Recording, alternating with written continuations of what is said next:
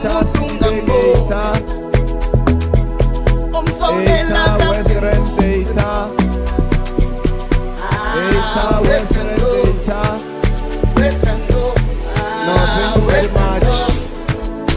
you very much. Ladies and gentlemen, thank you. How to start. We must profusely apologize for starting a little bit late. We do so because we're waiting for other stakeholders who are still there are those who are still on their way. I think they'll be coming in. Honorable Fasia Hassan, who's on my right.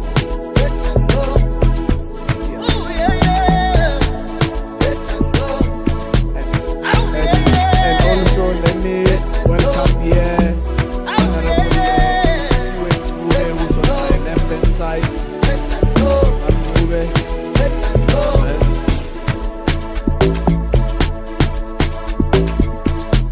Allow me to also welcome the other members who are not here from other political parties.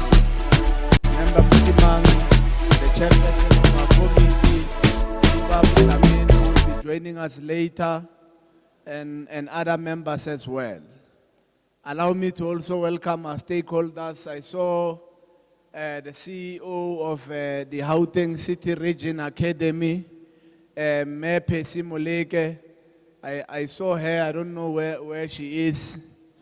A very valuable resource to interact with, and I think those who are here interact with her.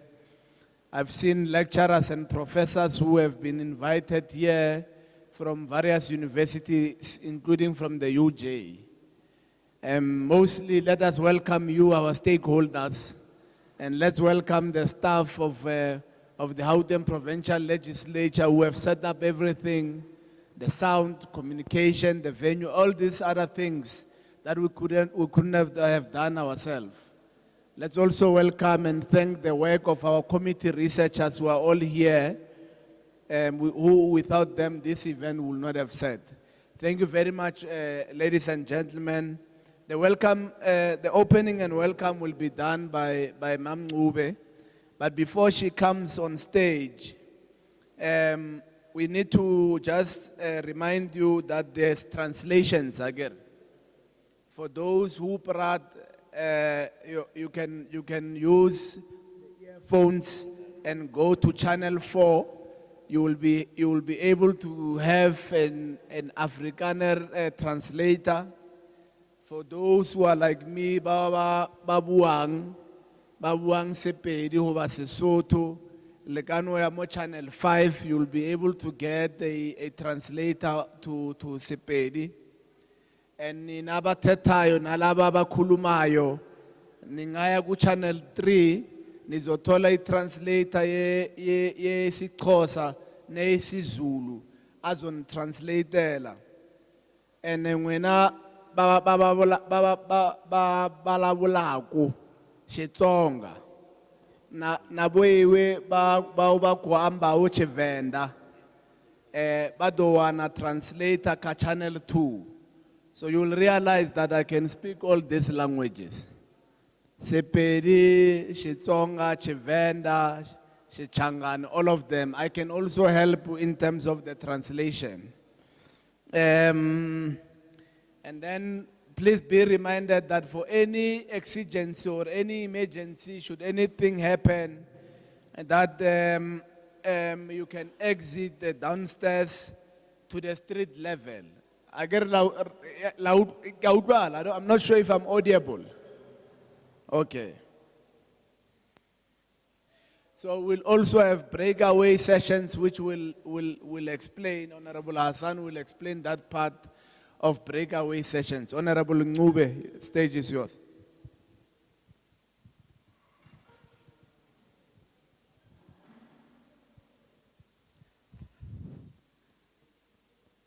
Thank you very much, Chairperson. I greet you all as you have been welcomed by. There are two hands at the back. They are, okay. Therefore, oh, okay. I greet you all as you have already been greeted by the Honorable Facilitator. And maybe just to also just emphasize that we appreciate your attendance here and hope that what happened yesterday for the transport to force the participant to go after lunch, and when we were also reporting back to take the people to the cars for the participant to leave the sessions, it is unacceptable. We hope that today it is not going to be repeated. In terms of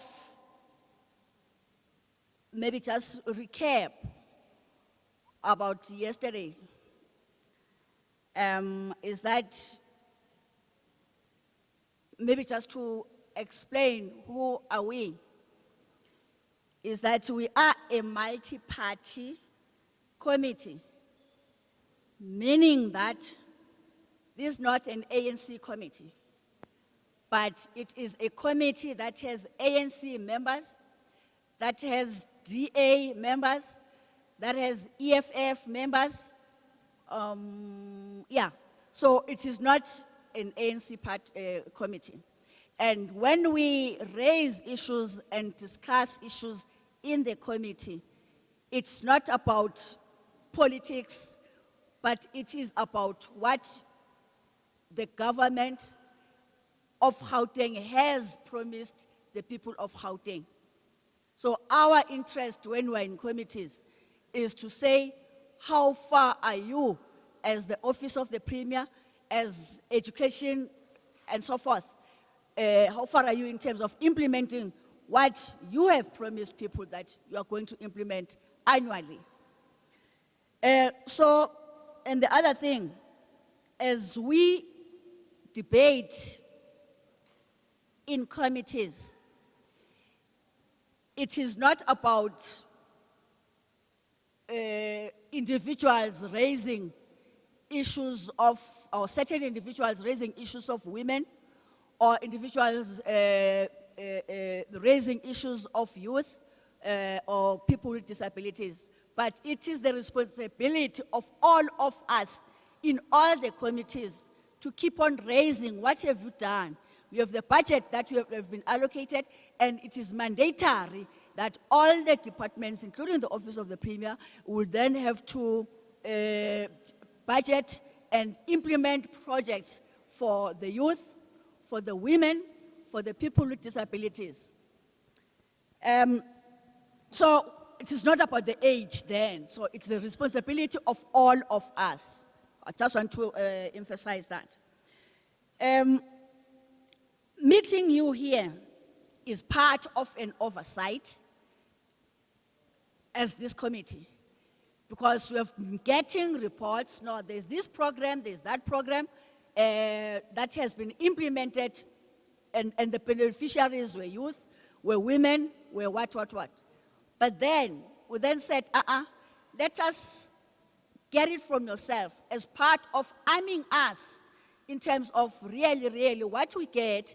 Is it true? Because from where we sit, we don't see change in terms of the percentages, in terms of the warm bodies that are unemployed, as the statistics of South Africa is telling us every time when they give us the report.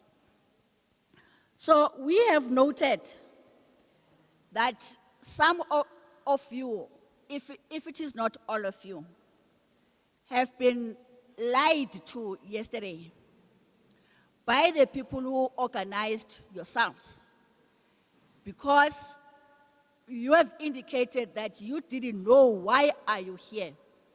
Some have been lied in terms of, no, get into the car and go to the legislature.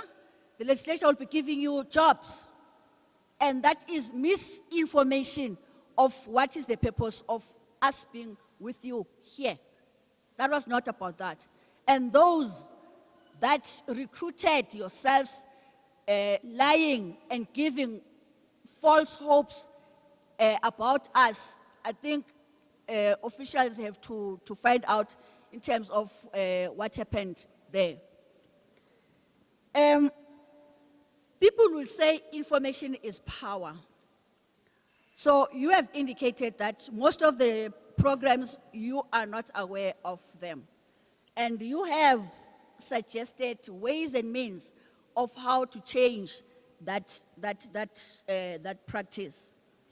And we apologize unreservedly for those that misled you in terms of what is the purpose of this gathering, of this session, of this symposium or workshop.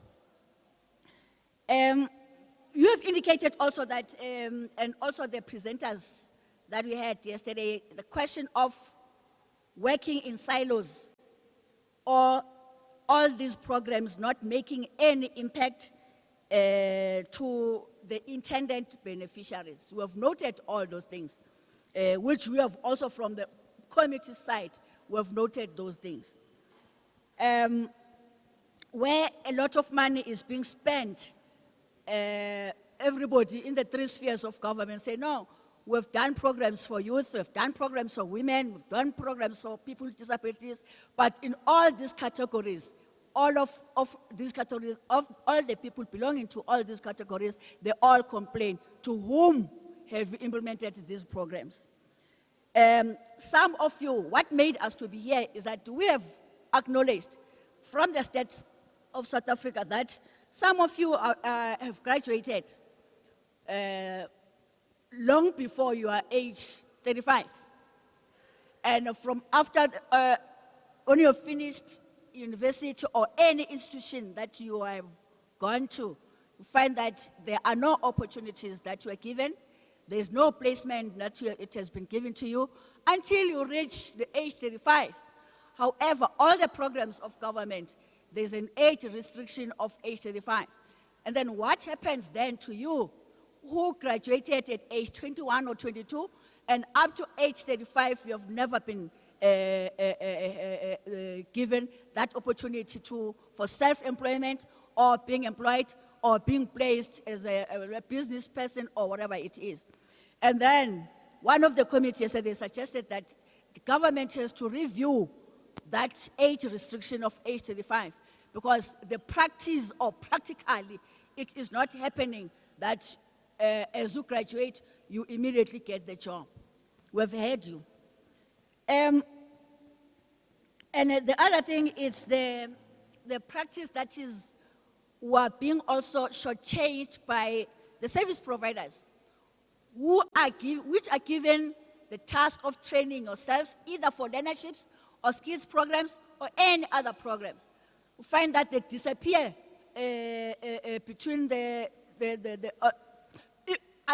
with other programs that disappear before you finish, or others disappear when they're supposed to be issuing out certificates, and then they disappear. And what they do then, they're not getting blamed, but it is government or it's ourselves who are doing oversights that get blamed for their practices. And all those things we have heard them. We're also aware, sometimes back, I'm not sure whether now it's happening, that TVET colleges were also not issuing out certificates.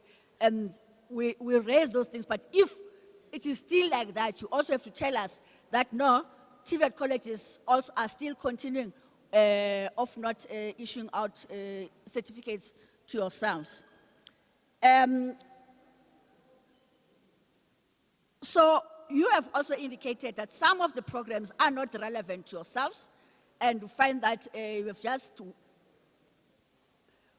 been taken to a learnership or a skills program or any training and find that it is not implementable or it is irrelevant to yourselves. The other thing is that we are not researching about yourselves. Some of the speakers, they said, oh, you've just called us for the research.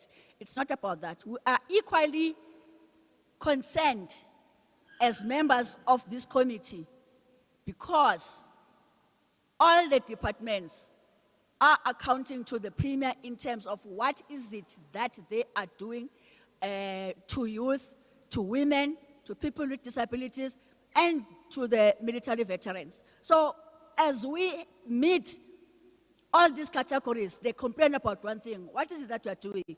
Now, that is why we're here to say, if the programs that you are being given by different spheres of government or by all the departments are not talking to your interest or to your needs, you then have to tell us that, that one, you need to stop it. That one, it's not working for us. Or the question of, you also told us that the information, there's a lack of information from the departments in terms of these are the programs that are available to them, so that you are able to pick up those programs, and then it must then change your lives.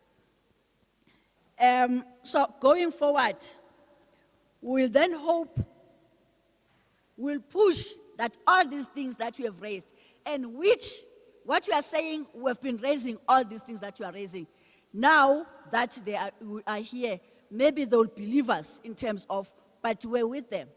This is what they said, which is in line with what we've been complaining about to any department that is mandated to do, to budget and implement programs to these categories that I've already said. And then I wish you well and cooperation with each other, and whatever you say here would not be held against you. Because yesterday when we opened this workshop, the chairperson declared this precinct as parliament. So as he declared this precinct as parliament, nothing would then be held against you. Say whatever you experience and recommend new ways of doing things so that you can then change immediately what is being done, what is being offered by government. I thank you.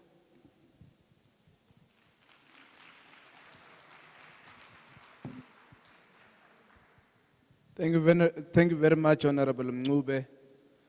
One of the, and I think we can debate about this, and I think the professors who are here can also debate with me on this. Arguably, one of the best African writers, Professor Ngungi wa Thiong'o, he writes a book titled The Devil on the Cross.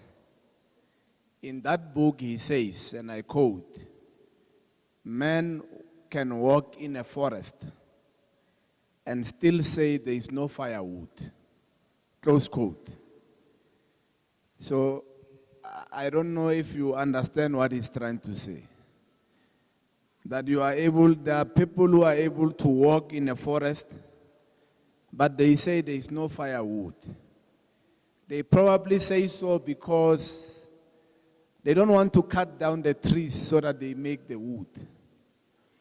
They believe that the trees should just fall and become wood, and then it becomes easy. I'm saying this to speak about your plight and the situation you find yourself in.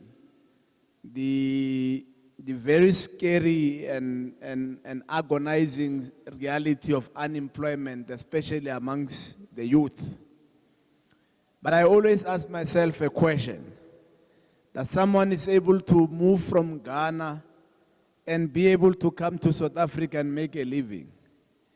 That someone is able to move from Tanzania and come to South Africa and make a living.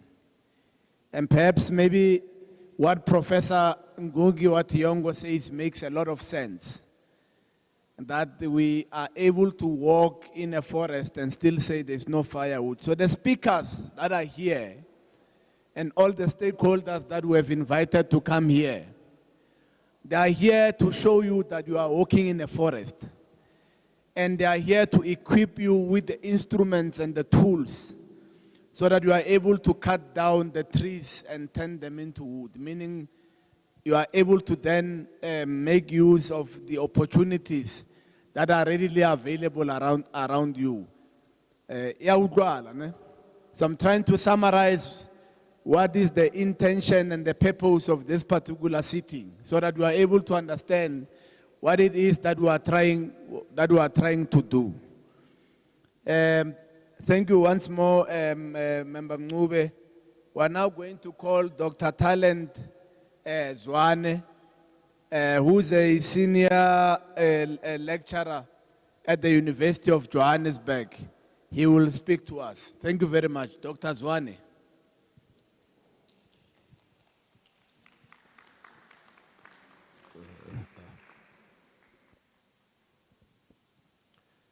Thank you, colleagues.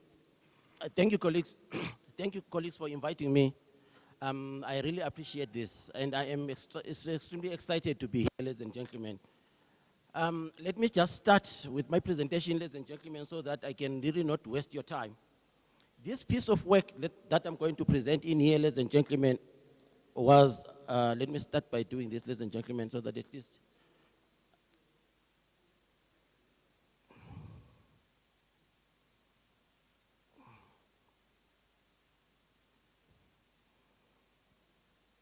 okay, right.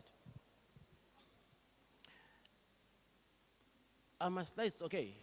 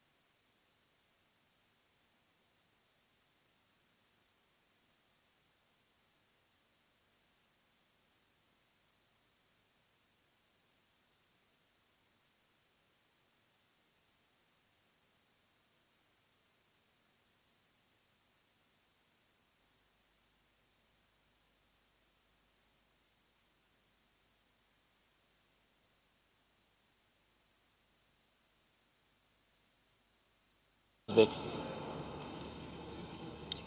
This is not okay.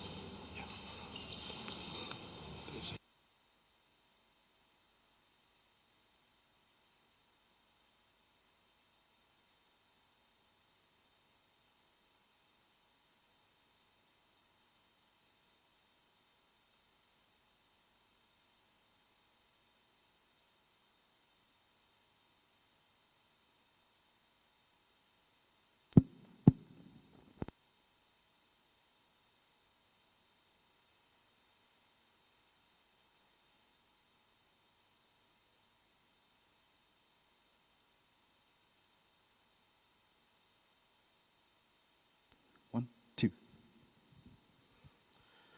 Sorry, colleagues. We are living in the world of fourth industrial revolution. Things are changing. We need definitely to up our game as well. So I was actually saying this piece of work, ladies and gentlemen, was compiled by me, Talent Zwane, as well as Dr. Mduduzi Biase, both from the University of Johannesburg. The main aim of this presentation today, ladies and gentlemen, is just to shed some light on the strategies that can be used to deal with youth unemployment in South Africa, ladies and gentlemen, including Gauteng per se. Speaking about unemployment, ladies and gentlemen, the literature in this field is full of evidence really suggesting that the social architect, ladies and gentlemen, that was formed more than 3 centuries of white rule he has maintained South Africa's position as one of the most unequal society in the whole world.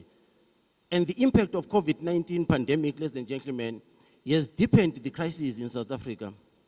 With that said, ladies and gentlemen, it is really disturbing that more than 20 years of democracy, South Africa, ladies and gentlemen, is still battling with issues of poverty, unemployment, inequality, as well as hunger. This is really sad, ladies and gentlemen. Unemployment in South Africa, ladies and gentlemen, is astonishingly high when compared to other countries with the same characteristics as South Africa.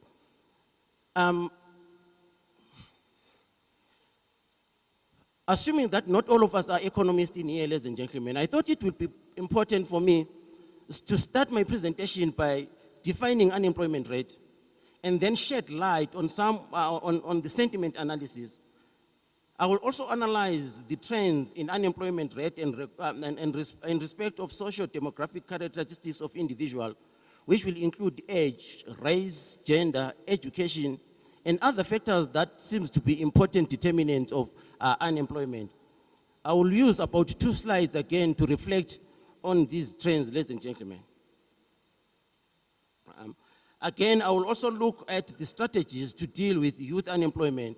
And obviously, ladies and gentlemen, I will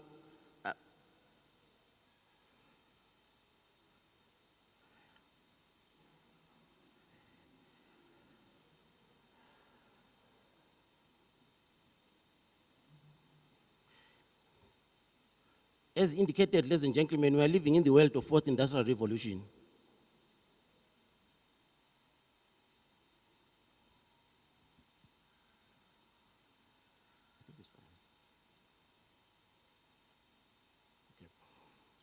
And then I will also think about the strategies that at the end of the day we can really use, and then think about the way forward. In South Africa, ladies and gentlemen, there are 2 definitions that are used to define or describe unemployment. We use the official definition, and the other one is the expanded definition. Unemployed person, according to the official definition, ladies and gentlemen, are all those aged between 15 and 64 years who were not employed in the reference week and were actively looked for work or tried to start a business in the 4 weeks preceding the survey interview. Were available to work, for example, would have been able to start work or business in the reference week, had not actively looked for work in the past 4 weeks, but had a job or business to start at a definite date in the future, or were also available. When we speak about the expanded definition, we are including all individuals who are aged between 15 and 64 years, who were not employed in the reference week and were available to work but did not look for work either because they were discouraged from looking for a work, or did not look for a work for any other reason other than discouragement. So the difference between the 2, ladies and gentlemen, is the fact that the official definition actually includes all those that are actively looking for a job and they are available to take such opportunity, while the expanded definition really includes those that are discouraged. So usually the unemployment rate for those that are discouraged is usually higher than the ones that are when using the official definition. As I indicated, ladies and gentlemen, during my introductory remarks, that unemployment in South Africa is astonishingly high, and this, again, is a cause for concern. For instance, ladies and gentlemen, the official unemployment rate in South Africa in the first quarter of 2021 was about 32.6%. But when we use the expanded definition, which includes the discouraged workers, we found that the percentage was about 43.2%. What is worrying, ladies and gentlemen, a part of these big figures is the fact that quite a number of youth are really unemployed. And I think I should be quick in here in saying different countries define youth differently. But in South Africa, when we speak about youth, we are speaking about all individuals aged between 15 and 34 years. And in this case, the unemployment rate among this group was about 46.3% during the same period. This actually implies that nearly 1 in every 2 young individuals in the labor market did not have a job. Within the youth, those aged between 15 and 24 years were more vulnerable in the labor market with an unemployment rate of about 63%. These big figures, ladies and gentlemen, are worrisome. That's the reason why some members or some commentators have actually described this as a ticking time bomb that definitely needs to be diffused. Others, again, regard this crisis as the greatest threat to social cohesion and the single greatest risk to social stability within the country. Colleagues, the intention is not to take you back to what happened last year in Gauteng as well as in KwaZulu-Natal, but to bring to your attention that the number of people who participated in the looting were the youth, an indication that the majority of youth in South Africa are really unemployed and they have lost hope. They don't think that they will be in a position to get a job in South Africa, which is a little bit sad, ladies and gentlemen, when we have policymakers who can really correct this kind of a thing. In fact, ladies and gentlemen, in a newspaper article, an unemployed young man living in Johannesburg was quoted as saying he joined the widespread looting because he cannot really find a job in South Africa, which is a little bit sad, ladies and gentlemen. So last year, when we got this particular topic, what we did with my colleagues, we immediately tried to conduct a survey with an intention to get a little bit of a feel on how youth really understand and feel about the situation that is confronting them. What we did was we collected a total of 3,310 media messages on youth unemployment in December 2021, and comments were transformed into sentiment scores using machine learning approach. The major advantage, ladies and gentlemen, of using sentiment scores is that it tells you about the current mode of the participant rather than really relying on data that has been collected probably some month or some years, which at the end of the day might give you distorted information. So sentiment scores are used to measure how positive or negative of a message based on the keywords in the post. So what we do when you are calculating a sentiment score, all the sentiment scores that are above 0.05 are tagged as positive, and those that are below negative 0.05 are tagged as negative sentiments, and anything that is in between is tagged as neutral sentiments. Surprisingly, ladies and gentlemen, most youth that were interviewed expressed negative sentiments with regard to unemployment in South Africa.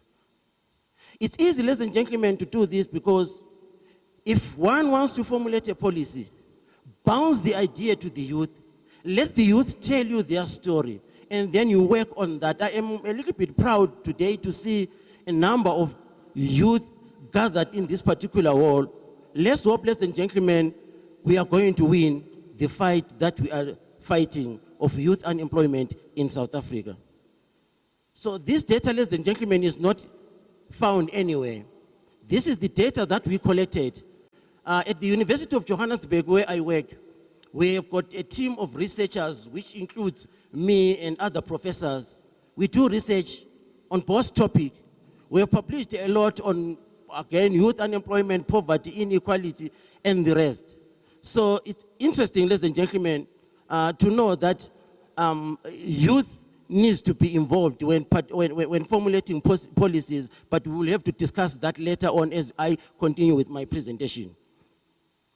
After the survey was conducted, ladies and gentlemen, we managed to come up with some interesting graphs and statistics, which at the end of the day tells us a story about youth unemployment and how youth feel about their situation that is really confronting them.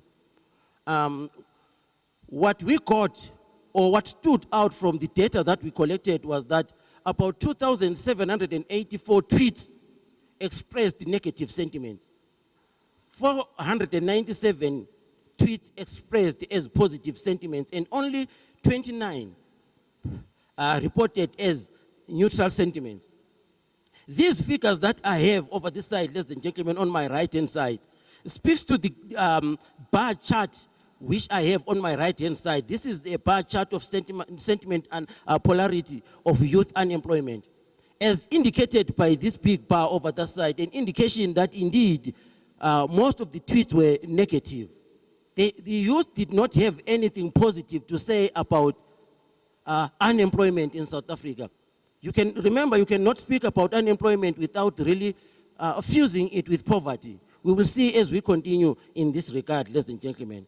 So, what do we take from these slides? What is that we have to take from these slides?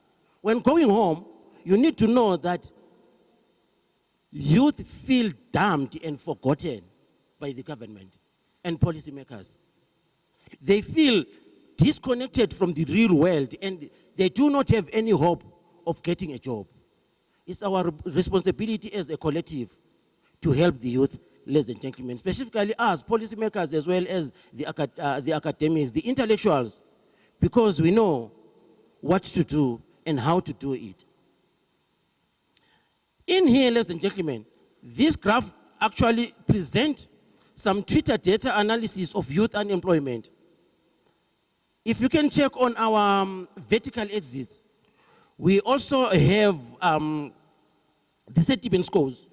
Recall from my previous discussion that when calculating a sentiment score, all scores that are above 0.05 are tagged as positive, and all those are negative, 0.05 are tagged as negative sentiments, and anything in between is tagged as neutral sentiments. And on our horizontal axis, we have got the time.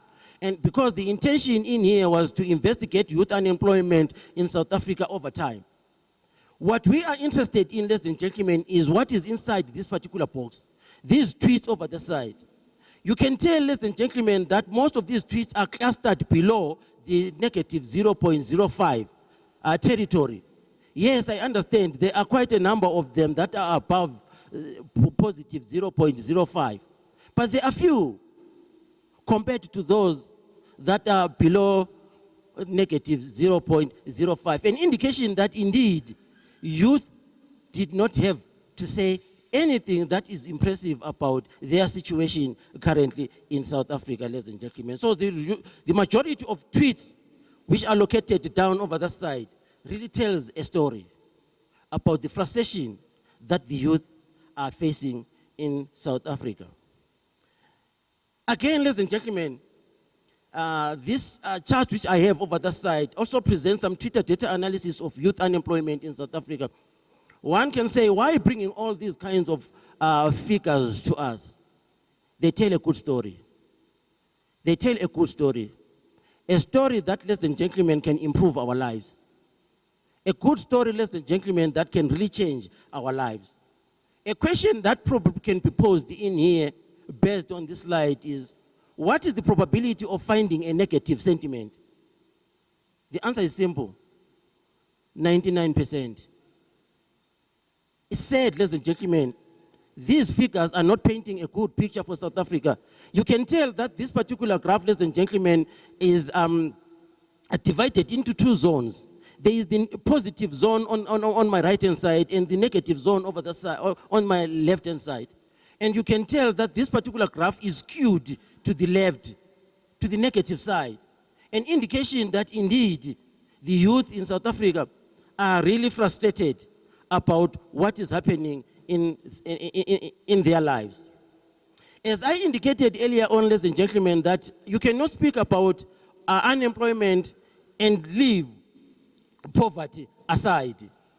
And again, you cannot speak about youth unemployment without speaking about unemployment in South Africa as well. So now, we went on again to conduct some surveys about unemployment in South Africa. So this particular graph, ladies and gentlemen, shows the Twitter data analysis on unemployment in South Africa, not youth unemployment in this case now. So the same trends occurred, ladies and gentlemen. Now, in this case, we had close to about 5,000 tweets. Out of that, 4,208 were tagged as negative. 748 were tagged as positive. And only 44 were tagged as neutral. You can see from this particular graph, ladies and gentlemen, that the positive outweighs the negative outweighs the positive as well as the neutral. So the same conclusion that I made in the previous graphs also applies to this, ladies and gentlemen. People in South Africa are not happy about the situation that they find themselves in. Again, similar to this, ladies and gentlemen, you will find that quite a number of tweets are clustered below the negative 0.05 mark, which at the end of the day really says a lot about what I have already discussed previously about the youth being not happy about the situation that they are finding themselves in. Again, you can tell from this particular graph, again, is skewed to the left, an indication that indeed many people were negative about the current situation that they find themselves in. When it comes to poverty, ladies and gentlemen, because we know, all of us knows that unemployment breeds poverty. And I'm not here to discuss the negative impact of unemployment as well as poverty. All of us knows. But in here, it's just to shed some light on the problem, the bigger problems that we have. Similar to the previous slides, ladies and gentlemen, about 4,073 tweets were tagged as negative. 886 tweets were tagged as positive. Only 41 was tagged as neutral in this case. So it is not looking nice, ladies and gentlemen. The picture is still not looking nice. The picture is still not looking nice, ladies and gentlemen. Poverty is a disease that needs to be eradicated, and eradicated now by us as a united front. Again, similar to the previous slides, ladies and gentlemen, one can say, why are you bringing all these graphs to me? And what is the difference between these graphs? They are brothers, ladies and gentlemen. These graphs are brothers. They tell a story. You analyze them when you are alone. You will find a deeper story than the one that I have already told you.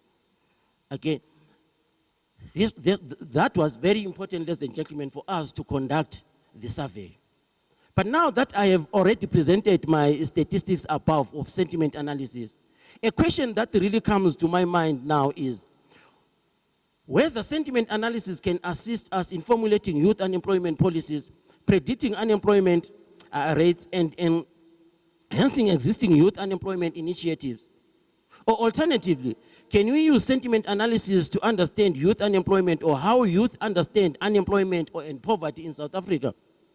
How can we use fourth industrial revolution to address youth unemployment in South Africa as well as Gauteng? This is just food for thought, ladies and gentlemen, including to our policymakers. These are the questions that they need to answer for them to come with appropriate policies that are targeting a specific group. Now, let's move on, ladies and gentlemen. These particular slides really present or shed light on national unemployment rate in South Africa, and in this case, we use the International Labour Organization estimate. So, in this case, in this particular graph that I am having in front of me right now, it actually tells us that poverty, unemployment is not a thing of yesterday. But unemployment has been there since 1990s. But the turning point, ladies and gentlemen, was in 2001 and 2002. In 2001, the unemployment rate in South Africa was about 30.29%. That's what the figures tells us. There was a jump in unemployment rate from 2001 to 2002, ladies and gentlemen, as indicated by this particular jump over the side. And in 2002, unemployment rate was close to about 33.78%. That was bad, ladies and gentlemen. But between 2002 and 2008, there was a drastic decline in unemployment rate in South Africa.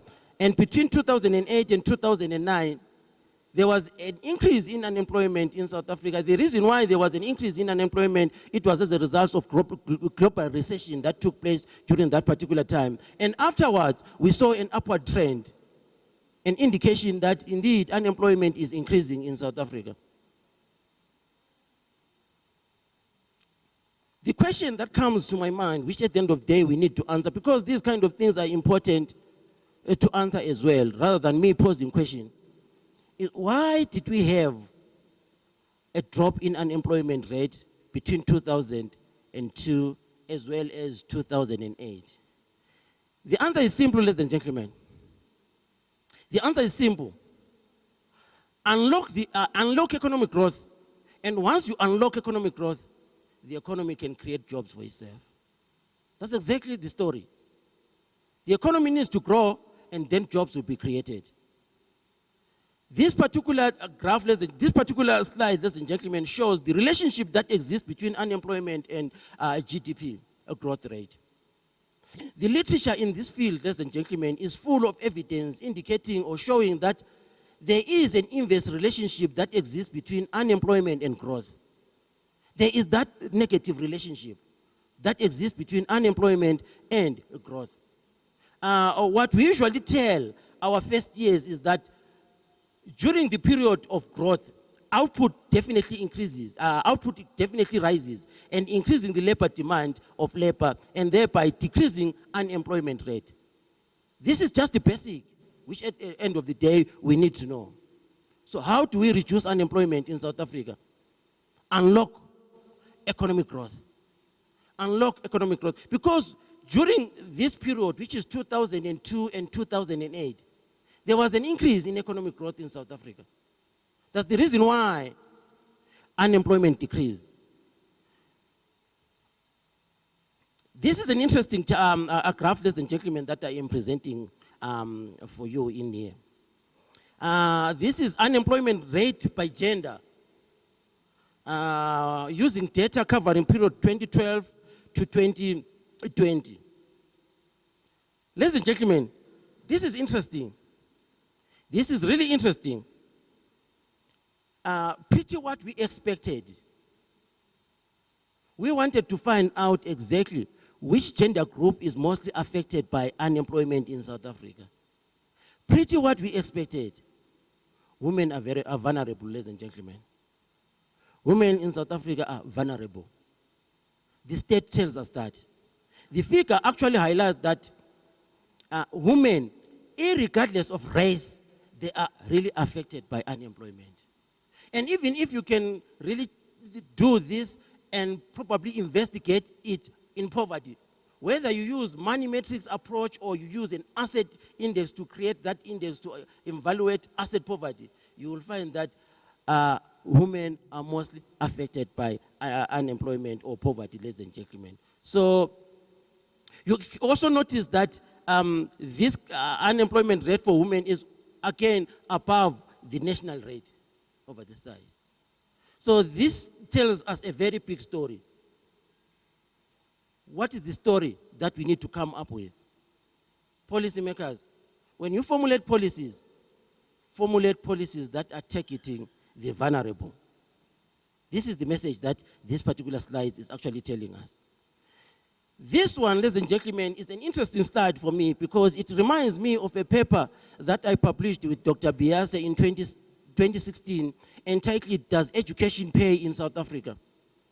What I did in 2020, I tried to answer the same question, but I disaggregated the data into urban and rural. The intention in this case was to compare the results of the full sample, which is South Africa, and samples based on rural as well as urban. The answer was still the same, ladies and gentlemen. People with higher education are more likely to be employed and paid more compared to those that just have basic education. This is also what is being told, ladies and gentlemen, by this particular slide. This slide actually tells us that the unemployment was higher among those individuals with basic education compared to those with advanced education. There is a problem here, ladies and gentlemen. There is a serious problem in basic education which needs to be fixed. Fixed by who? By policymakers. We need a proper training so that people who come from this particular sector have got the appropriate skills and experience to can really participate in the corporate world. So that's that, ladies and gentlemen. That's the story that I am bringing to you. Colleagues, in South Africa, the temptation to begin any analysis on poverty, unemployment, and inequality from a historical perspective, ladies and gentlemen, is always real. If the apartheid policies were not properly, if they were not effective, probably we will not be here today speaking about what we are dealing with right now. I understand someone might say, no, after 25 years, we are still speaking about apartheid. No, the legacy of apartheid is still with us. That was the motivation of disaggregating data into racial groups. In here, we used data from the first quarter of 2020 to the first quarter of 2021. What seems to emerge is what we were expecting. That blacks face high unemployment rate compared to any other race. This is the story. What we have to take from this slide, ladies and gentlemen, policymakers, do not generalize. No one size fits all. No one size fits all. Blacks are vulnerable, followed by coloreds. Blacks, to be real honest, ladies and gentlemen, and coloreds are always on the bottom of the pie, while it's white are at the top of the pie. You understand, ladies and gentlemen? So when formulating policies, these policies should be targeting. And in that case, you will then be in a position to win war against poverty and unemployment. Ladies and gentlemen, I don't want to be, because this is my first time, ladies and gentlemen, to present to the politicians. I've never presented to the politicians, ladies and gentlemen. I usually discuss this kind of issues with academia, and we deliberate it in that way. And we do it with the student as well. So it's so nice, ladies and gentlemen, to deal now that I am in here, in this particular platform that I'm not familiar with. I think we need to share these kinds of views so that you know exactly where we stand. But the bottom line, ladies and gentlemen, is that Africans, blacks, are really suffering. They are really suffering. This slide, ladies and gentlemen, speaks about unemployment now to those individuals aged between 15 and 24. And again, in this, ladies and gentlemen, we use the ILO, International Labour Organization estimate. And in this slide, ladies and gentlemen, I'm not going to say much about it because the results still mimic the same pattern and trends to the ones that I presented earlier for the full sample, which is South Africa. So everything is just the same. The only difference is the figures that are there. This figure, ladies and gentlemen, present unemployment rate by age, but the data is disaggregated into urban and rural because most of us are coming from rural areas in this case, ladies and gentlemen. And the data, the youth that are in here, ladies and gentlemen, are those between the ages of 15 and 24. It is evident, ladies and gentlemen, from this particular graph that people living in rural areas are vulnerable. That's a fact, ladies and gentlemen. People living in rural areas are vulnerable. Poverty is high to individuals living in rural areas, ladies and gentlemen, compared to those living in urban areas. Even if you can bring the full sample, the story does not change. The story does not change. You know, we need to solve these kind of things because they've got a spillover effect. Let me just be honest. Most of the students that are at the University of Johannesburg are coming from different provinces, specifically the Eastern Cape, the KwaZulu-Natal, as well as the Limpopo province. So once we solve these kind of issues, then we will have a little bit of peace. So people, or those that are living in rural areas, ladies and gentlemen, are vulnerable. This one, ladies and gentlemen, we disaggregated again data by age. And what seems to emerge in here is the fact that those aged between 15 and 19 are more vulnerable. But I think I need to be quick in here and say, within this age group, between 15 and 19, the majority of youth in this category are still at school. So again, we see that those between ages of 20 to 24 are also vulnerable. And the story is still the same again. What do you take from this particular slide? Do not generalize when formulating policy. Formulate policies that are targeting a specific vulnerable group, ladies and gentlemen. So no one size fits all in this case, because if you do that, you are bound to fail. This slide, ladies and gentlemen, shed some light on unemployment rate by age and education, and we use data from sourced into 2020. If you can check in this grouping, ladies and gentlemen, we have grouped our education into basic, intermediary, as well as advanced. And you will see that those with basic education are still vulnerable, followed by the ones with intermediate. So the problem is with the basic education, ladies and gentlemen. We need to fix it there. And once we fix it there, then probably we will have a little bit of peace. Because if you can check in every category, you will find that basic education, unemployment in basic education is a little bit more higher. So that's that, ladies and gentlemen.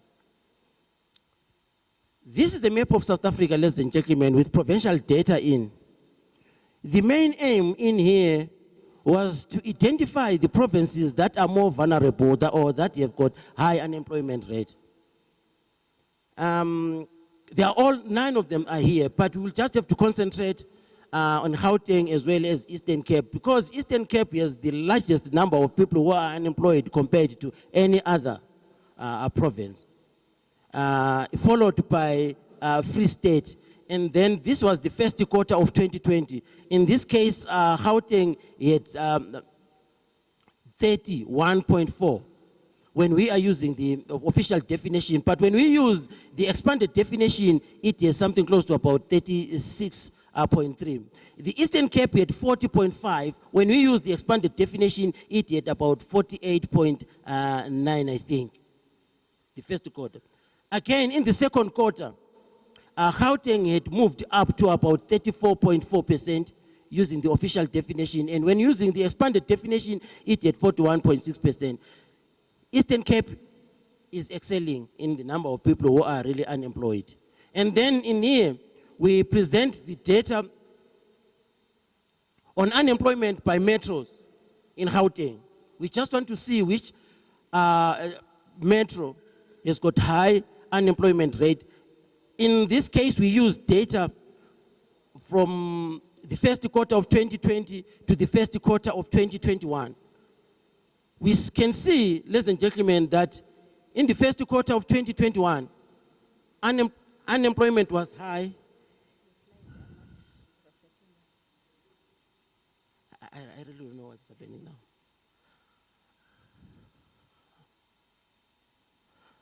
You know, I'm concentrating on this, ladies and gentlemen, but I didn't notice that things are not going well on the other side. It's technology, sorry, colleagues.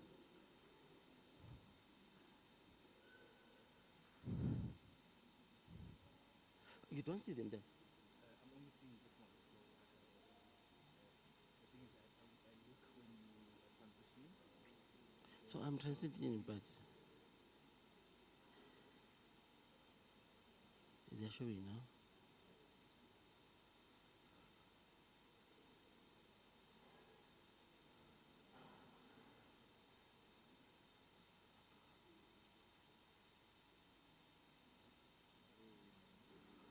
Okay, yeah, I will see.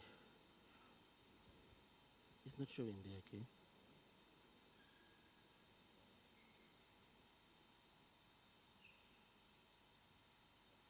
Yeah. They are addressing the issue of the slides not appearing, ne? Okay. So, going back, which one? Okay. Okay. Okay.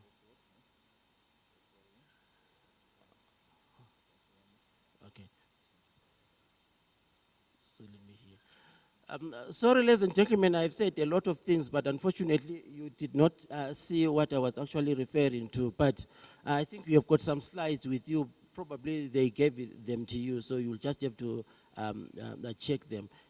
Okay, right. Yeah, specifically, I was actually discussing these slides now, that this particular slide sheds some light on unemployment rate by metro in Gauteng. and we used data from the first quarter of 2020 to the first quarter of 2021, you can tell, ladies and gentlemen, that unemployment was high in Gauteng with 32.7%, and again, it was high in the second quarter by 29.2%. Thereafter, ladies and gentlemen, Tshwane was leading the race.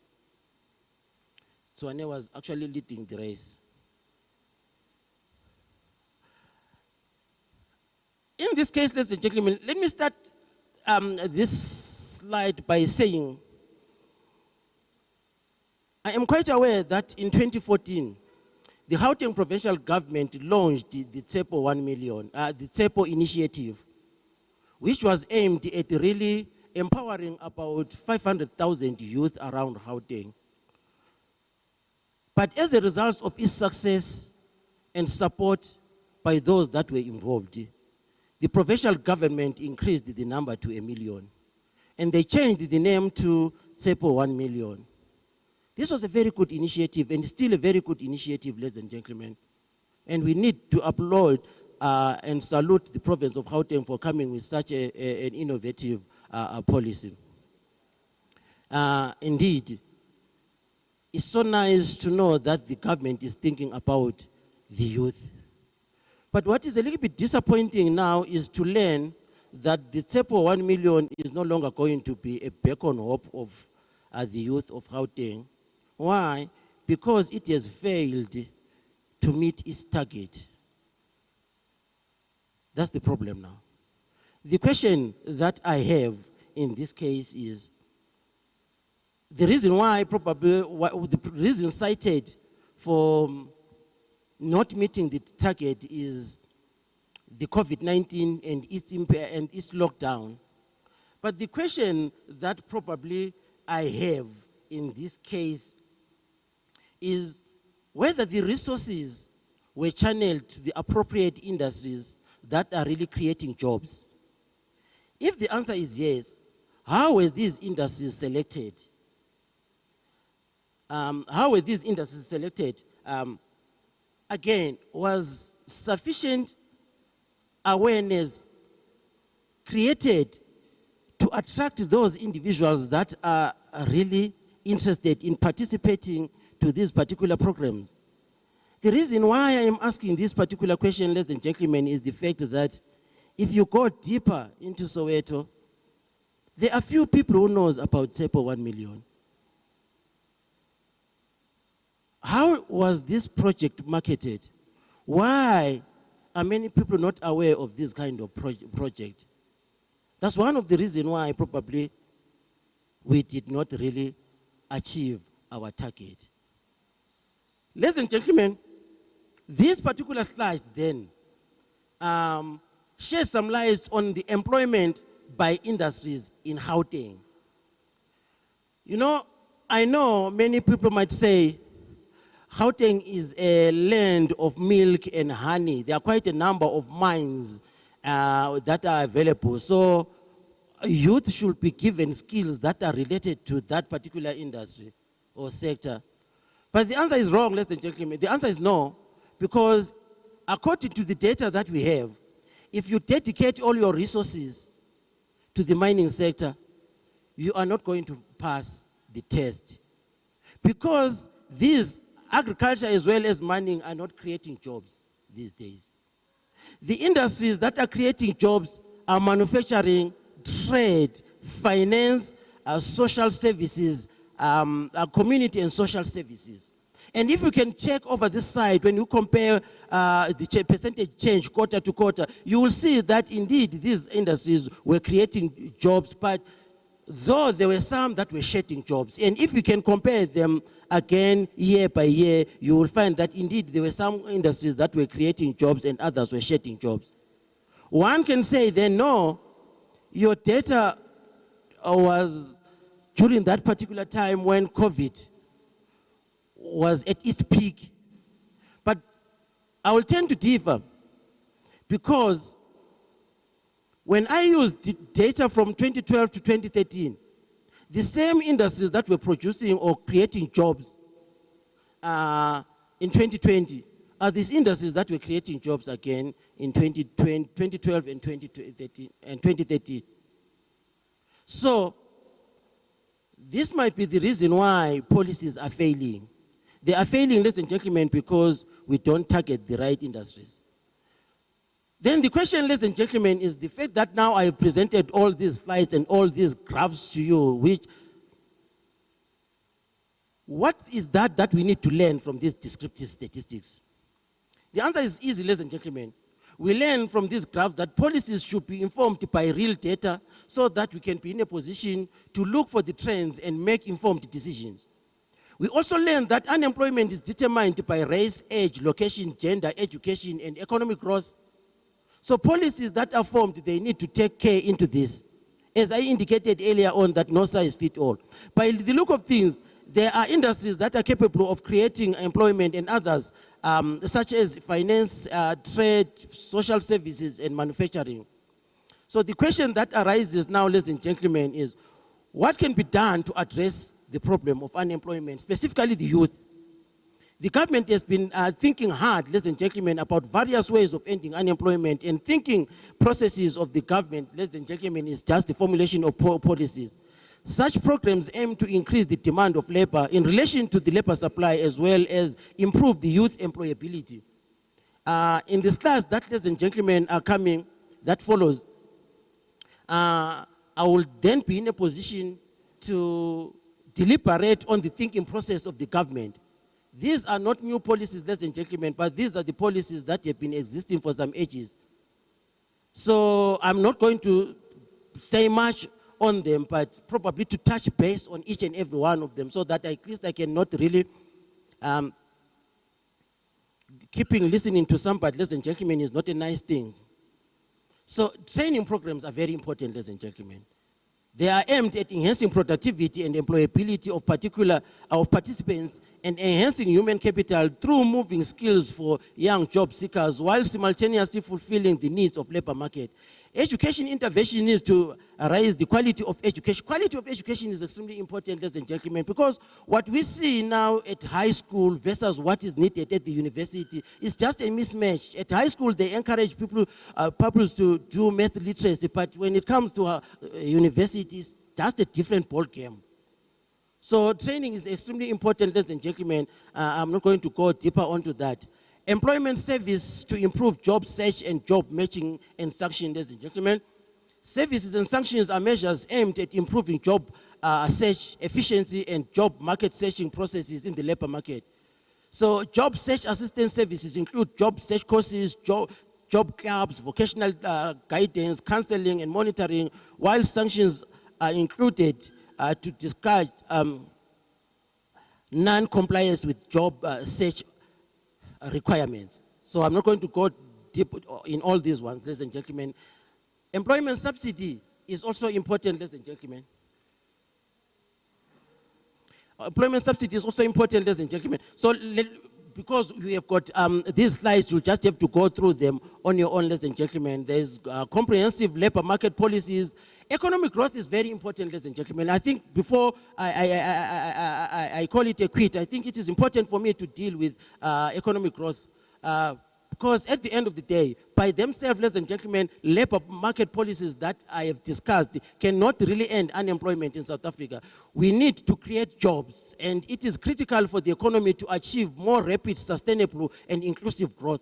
Policies that support accelerated and sustained economic growth are important because growing economy boosts labor demand and decent employment opportunities. So again, going back to my slides, ladies and gentlemen, there was a strong economic growth that took place between 2002 and 2008. It helped to create more than 2 million jobs and allowed the unemployment rate from 27.1% in 2003 to 21% in 2008.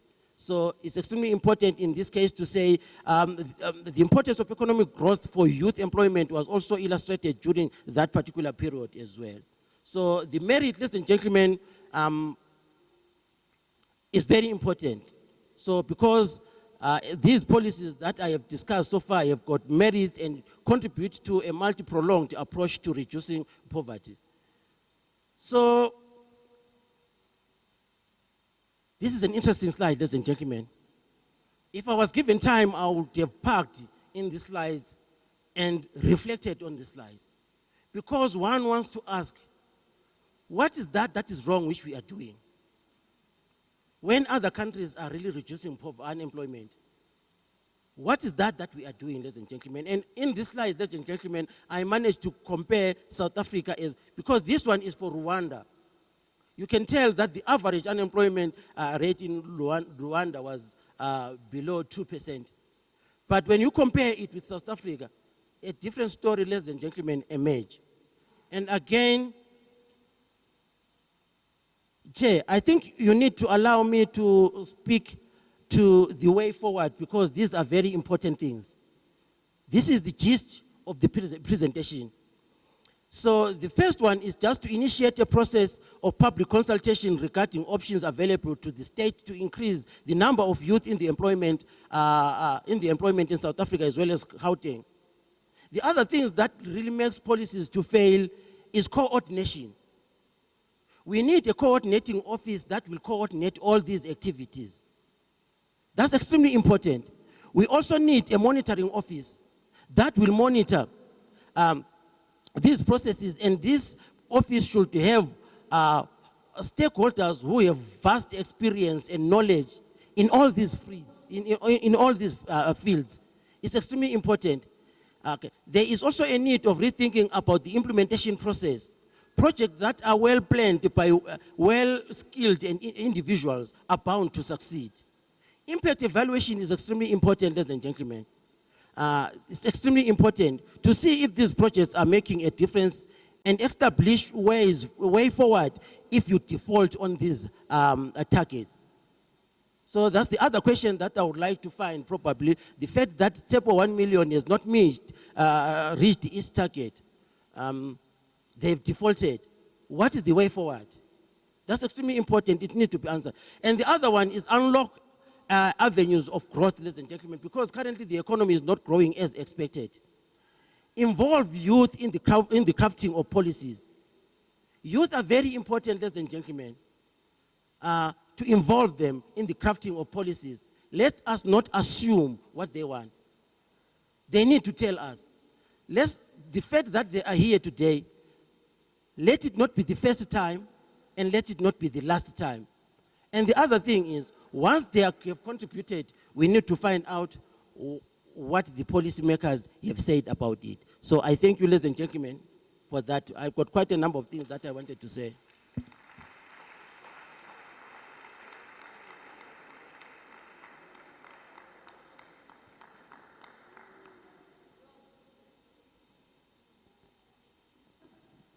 No, thank you very much, Prof.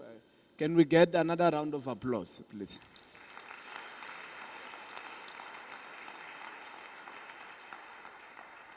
Siyabonga Dr. Zwane for a well-researched presentation, and I think that perhaps what will also assist in the discussion is if maybe you can avail it for our perusal and further discussions as well.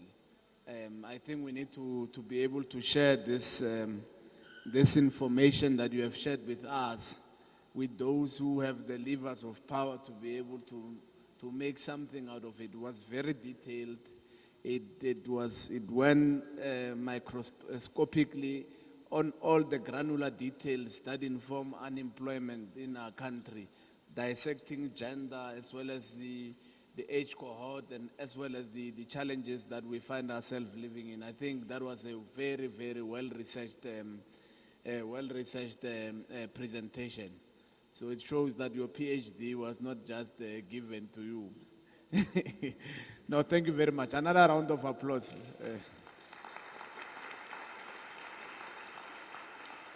We hope that you are taking notes, and then, of course, we will have time for discussions and for clarity-seeking questions. So now we're going to call another one of our stakeholders whom we have invited here. We've invited them because they do work which make a dent in the lives of young people in our province, and that's why we've invited them. And we were asking you that you must attentively listen to what they have to say, what they have to offer, as they share with us their expertise, their experiences. They work towards youth development. They are known as the youth capital. They do a lot of work amongst the youth. I'm not sure who's going to be presenting. Is it Mr. Mario Mayor? Give a round of applause for Mr. Mayor. Thank you very much. The stage is yours.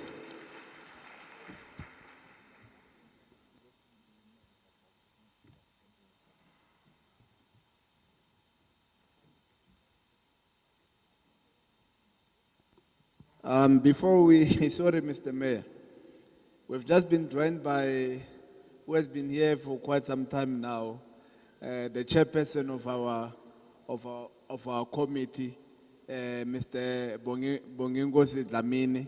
He's seated here on the left. You may greet the crowd. No, thank you very much. This is the man who conceptualized the whole idea, worked with officials, researchers, and the entire Gauteng provincial legislature to make sure that we have this important engagement. It will be a disservice not to acknowledge his presence. Mr. Mayor, the stage is yours.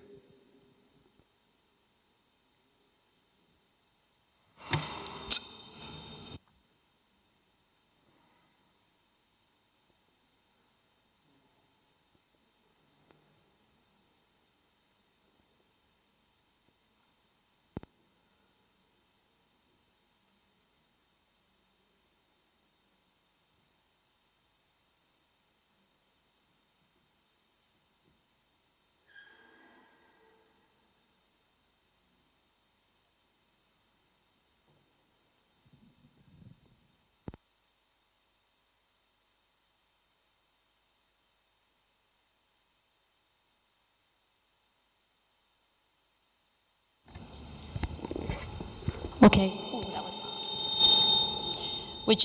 While we're waiting for Youth Capital to be ready, I just want to make a very, very quick announcement about the transport.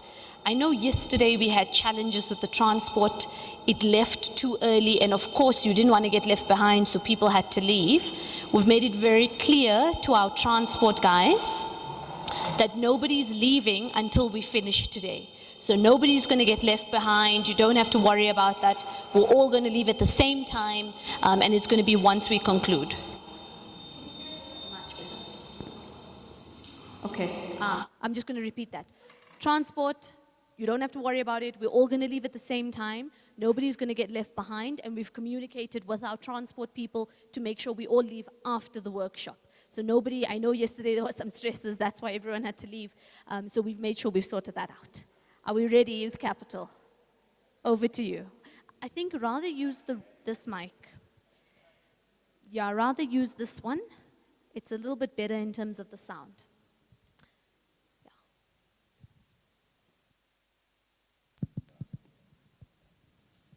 Good morning, everybody. Thank you very much to the committee for the invitation to be here and to participate in this workshop. We appreciate the invitation. My name is Mario, as has been mentioned, and I work for an advocacy organization called Youth Capital. I'll share a very little bit about who Youth Capital is before getting into the detail of the presentation for this workshop. Youth Capital is a youth-led campaign that exists. I think we have issues with the tech.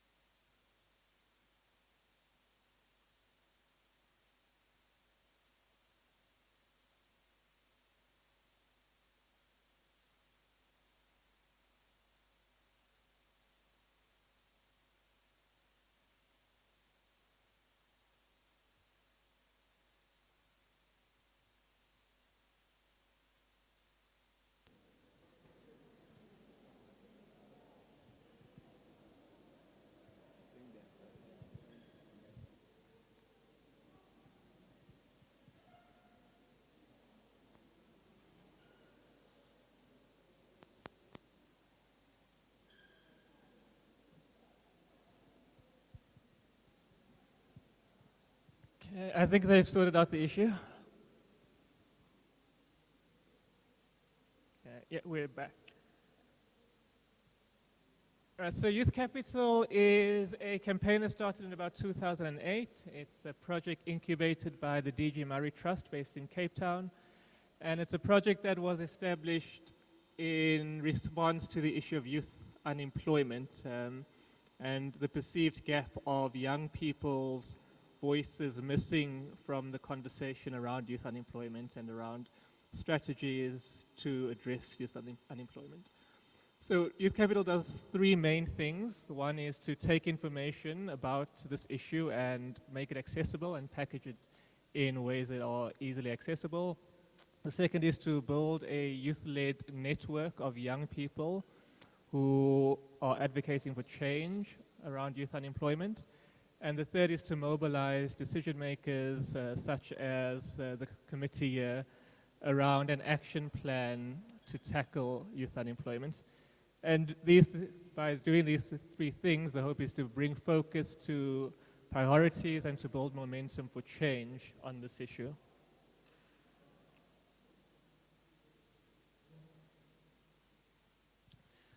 So the way we think about youth unemployment at Youth Capital is it's the result of structural roadblocks.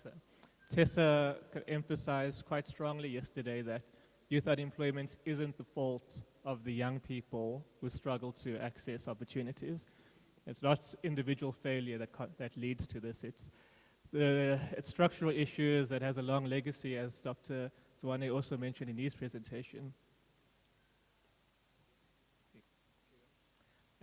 So the structural roadblocks that young people face at different phases of their transition through youth. So as young people are transitioning into adulthood and trying to achieve the milestones of adulthood, the young people face challenges in that. And we think about these roadblocks as being applicable to three particular stages or phases of youth. The first is in education, so when young people are in schooling, or when they are in post-school education and training, that's a particular phase. Second phase is transition, so that point between leaving an education and training institution and navigating into the labor market. And the third is what we call jobs, and that's trying to get a foothold in the labor market, particularly trying to get that first decent opportunity. The longer it takes to get a first opportunity, the more difficult it becomes. And so it's a particularly important and vulnerable time in a young person's life, taking that first step into the labor market.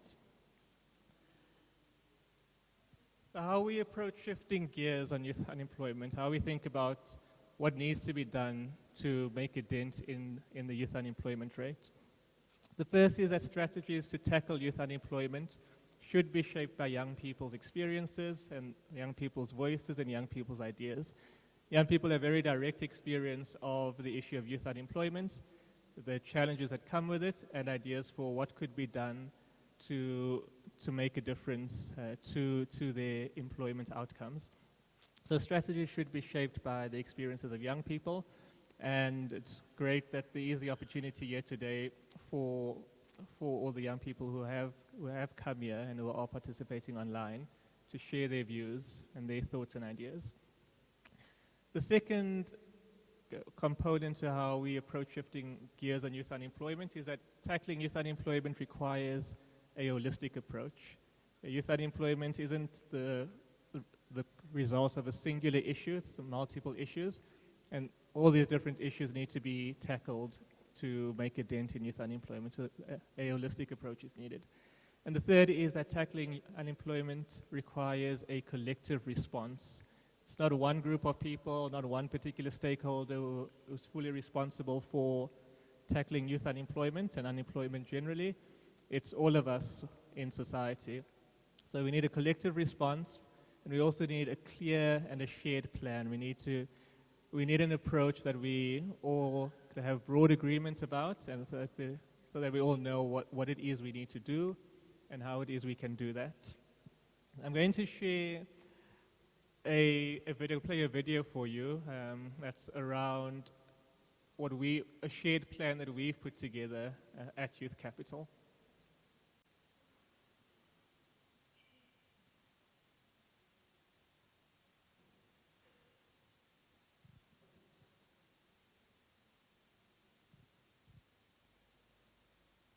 I think we might not have audio on the video.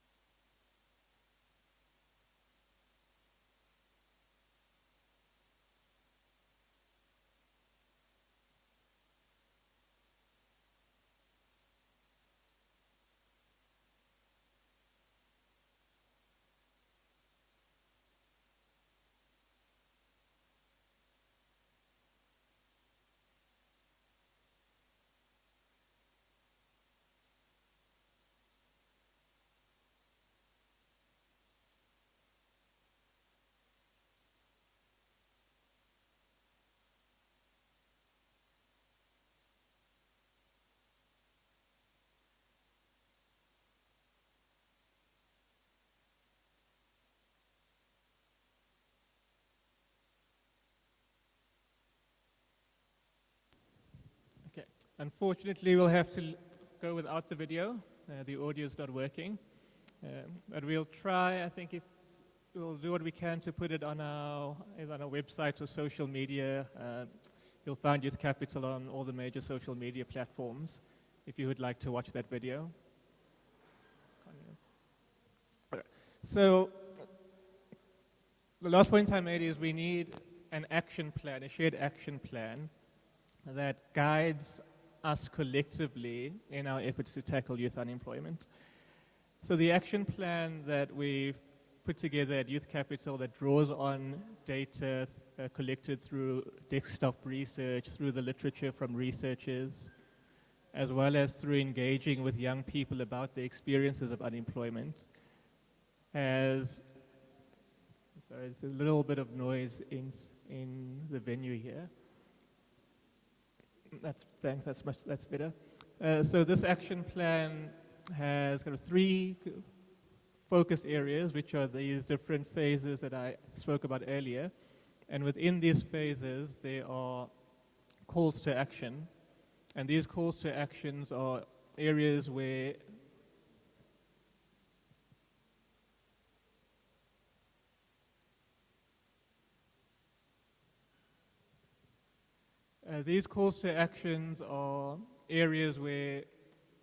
action can be taken or improvements can be made to help improve outcomes for young people.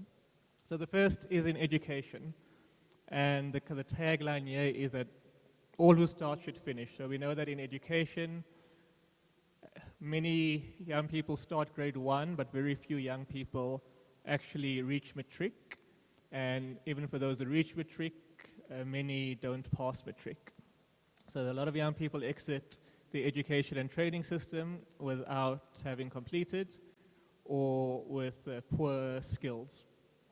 And so these are the calls to action that we think are important under education. Certify us, catch us up, make us count, and support us. I'll go through each one of them briefly. So with Certify Us, young people need support to complete qualifications and to receive certificates on time after they've completed those qualifications. This is in the schooling system as well as in post-school education and training. Young people should be supported to stay in school and to complete school or college or university or learnership or an apprenticeship. Having a qualification, as was noted in the previous presentation, makes a massive difference to employment prospects as well as to earning prospects. So focused effort is needed to ensure that young people are certified. And as well, and also to make sure that those pathways to different learning opportunities are clear and visible. So if, for example, a young person doesn't complete grade 9 or falls out of school in grade 9, there are pathways into the TVET system, but these pathways aren't always clear. So there needs to be clear structuring of pathways and clear communication of what these pathways are. The second is catch us up. And here we're saying that we need a plan nationally that supports young people who fall behind in the learning journey to catch up, and to support those who fall out, for whatever reason they fall out of the education and training system, to support them to re-engaging in the education and training system. And just because a young person happens to fall out for whatever reason doesn't mean that they should be left out. And we need interventions that help young people to reconnect and to make sure that those who are falling behind while still in the education system don't fall too far behind and are helped to catch up so that they can stay on track. And make us count. It's very difficult to track young people's journey through the education system, and we think there needs to be a system, a process in place to track young people as they move through the education system, from school, through primary school, through high school, into post-school education and training, and through that, so that they get timely and targeted support.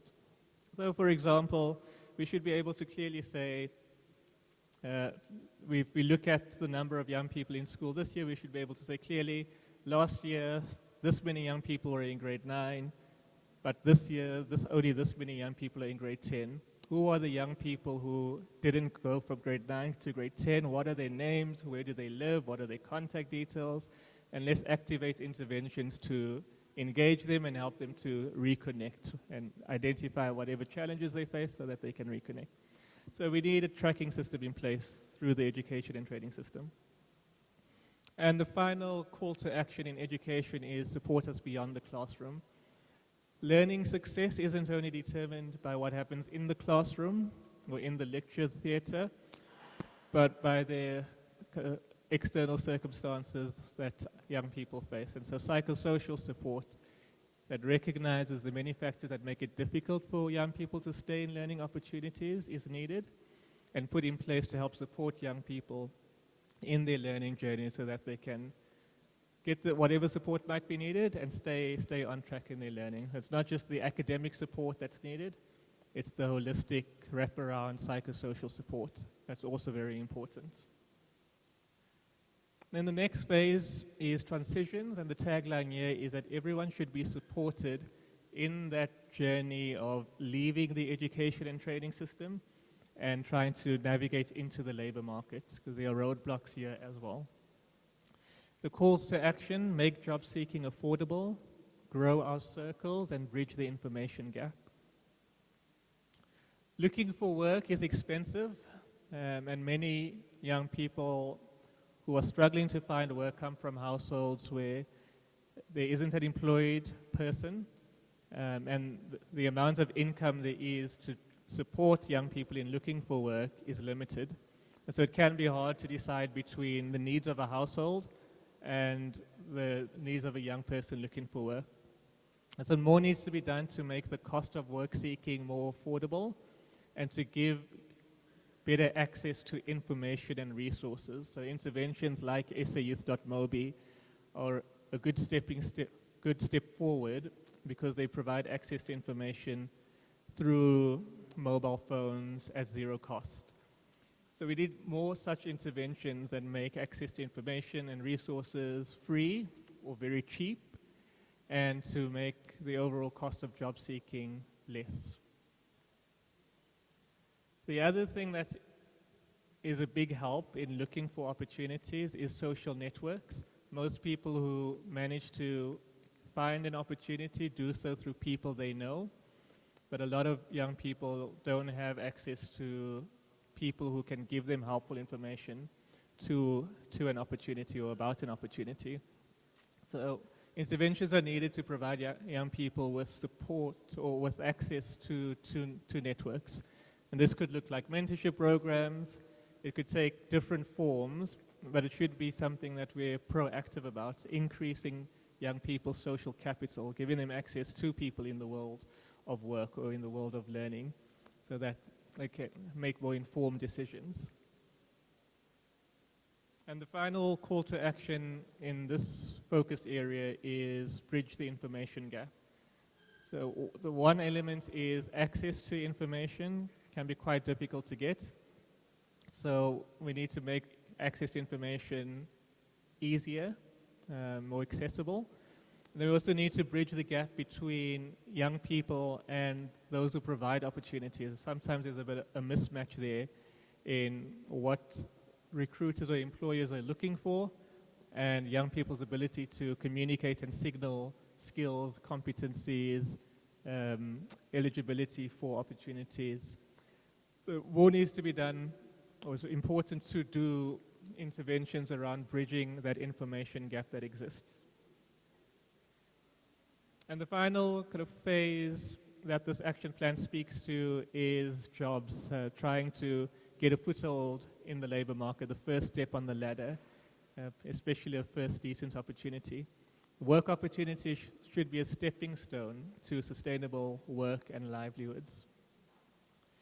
The calls to action here: all experience must matter, unlock public opportunities that make public employment work.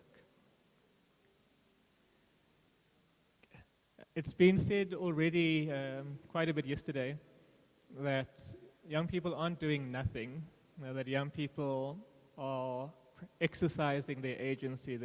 They're doing a lot and trying very hard to create pathways for themselves. A lot of times, the different experiences that young people have aren't seen as valuable. The conversation yesterday was around the needing work experience to get a job, but how do you get work experience if you don't have a job? The formal work experience. But I'm sure that all of you here have a lot of experience that's not necessarily formal experience. Maybe you volunteered, maybe you've done informal work, maybe you helped to run your household. All of this is valuable experience that you should be able to bank in your search for opportunities. And we think there needs to be more done to encourage a different way of thinking about what do we mean when we speak about experience, and how do we recognize experience.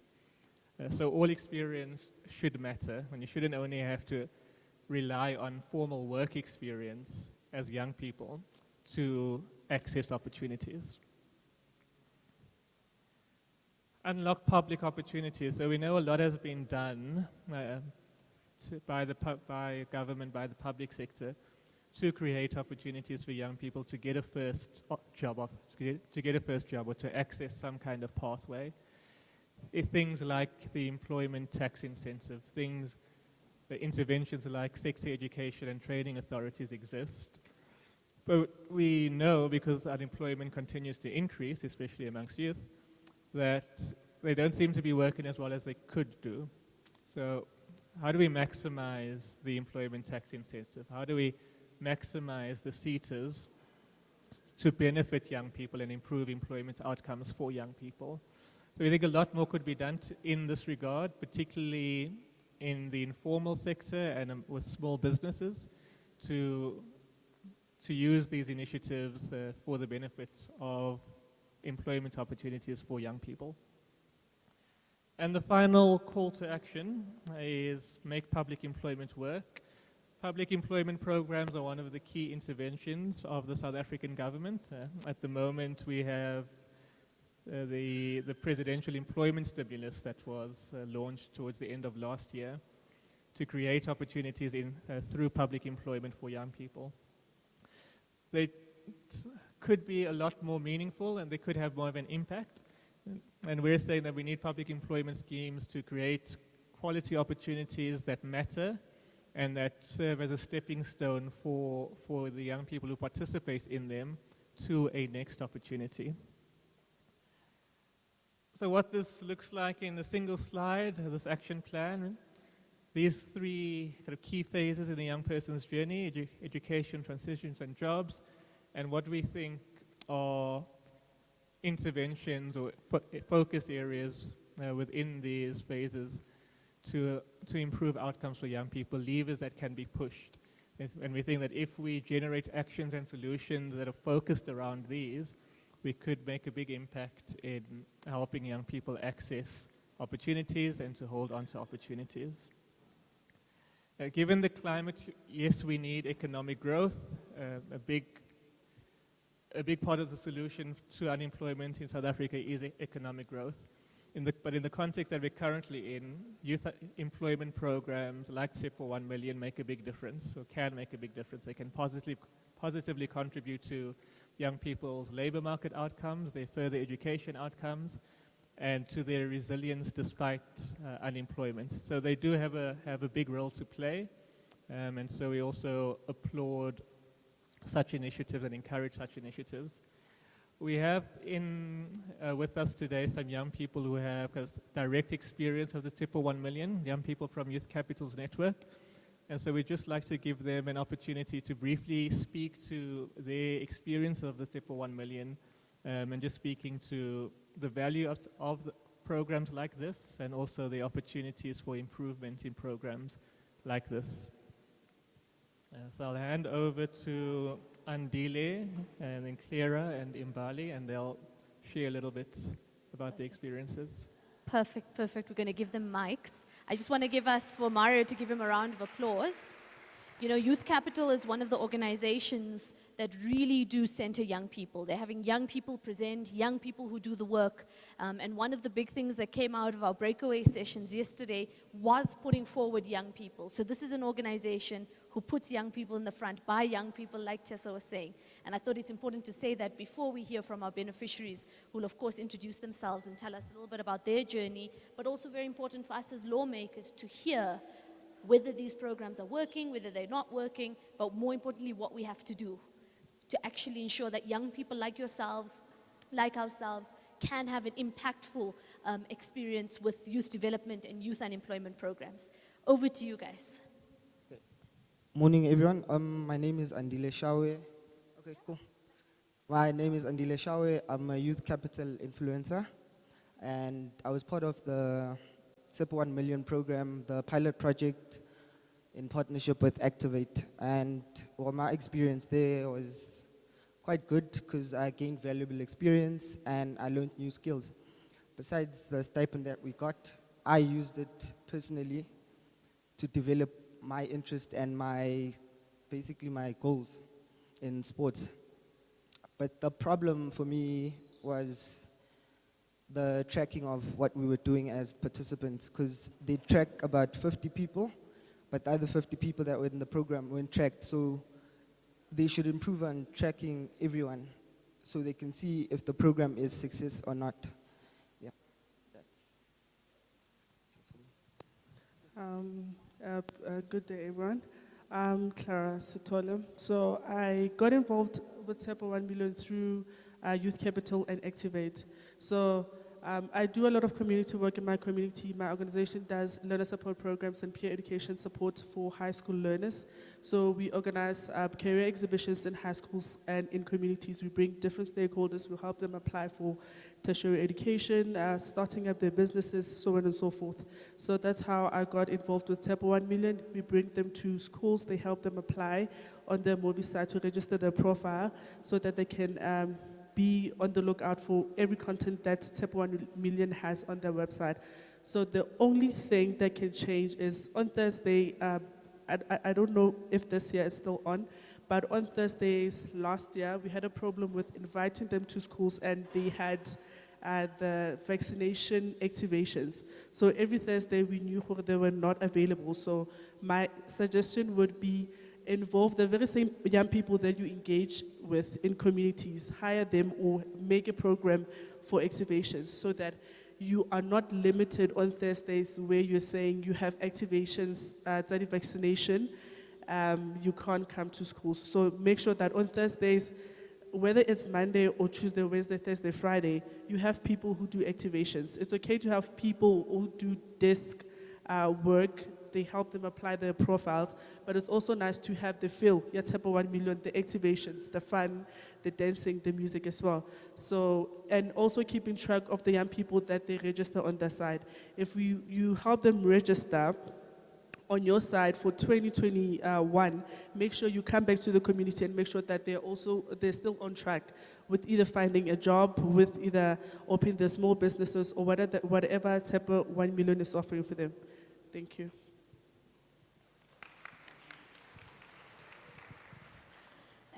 Good morning, everyone. My name is Mbali Mposula. I'm from Middle and Zone 11. I'm a part of Youth Capital GP Influencer, and I'm part of Activate the Change Drivers. So, okay, I connected with Tshepo 1 million with Activate. They were looking for people who are making a difference in the communities. So, because I'm a part of Activator and there's a lot that I'm doing, I'm part of also Treatment Action Campaign and other organizations. So Tshepo 1 million came with something that motivates the people who are making a difference in the community, that they should be rewarded, those people, because they are not getting anything, they are not getting paid, they are just volunteering. So it's where we were recruited. So Tshepo 1 million was a great initiative, I won't lie, and we've learned a lot. Because what I've learned there is opportunity to grow. First of all, opportunity to grow and opportunity to learn and create. And there were some questions that Youth Capital, because we are part of Youth Capital, that we were asked about Tshepo 1 million. The first question, what was your experience in Tshepo 1 million? Then my response to that was that Tshepo 1 million helped me to grow and create and learn. Then the other question was, what opportunities have you had through Tshepo 1 million? Learning, my answer was learning experience. Without learning the experience, I wouldn't have a proper structure and tools that I can use on my future endeavors. The other question was, what happened after you completed an opportunity gained through Tshepo 1 million? My answer, running our own programs while we're learning the importance of administration and time management, people management, and stakeholder management. Then the other question was, what do you think works well with Tshepo 1 million? My answer is empowering the youth gives you youth skills and opportunity, also teaches people to create their own opportunities. Then the other question was, in what ways do you think Tshepo 1 million can improve? Then my answer, if only Tshepo 1 million can change the age restrictions, and give opportunities to everyone, be able to give people something that can sustain them, and not give us projects that will work only on a certain month, and we go back home and stay and go back to unemployment. Then the opportunity became wasted. It's not being used when I go home and not use that opportunity. They should industrialize jobs and give us something that can be concrete. Thank you.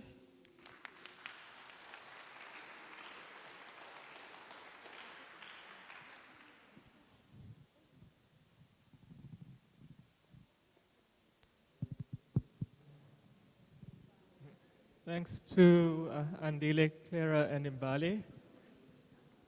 Could we give them another clap, please?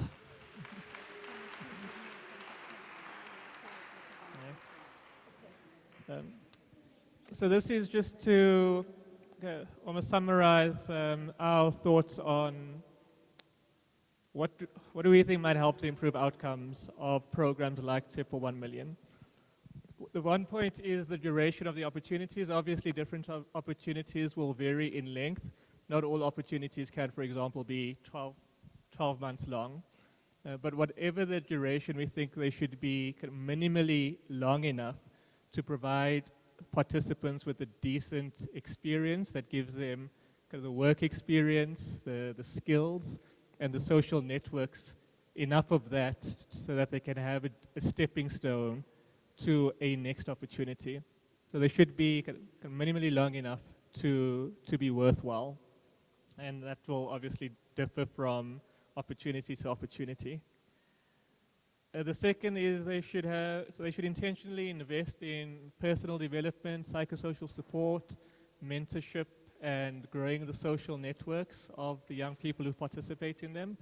This is also important, again, because you want to help the young people who participate in these programs to grow and to develop so that they have the knowledge, the skills, the confidence to take a next step, to figure out the next step and to take a next step, and not just recycle from one program, short-term program, to the next short-term program and kind of be stuck in that cycle. So investing in the development of the young people who participate, we think is very important. And finally, exit pathways.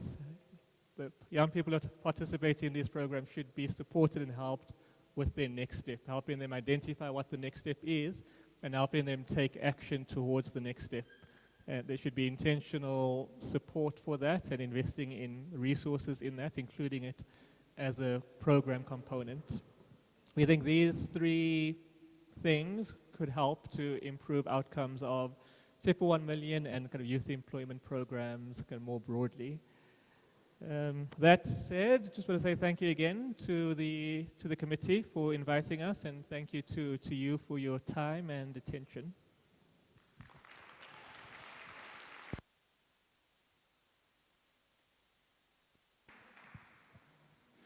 Another round of applause for Mr.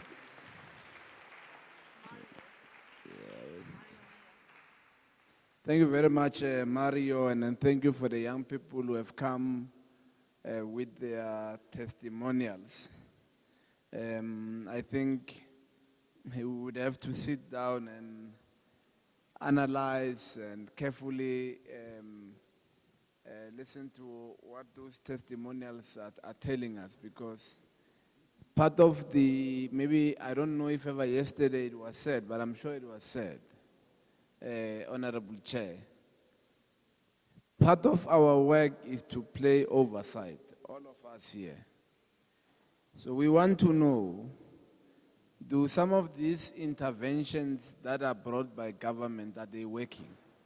That's what we're interested in, knowing the truth, right? So we are playing oversight over government. We're not government. We are legislators. We play oversight over the work of government. So part of what we want to hear is Tshepo 1 million assisting you? Are you benefiting from the programs of Tshepo 1 million? Are you able to be connected to employment opportunities through Tshepo 1 million? Has Tshepo 1 million assisted you in your entrepreneurial ideas, these innovative ideas that many of you that we interact with, that you have you been met halfway by these interventions? That's what we want to know, so that we're able to go back and say to the Premier, Premier, well done, we met firsthand the people who are beneficiaries of Tshepo 1 million, they say they are happy. Or we must be able to go back to him and say, Premier, we've met the young people in the province and they are not happy with these interventions. And these are the suggestions that they've come up with. And that's why we're here, essentially.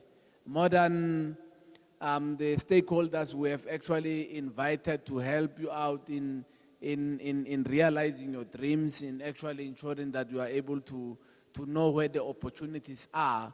We are here to particularly play oversight, to find the needle in the haystack.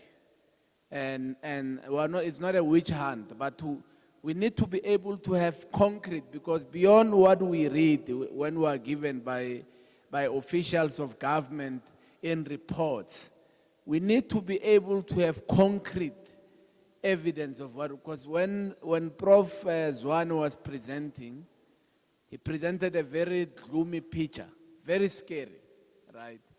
And we need to look at that and be able to then say, what is the reality on the ground? Where the tire meets with the tar, where you are. What is the reality beyond all the research papers, beyond the reports that we are getting? Because there's enough appetite from us. You can see that the committee, the members of this committee are very young. Even those who are older, it's young blood, but they might be old in terms of age, but it's young blood. You can see Honorable Ngube, that she's very energetic.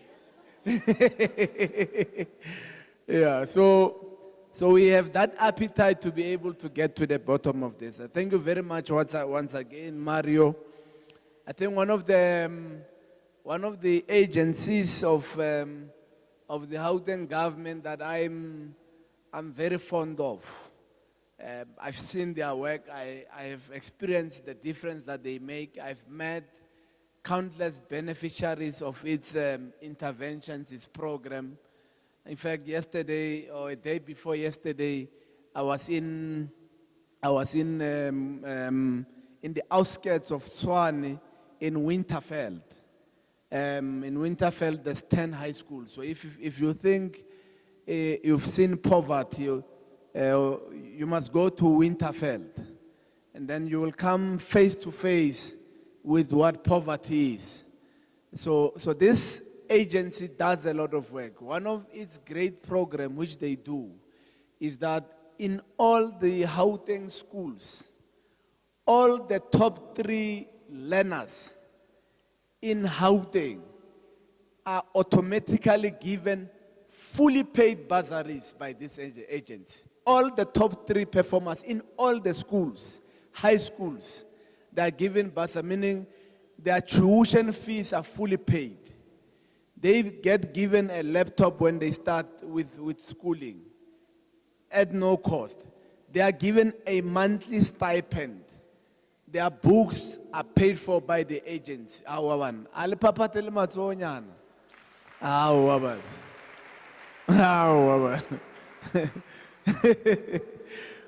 So this is the agency that is at the cutting edge of youth development.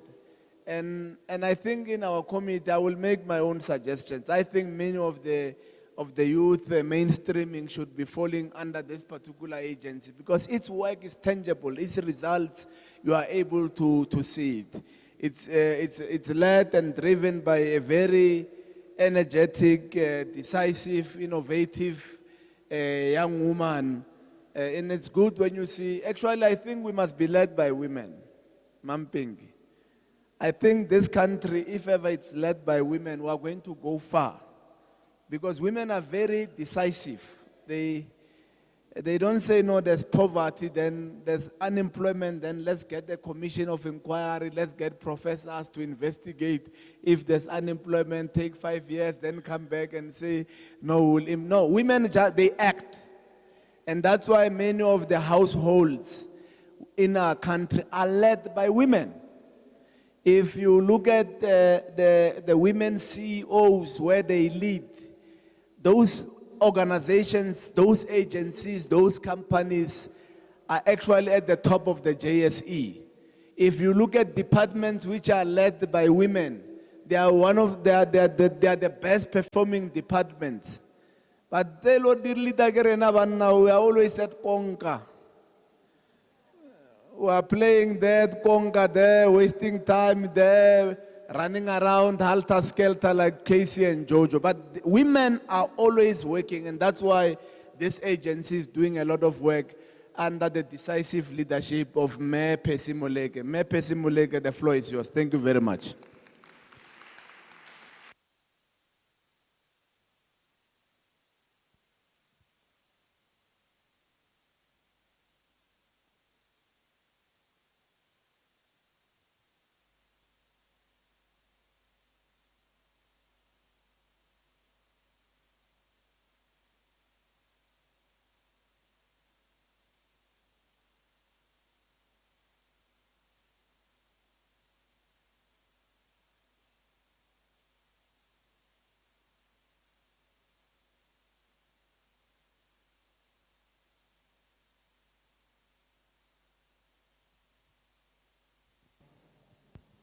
Is it better? Great. Chairperson of the committee, members of the portfolio committee, colleagues who are here, our young people who are here, good afternoon. Thank you very much. This is a good opportunity for us. We really appreciate being asked to come and talk to you about what we do in government. I am from the Gauteng City Region Academy, and we're going to talk to you a little bit about some of the things that we do.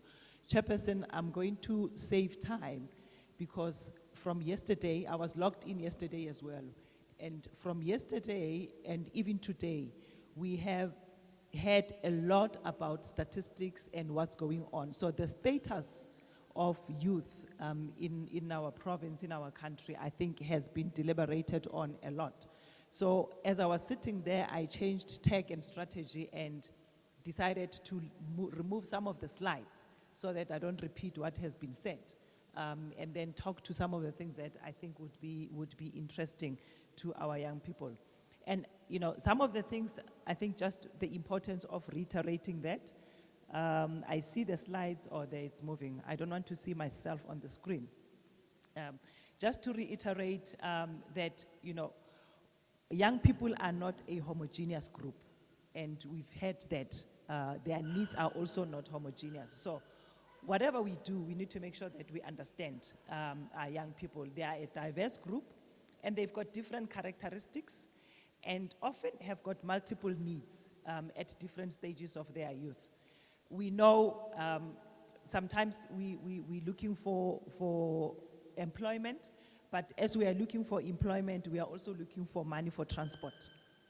We are also looking for clothes to be able to go to that job. So we've got multiple needs as young people, and at different stages of our lives as well. When I'm 18, I'm looking for something. When I'm 24, I'm looking for something. When I'm 30, I'm looking for something. So we need to understand that. And because of that, the policies and the programmatic responses need to respond to all of these as we support them along their paths. And we like to talk about, I know we talk about youth employment, youth unemployment, because it's a lingo and it's understandable. But I like what my colleague said earlier on the earlier presentation. We need to focus on transitions. How do we support young people as they transition from being young adults and towards being real adults? So it's a continuum of things. And just to acknowledge that in government, while we've got, even in Gauteng, we know we've got a youth development policy. And that policy recognizes the integratedness of our young people. And we need to adopt a holistic approach. But what we also know is that most of our responses towards these challenges are fragmented, and they tend to be one-dimensional. Tessa yesterday, I think, spoke about some of these, and also what she has shown in the interventions that she presented, that there are multiple needs, but also that we mustn't be one-dimensional. Psychosocial support must be complemented with employment initiatives, or vice versa. Bursaries needs to be complemented with psychosocial support, for example, and so on. So we need to think differently about how we do that. And it doesn't have to be done by one person and one agency. But we need to think about how we support our young people from end to end. But also what is important, and many of us have spoken to this, that there is limited information on what is available. And information is power. And we know that information is limited. So we need to make sure that we give our young people access to information on what is happening. So how we think about what we want to do as we support young people. We say we want to create what we call a safety net. Mr. Mayor, so Mr. Mayor, because I removed the slides, I don't want to get into the slide, but there's a very nice slide that we talk to, but I won't get to that. So we're recognizing that there are what we call typologies of categories of young people. Hopefully in that categories, all of them, all of you, but a sense of what groupings of young people can we think about, and then think about interventions in there. But also within that, only different subcategories, and we recognize that. And one of the things that is important, I think, is to recognize, and I'm going to admit this, and honorable members, we don't have the private sector here, and we need to engage the private sector as well when we engage with young people, because they also provide some kind of a response. Ne? So when we think about this safety net, that picture is a bit complicated, but I'll send you the slides so that you can see. And we're saying what we know is that we've got a large pool of our work seekers. And most of these are in that first category where we've got that big bubble. And this is where we've got young people who, most of them would have exited school before they complete matric. Some of them completed matric, but they are not able to go further. This is where the largest pool of our young people sit, particularly the young people who are disadvantaged and who are falling through the cracks. Now, here's the problem, and this is why, members, I'm saying the private sector needs to come on board. And I'm going to admit as well on behalf of government, the biggest problem that we're sitting with now, despite the fact that most of our young people who are vulnerable sit in that category, the initiatives that we have, as well as the private sector needs, do not cater for those young people. Haba catered for. When you look at newspaper adverts, they want minimum matric plus. And that is if you're lucky. They mention matric. They say matric, and then matric plus some experience. When you go to the learnerships, which are meant to, in fact, empower our young people to gain some skills, the minimum requirement, barki matric, some of them have even gone to a point of saying matric plus as well, right? So we are not catering for that group of young people. We are trying, but we are not catering. But also, when we turn it around, we need to turn it around and say, in terms of our responsibility as young people, what does this mean? This also means that we need to encourage and incentivize schooling and completion of schooling. So, as a young person, you need to understand. And I think the prof earlier showed the slide. I had the slide, but I took it out, that in our labor market now, when you have a matric and when you don't have a matric, ikar la tshwana, right? La tshwana, in the eyes of the employer, la tshwana. So matric is no longer that ticket. Ne? So we need to incentivize our young people to complete their schooling as well, so that they don't fall into that category. The largest pool of our young people who are work seekers. So it's both ways, the responsibility is both ways. Lirona, as potential employers, as people who do these interventions, we must understand that for now, this is the group of young people we have. We can't import them. So when we think about job opportunities, we need to think about job opportunities that also caters for the supply. The group erna linyona, we must cater for that, right? So that's one, and when we say we want to create a safety net, what kind of a safety net can we create? So that slide, as I said, I don't want to talk to all of it, but it will give you a sense of some of the things that we think can work. Bana ba rona, please, let's plead, let's send the message. Even though we are not doing it well, and I must admit, ne, can we encourage our young people to go to TVETs? Can we think of a TVET as an option, as a pathway? Riskare, we must all go to university. To a point that Rhoda as GCRA, you know, and I'll talk to that. One of the things that we are doing in our bursary program, we are now also starting to fund TVET bursaries. But because what we want to do, here's the problem with TVET. We've got, and most of you will know, there are many young people in our communities who have gone through the TVET system. They've got a certificate, but they can't get a diploma. Why? Because they don't have work experience.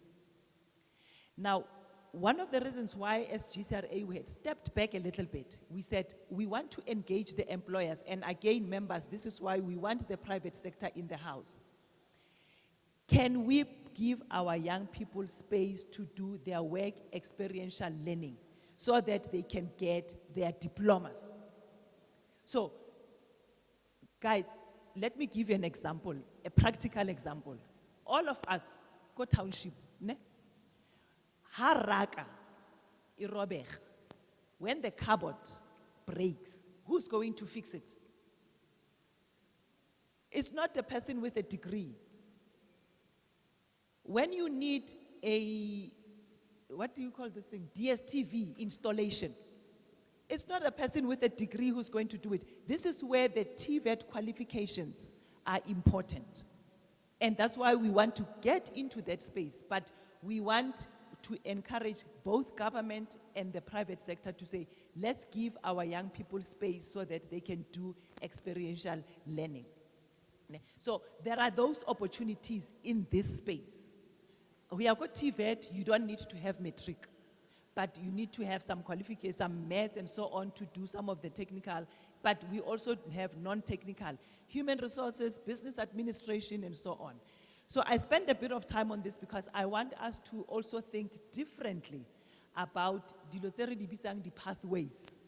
Ska lebella fela hore re pass and go to university, right? So it's our job to do that, but also let's finish our matric. Ne? Now, so when we talk about safety net, we're giving bursaries, we want to give bursaries and talk to the employers about TVET and TVET students. This is where we want then to create that safety net for this kind of young people, give them skills programs in some instances and so on. But also, basa pasang matric now. Reduce passing matric now. DBE has got what they call a second chance matric program. Let's encourage our young people by a second chance matric program so that they can pass. So there are some interventions that are available. Let's make sure that the access. We need to do better as government to make sure that they're accessible, but they are there. The second group, and the second largest group of category of our young people, the ones who have got some qualification. And some of these TVET students that I talked about, where they can't finish their diploma, but they've got certificates, also fall within this category. And here is, most of them have got matric. The number is big as well, but unfortunately, as I said, we're now only in category 1, that big group, look at category 2. Unfortunately, now the labor market sees you as the same. That matric is no longer giving you that certificate, that entry into the labor market, unfortunately. So you have to do better with yourself. So we need to focus on those two groups largely. And then you've got others then who, the third largest group is those who have completed matric. And in there, that's where as GCRA, we can proudly say we play a significant role when you've gotten a matric. And this is what the member was talking about. We've got colleagues, second from NSFAS. We all know NSFAS. NSFAS is a national program bursary program. The second biggest bursary program in the country is the Gauteng City Region Academy bursary program. And we are provincial, not even national, we are provincial. And this is where, if you are a young person from Gauteng school, particularly the no-fee paying school, and I'm going to use this term very deliberately. Ke kgopela re translate. If you are a top 3 in a no-fee paying school, yeah, government in Gauteng, you are entitled. King entitlement ka Sotho. O entitled, like, are we khupeli? Yeah? Una le tokelo. Una le tokelo, yeah, that bursary. You are entitled to it. All you need to do is apply. We will process you. You are entitled to that bursary. Una le tokelo ya yona. I will show you some of the numbers now, what we're doing. Now, because these are the cream of the crop, the top 3 and the top achievers. Bosasol, Mines, and others, they also come and want to fund them. What that has done, sorry, because I had an accident, when I sit for long, my knee hurts, sorry. So, because Bosasol, Lilibodi, Mines, CD Banks, and some of them, they also fund this cream of the crop. What it has done is it has opened a bit of space and allowed us a little bit more money to fund more than the top 3s. So how only number 4, only number 5, go skolong, you are equally as good as number 1, 2, 3. So apply. You may be lucky because relimitaki funding, I'll show you our funding now, relimitaki funding, but schedule where I can't get it. Apply Luena. You will see we have a lot of them who are not top 3s because the top 3s have been taken by others who are supporting us in the private sector, and we appreciate that, right? So that's where we play a big role as GCRA in that space. What we are also doing is we got what we call a workforce development program. And this is where we are working with private sector, but Lurona as government, we are trying initiatives, and I'll show you one of the initiatives now. We are trying to make sure that we give young people what we call internship programs. And where we can, some of these internships, we make sure that they are coupled with some training so that young people can get some qualifications. So where we can, we get learnerships, we put young people into those learnerships, we pay, and so we negotiate. So I'm famous for hore ba re ke a le kgerezetsa, ke kgerezetsa bana ba ko Gauteng. I don't know what that means, but ke a kgereza, ke a ba kgerezetsa bana ba mo Gauteng. Yeah, ke a le kgerezetsa bana ba mo Gauteng. So we go and negotiate with private sector, and we say, can you take 10 young people? You give them training, we will give them stipend. Ne? And most of them agree. And then some of them, with good hearts, ne, and good intentions, they say, oh, well, maybe it's fine, this 10, it's okay. We will take them and even pay for their stipend. When they say that, do you know what I say?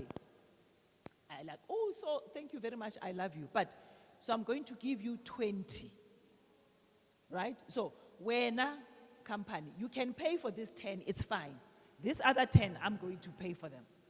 And they agree, right? It's small scale, small numbers, but cumulatively, they make a huge difference. And that's one of the things that we are doing in that workforce development. We want to open up space. There is a company, called Kempton Park, PL Steel. I don't know if most of you know PL Steel. We met with PL Steel last year. Chairperson, you know, you must be proud of this and members. We negotiate PL Steel said this year they are going to give us 35 opportunities. So we must get 35 young people for them. 10 in admin, 5 in technical. They have state-of-the-art machinery and so on. They are going to teach them how to use this machinery, so it's technical. And then the other 10, I can't remember, but they gave us 35 opportunities. And these are some of the things that we do with what we call our workforce development. And then, so we keep knocking on the doors. Most companies are willing to open the doors, but as you know, ke company liena, they can't take a big number. So that's why I say 5 here, 10 there, 15 there, and it will make a huge difference. And that's where we play a significant role as GCRA. We also are working on an entrepreneurial program. So we want to bring our young people into that space as well. But because young people, most young people think it's about money. It's about the idea. How do you make your idea sellable? Because you must sell your idea. They won't just give you money. You make your idea sellable. And we are starting that program as well. Small, but we want to bring in partners as well to say, help our young people understand, because this young person has got a good idea, but how do they make it sellable, translate it, commercialize your idea? So those are some of the things that we will be doing and bringing to you as young people. My slides keep disappearing. And again, work integrated learning. So if you know of a young person who went to TVET and is not able to get their 18 months work experiential learning, please let us know. Because we try. This is where we try. We try and put them in workplaces and we pay the stipend thereof, ne? So that they can get their 18 months. So those are some of the things that we do, small in some instances, but they make a difference. And then again, in the bursary support program, we continue with some of these workforce development. So some of our bazaars, so when you come for a bursary application, for example, some of our bazaars who have graduated at university would be the ones who are helping you, because we then, and this was talked about as well in terms of tracing. We are now starting to trace our bazaars, our beneficiaries. Where our bazaars have completed and they are not able to get a job, we bring them in the GCRA, and we say, come, utlo thusa bana ba bang, and we give you a stipend while you are looking for some opportunities. And some of them, I'm happy for them to go. In 2 months, 3 months, I'm happy for them to go because we have given them a foot in the labor market. But what we do as well, we also encourage our bazaars. But can I plead with you? Let's encourage our young people to go into postgraduate. Please, as GCRA, I think we are one of the few funders. NSFAS doesn't fund. We fund postgraduate. Not a big number, but we fund them. If we want innovation, if we want the economy to grow, we need people who have gone to masters and PhDs. So, Liska Tabela Khurungwana has got a degree and say, go work. And we understand, but let's encourage our young people to go further. They are smart, they do wonders, they continue to get distinctions even at university. Let's encourage them to, because we want to see them in the papers. Barry, Tabisi Lesitole has invented this and that. It must be our young people. So let's encourage them. So those are some of the things that we do in that space. So let me move on. You will get this and you will see, the slides are not moving, controller. So you will get the presentation and you'll see some of the things. And I just want to talk about, give you a sense.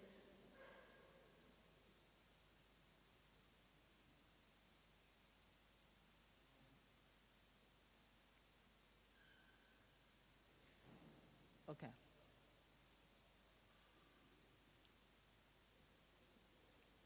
Yeah, so do I just go? Okay, great. Okay. Young people and members, I know people spoke about this, but they didn't put numbers to it. Chairperson, this is a very sad slide. It's very sad. Because, and it is 2017 thereabouts, this number. This is the average monthly cost of work search for a young person. 1,000, just to search for a job. Taxi, data, printing, and so on. And we are not perfect, but we want to address this, and we need your help to address this. It's sinful. This is the whole pension yakamuntlu. So if I'm staying with my grandmother and retola pension, for me to be able to get a job, we must not eat in the house. And I'm not even sure if I'll get the job. So this is not, it's sad. And that's why data must fall. Honorable Makubela, that's why I said to you, data.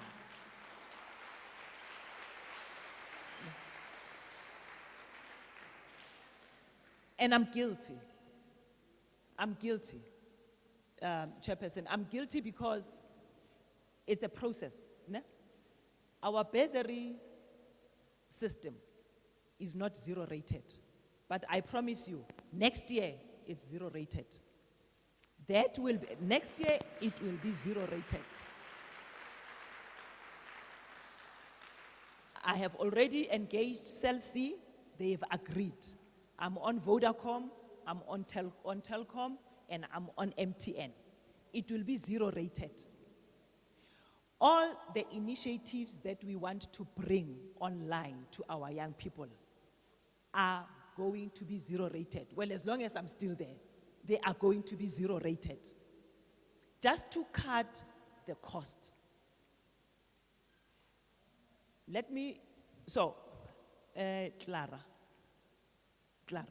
Clara and other people who do what Clara is doing in the communities. We are coming to you, we are going to the communities with laptop and data next week.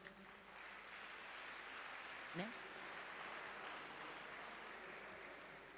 We started, as Member Makubela was explaining to you, we started in Winterfeld, Soshanguve on Wednesday. Our young people do not have the computer and the data to apply to search online. They don't have it. So we said, for the bursary, at least for the bursary, let's go. So my team is working on a schedule now. Next week, we are on the ground.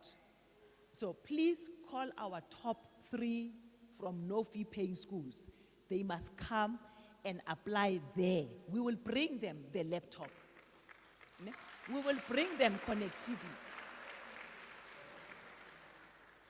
Let me give you the sad statistics, Chairperson. Yesterday, I did the analysis. So we've got just under 1,000 no-fee paying schools in Gauteng. If you multiply that by 3, it gives you the number of the top 3 that must apply, that are entitled to this bursary. Ne? When I did the analysis, only about 250 have applied. These are the people who you, as the politicians of Gauteng and the government of Gauteng, have said this bursary, Banaba, they're entitled to it. And they are not applying, not because they don't want to. Yes, they don't know, but they don't have the data. To load a matric certificate, to load ID on the system, it's data heavy. yafela, right? So, I need us to help each other. Where the interventions exist, let's help each other take them to the community. Yesterday, I heard you complain that GCRA and Tshepo 1 million, you can't reach them. And I hear you. You mustn't reach us. We must reach you, right? We must reach you. Ne? So I'm fighting and harassing and all sorts. Ne? As harassing song. Ne? If you know of a space that is available in your community that's sitting and doing nothing, tell me. Ne?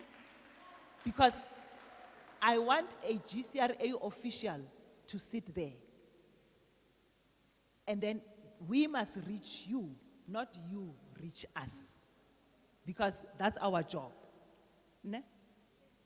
So, as ne? Let's try. So I wanted to show this because it breaks my heart, you know. Now, just to give you a sense, as I said, we do pathway. One of the things that we do, and you know, I've spoken to most of this, one of the things that we do is we want to touch young people before they leave school. So when we say we want an end-to-end, we want to touch them before they leave school.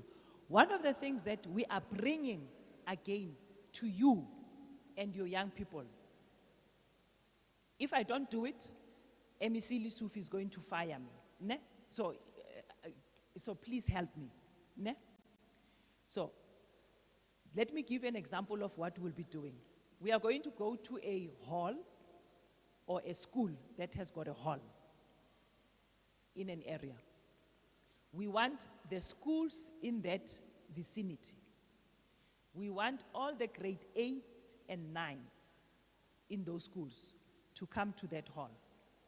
And what we are doing career day, career information day. And it will have a whole lot of things. YFM ambushed me now, and I said I'm also going to ambush them now. They must come and broadcast. So those who can't come to the hall will get it broadcast on air, right? So we are going to do that. We are coming again. We reach you, you don't have to reach us. But you will reach us by us reaching to you, right? So we want to do that outreach program where we go to you. We need to talk to our young people about what's happening with careers. We've all heard about 4IR. Does anyone know what 4IR is?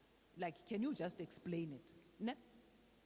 We were stopped by COVID numbers in December, and we are doing it. We are going to do it. We were going to launch a program that we call Demystifying 4IR. Ne? Let's demystify it. Ne? We've lined up experts. They are coming to talk to you and say, when we say artificial intelligence, what is artificial intelligence? And now as a young person, how do I take advantage of that artificial intelligence as I think about my career? You know the statistics. We are told that bana ba rona ba leng ko sekolong now, the jobs that they are preparing for, they don't exist. Do you know that? But they don't exist. So when you're a young person or a parent, how do you then guide your child? What careers to do? We don't know, but let's prepare them, right? So I wanted to show that slide so that you see that because it was not in the other discussion. We do from early intervention, expose them to the labor market, and make sure that when they are in the labor market, we also support them through workforce development, internships, and so on. When they go to PSET, we also support them. Bursary, but also workforce development and some support. And then add into that the entrepreneurship program into that. So, in a nutshell, that's what we do as GCRA, as I said. So these are the things that we do. World of work, careers, smoothing transition into PSET when they go to university and TVET, smoothing transition economic activity when they go into the labor market, and then supporting re-engagement. So those who dropped, who fell off, how do we bring them back into the system? So that's re-engagement, and we know that. So just to give an indication, Tessa yesterday said we must account. Let me account. Ne? Our budget. So you see the total budget there says 663 million. Ne? 312 of that is bursaries. That's the largest program that we have. That's why we've got the numbers that we've got. Last year and year before last, because of COVID, we managed to roll over 140. So more 663 early, you must minus 140 because the 140 is notional. It was from the previous year that we didn't use. We managed, so we didn't return it to Treasury. We said, Treasury, this is our young people's money. We want to retain it so that we can use it in the next year, and they allowed us to do that. So our budget for bursary last year was about 400 million. And that's why we could reach something like 3,700 young people who we were funding last year, right? And then we've got about 200 or so, which is about these workforce development things that we do. And let me tell you how we use this because of COVID. Remember COVID, the economy closed down, right? Now, because the economy closed down COVID, so this is just the statistics in terms of the bursary. So you see how our bursary program has grown from 2018 to where we are at in 2021. We are hoping that this year it will grow even higher. And we want to reach something like 4,000 young people with our bursary program. You'll get the slides, you will see the breakdown by gender and by region and so on. Here's another thing that we did. You have all heard about the youth brigades, those who were not paid. You remember them. Did you hear about youth brigades? We ran the youth brigades. You saw that budget that I showed you, that 200 and tonton. Because during COVID, we couldn't engage private sector companies to give us workplace experience and all of that. We took the money and placed young people in schools. In 2020, we reached something like 10,000 young people, placed them in schools, gave them a stipend for something like 6 months. 10,000. On the basis of that, the presidency, national, took our model of youth brigades and expanded it nationally. And we have what we call the Presidential Youth Employment Initiative. They gave us money as provinces. After the brigades, we then implemented the Youth Employment Initiative. With that, the first phase of it, we've got, and this is not ghost, right? These are not ghost people. First phase, we reached about 47,000 young people in schools, getting stipends every month in Gauteng. That was first phase. Because it was successful, they gave us the second phase. Now, as we speak, there's about 50,000 young people in schools through this initiative. Because it is successful, we are told that it is going to continue, and it looks like, Chairperson, this time it is going to start even earlier. And we are looking forward to that, so that we can put most of our young people into opportunities. The beauty of that as well is they gave us some training money. So some of the young people that are in that program, we are also giving them training so that they've got exit opportunities. So in a nutshell, that's who we are as GCRA, and that's what we do. So this is just to give you a sense of the slides will give you the statistics, where these young people are that we are reaching by region and gender as well, you know, in which schools they are by district. But if you want to know which schools, in all Gauteng schools, except those who opted not to participate. Chairperson, again, another issue that I want to put to the committee, right? You can't have a situation where government says, Let's give opportunities to our young people. And then some of the public schools choose to opt out. We are not asking them to pay these young people. We will pay them. We are paying them. We're just saying, give them an opportunity. Whenever they do admin, they do sanitizing and all of that. And with that, they gain some experience, right? But some schools choose to opt out. There's about 85 schools in Gauteng, public schools that opted out. That cannot be. So if you take 85 schools, multiply by maybe 6, 7, because that's the average number of young people that we put in the school. Imagine the number of young people who lost an opportunity because of this 85. So this is another thing that we say we cannot afford, given the high rate of youth unemployment. We are paying the stipend as government. They don't have to pay anything, right? So that's another issue that we just want to put onto the table. But Lerona, as communities, let's encourage. Let's also encourage our young people so that they take advantage of these opportunities. Chairperson, my conclusion, in fact, repeats what other people have said. And I'm not going to repeat it in the interest of time. But I think I've given young people a sense of what we do as the GCRA, some of the interventions. You saw our budget is not much, but we are kherezing, and we will get there. And together with you as community members, young people, we will khereza even more and make sure that we assist as many young people as is possible. But remember, encourage them to finish school. Please encourage them to finish school. We are working with the Deaf Society in the province. We want, so because disability, we are not doing well on disability. And colleagues who are here, I would like you to encourage your stakeholder, your principals as well. Chairperson, imagine if in every government building, there was a sign language interpreter. Ne? In every, so make it a rule. Ne? I like challenging myself as well. Make it a rule. In every government building, there must be a sign language interpreter. We must produce them. We must make sure that we train them so that there is a sign language interpreter. Ne? So, imagine the number of jobs, just the number of jobs ne, that we can create. Ne? And these young people, they don't have to struggle. Habayako government department. So, make it a rule. Challenge us, right? In every government, there must be a sign language interpreter. That's how I end my presentation, Chairperson. Thank you.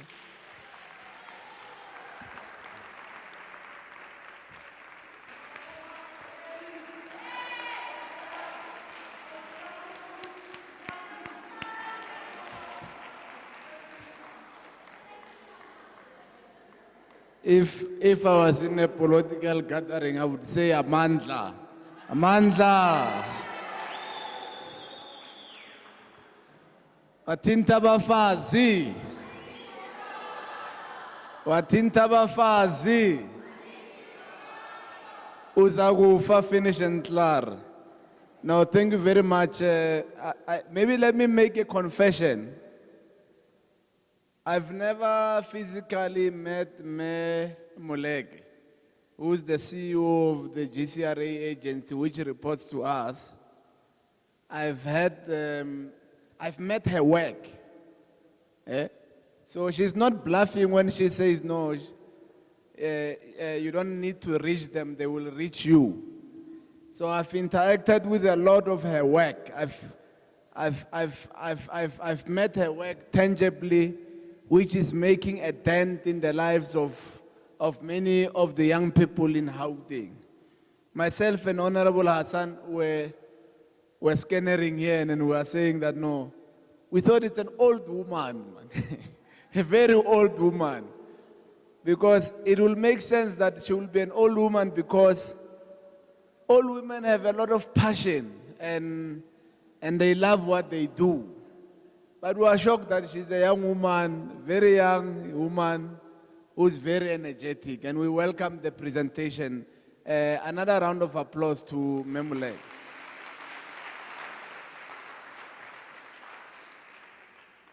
Can I ask 3 questions before we invite 2 young people who will come to speak to us? Based on the presentation, how many of you have car driver's licenses? You just raise your hand. How many of you have driver's licenses? Okay. My eyesight is still good. I think it's like 10 of you. Let me ask another question. How many of you have scooter licenses? You just raise your hand. A scooter. I can't see the guy with the scooter license. There's a scooter license. Okay. How many of you have the Uber Eats and the Mr. Delivery app? All of us, ne?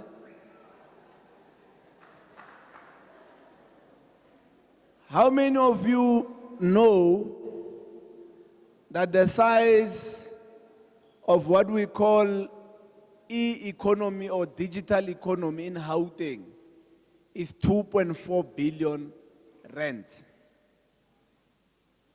Can I repeat that? How many of us know that the size and scale of the e-economy in Gauteng is 2.4 billion rand? It grew by 35% in 2020. It makes sense because there was COVID. Everybody's ordering food.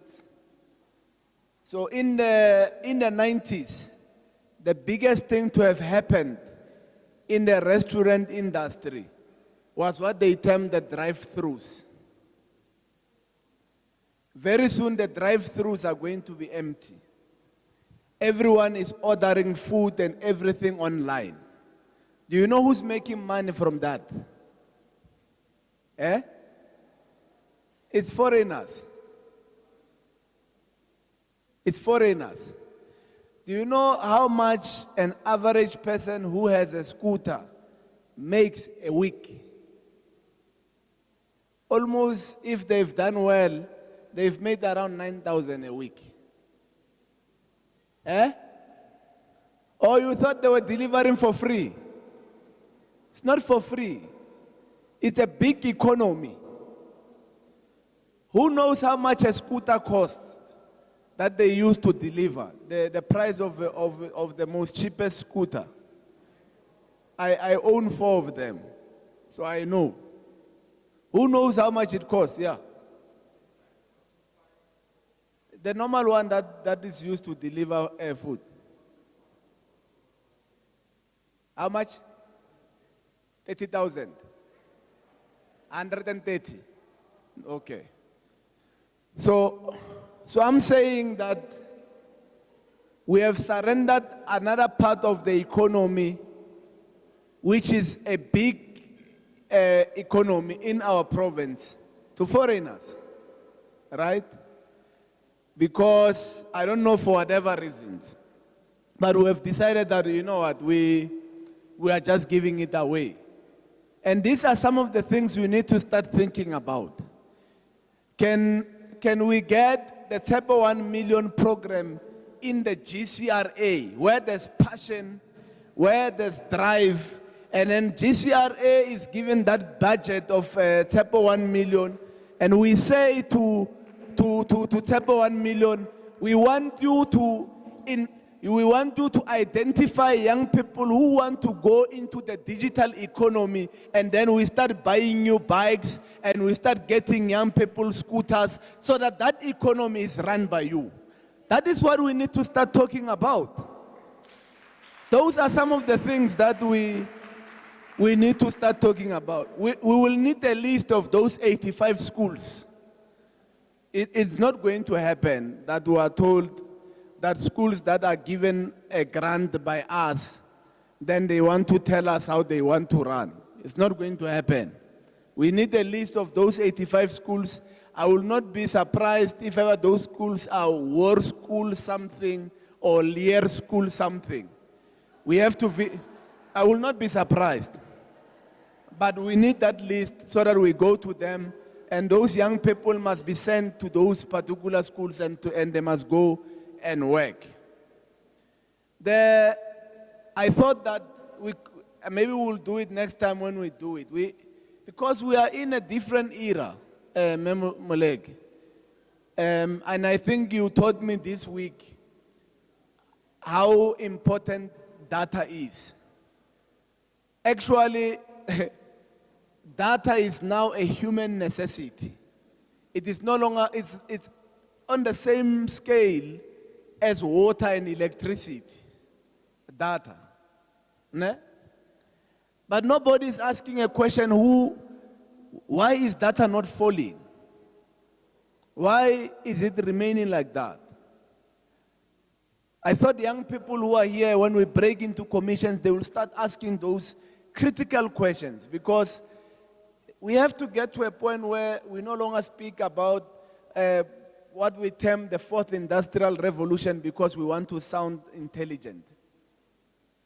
We need to then begin to be practical about what we are, because politicians, when they want to sound intelligent, now we're in an era of the fourth industrial revolution. You must know he's trying to sound intelligent. In 2018, Standard Bank closed more than 100 branches in Gauteng alone. 100 branches, 100. So those who have been inside a branch of a bank, so you can understand how many jobs were lost in that whole process. And you know why they did it? Because it makes sense to them. They did it because of technology. They've realized in the branches where those branches that they closed, most of their clients in those branches don't even go to a branch. They use cell phone banking. And by the way, you can, when they break up with you, you can go to court. There's a new law that we passed. You can go to court and claim. So, Standard Bank closes that because of the advent of but who is laying the fiber in our communities? Because whoever will lay the dark fiber in our communities will own what we call the digital economy. And I can tell you, you can Google it, you'll find it. It's done by Vumatel, owned by Johan Rupert. So meaning that data will not fall. And these are some of the discussions that we need to start having if we are to go somewhere. GCRA is able to stand here and boldly say, we have placed 8,500 young people. Can the other programs boldly say that? They can tell us they've placed 1 million, but they will need to show us where have they placed them. GCRA comes and says, we have placed 8,500 young people. We have given bursaries to more than 10,000 young people, fully paid. Give a round of applause to GCRA.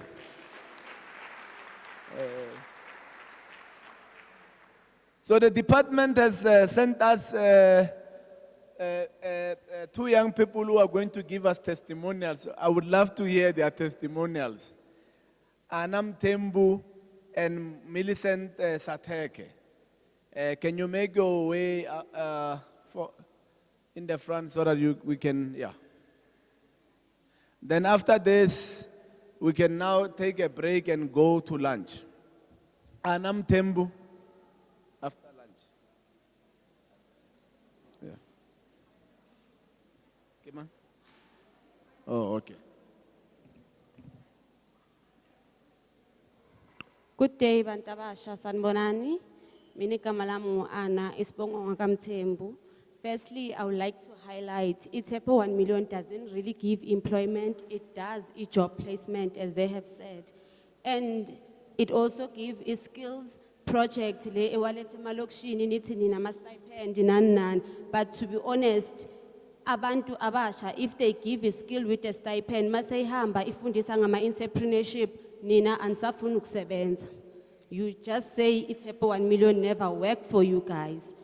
But then, mina iTshepo 1 million, I joined it and I did a youth solving youth issues program. And after beyenza ama check-up sessions, is check, but we will attend those CC4 because it didn't pay stipend by then.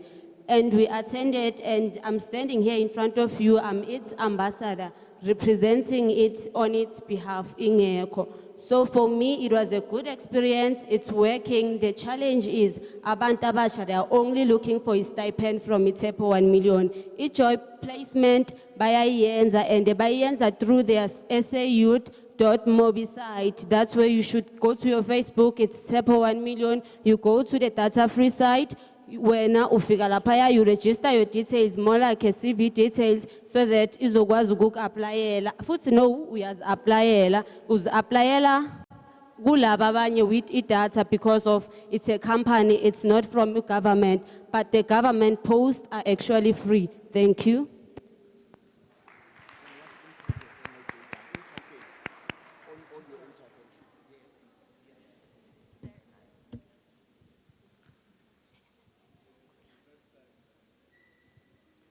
Dumelang.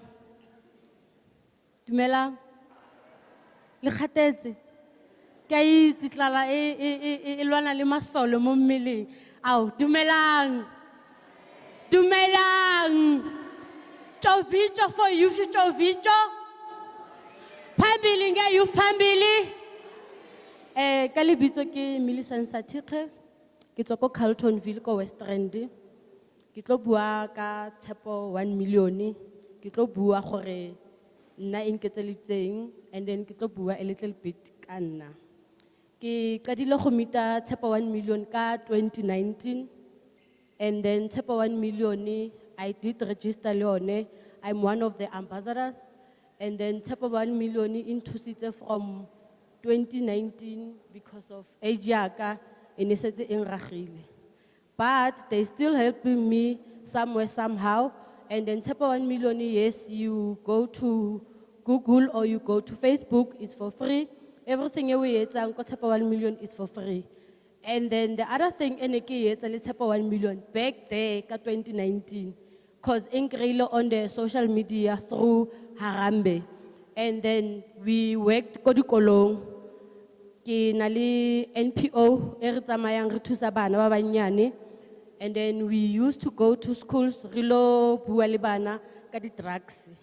Gore at the early age when you use drugs, o tlo end up o tshwana le abutimang or le osimang. But then re ba bontsha in a nice way. So iTshepo 1 million yang kra through Harambe, and then by it's an interview le nna ba mpotsa gore as a young person, how do I feel ke bereka mosebetsi le gore ke o bereka and ko bereka for free. Being honest le bone ke ba boleletse gore my background ke yone e entseng gore I have to stand up.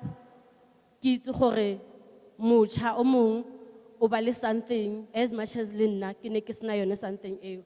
So I usually go to bo Pick and Pay, go bo Hulwetse, re lo kopa bo di donation. I even post ko Facebook, re kopela bana bo di donation, which is ke diaparo, ke dijo. And then some of the people, they even give money. And then if maybe o birthday ya o feel gore o na le tšhelete, o non founela o kopa go organize tse bana ba kopane ko plekeng A1, you buy food, o spenda le bone letsatsi, which is in elento e leng gore keng batho ba bang na ba e feel.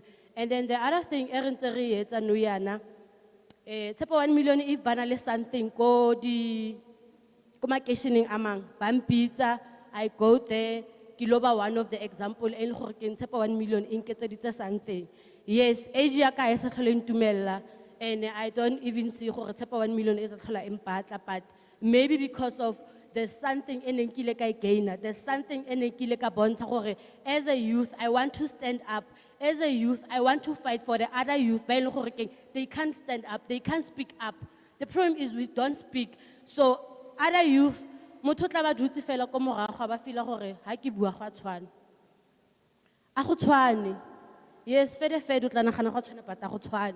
If you stand up and if you fight for your rights, you to understand what is the meaning of youth. Akere mama ona dutse mo mabane o ritse we must stand up. We must fight for the youth. Youth is 20 year youth. So when o tlo tla mo na le bo ma 50 something years o tlo mplela gore rona re lazy. How can you tell me gore I'm lazy?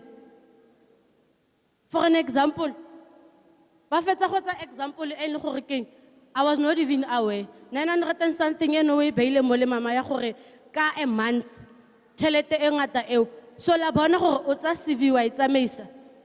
And a CV eo wa I print out ke tšhelete. Wa palama ke tšhelete. Ntho engwe le engwe re tshwarang ke tšhelete. But then if we struggling gore kry mosebetsi and then we meet batho ba ile gore keng ba feel gore rona really youth re lazy. How can you say we are lazy? We are not lazy. It's fine. Tshepo 1 million is there to help those who want to be helped. And then Harambe is there. Ya thusa ba batlang go thusa. And then we also have the youth capital. Lone is there to help those who want to be helped. And then doing the awareness for the community, doing the awareness for the kolong, it helps. Mo ba bang ba ile gore keng they didn't know, they didn't have the information. So it's fine. Let us stand up. Let us do our work, even if it's hard. Sometimes wa tsoga go seng ha ona tšhelete go palama, and then motho go bolela gore o lazy. Just because of yena o pakile ka mo tšhelete ngata, o kgona go tsa di e-wallet. We are not bitter. We are not bitter. It's because of the treatment that we get. It's because of the treatment that how you go masipala with a CV, ba go sheba pele. How you go police station, we let a simple thing, stamp. Simple thing, stamp. We let a stamp ko police station, wa shebiwa. Re nyatsitse rona because of re nyatsitswe. Re se re leng sone because of batho ba golo ko rona ka di position. Re nyatsitswe is enough. It's time for us re emele youth.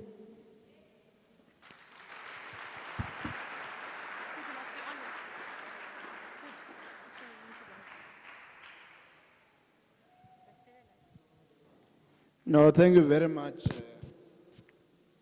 I think the kind of feedback that we wanted to get, and I believe I'm speaking on behalf of members of the committee, including yourself, Honorable Chair, is that I went to Tshepo 1 million. They did not just compile my CV.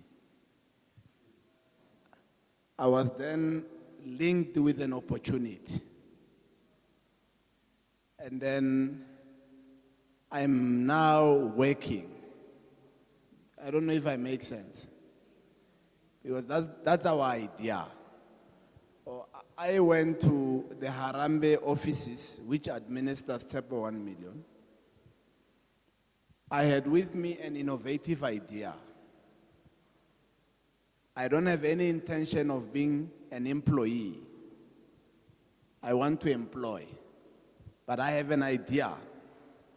And I said, this is my idea, and this is what Tshepo 1 million was able to do for me.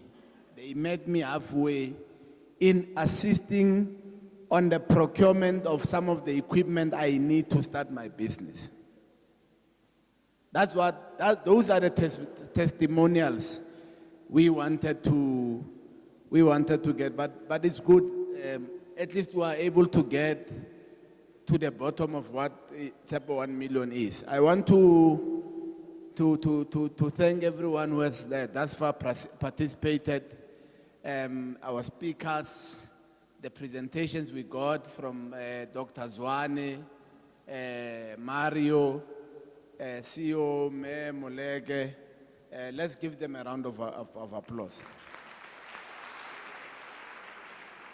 So, because it's Friday, we're going to have just a 30 minutes lunch, right?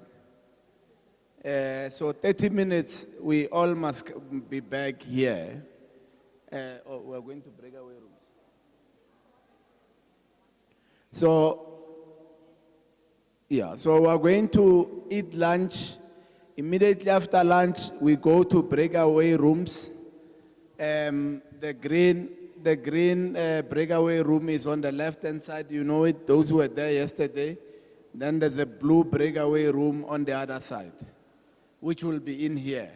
So then after that, then we'll have to come back and meet in plenary so that we wrap up very quickly and end our meetings.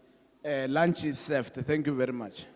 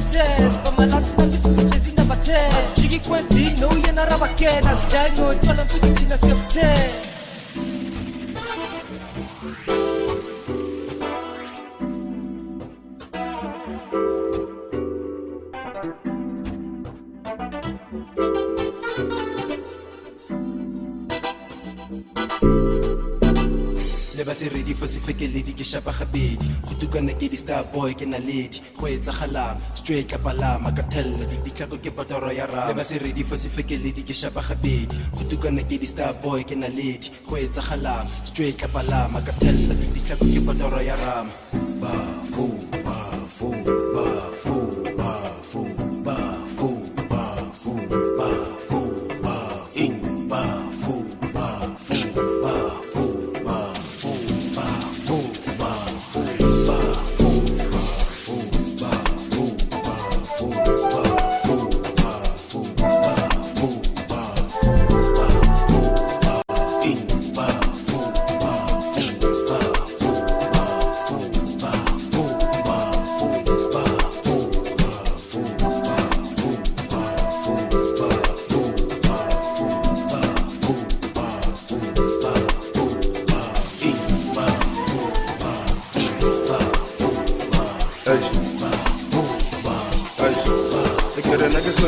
monate di biri di pace di habdi di wirala Pone la bomba estropo tsuzu Bonyak steko felo ba cheka hore wirala O ba chela stoko se matule Fitile le mahata matule Le modi N1 re shapile piano Re dala mapiano na wirala Nake tshwere nyoko monate di biri di pace di habdi marwirala Pone la bomba estropo tsuzu Bonyak steko felo o ba cheka hore wirala O ba chela stoko se matule Fitile mahata matule Le modi N1 re shapile piano Re dala mapiano na wirala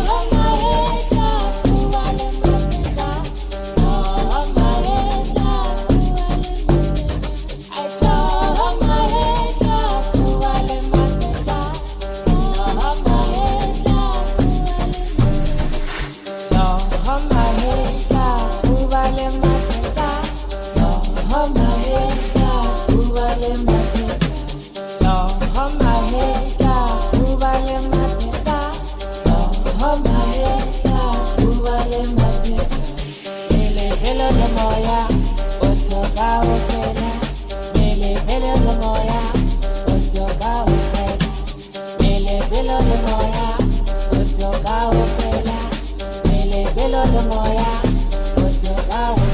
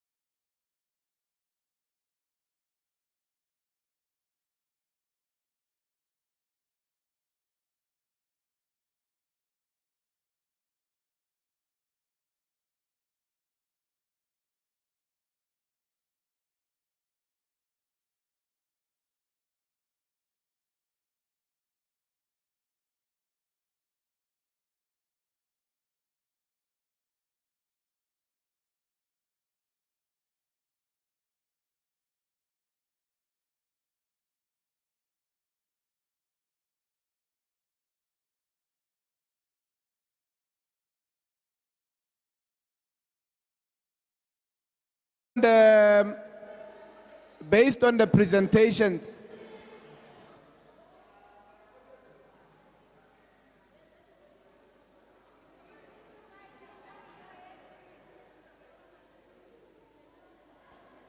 okay.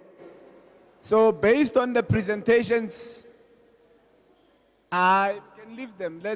They must just lower your voices. Those who are still eating, please lower your voices.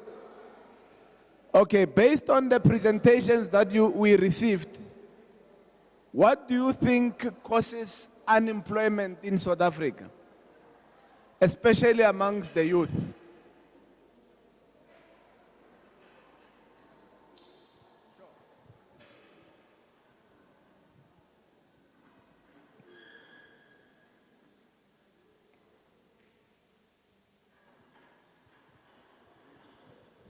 Sanbonani, Ninjani, I think that for me, personally, the biggest issue that we face when it comes to youth unemployment, one is lack of skills.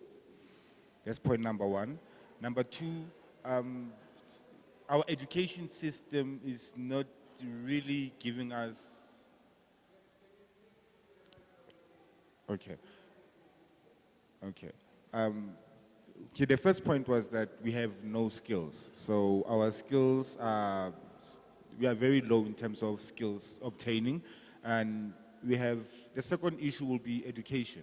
Our education system is not pushing us, I think, in the right direction of finding out what really is it that is needed in the outside world or in the spectrum that we would like to achieve, or if I could tell it, where we want to go as individuals. They're not giving us relevant tools. They might be giving us information, but the tools that are able to help us or drive us to do things differently, they're not giving them to us.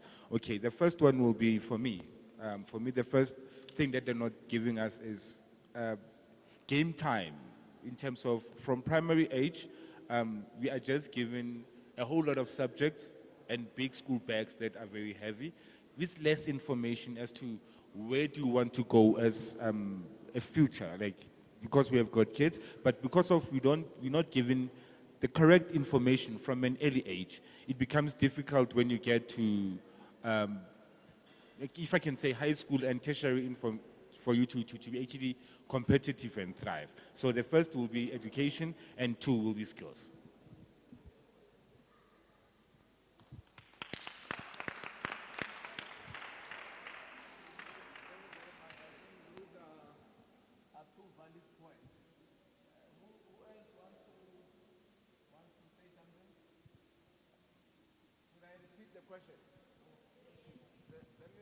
Question. Based on the presentations that we received from Dr. Zwane, from CEO Pesimuleke, from Mario, who presented to us, what do you think is the cause of unemployment in South Africa today? And that's what he was responding to. He gave us two solid answers. There's a guy with a black shirt, yeah, and a black cap.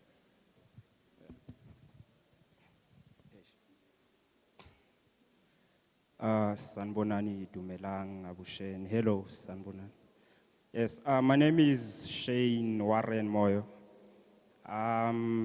Yes, based on today's presentations, I would imagine, first of all, sir, MC, honorable, I don't know how to address you. Excuse me.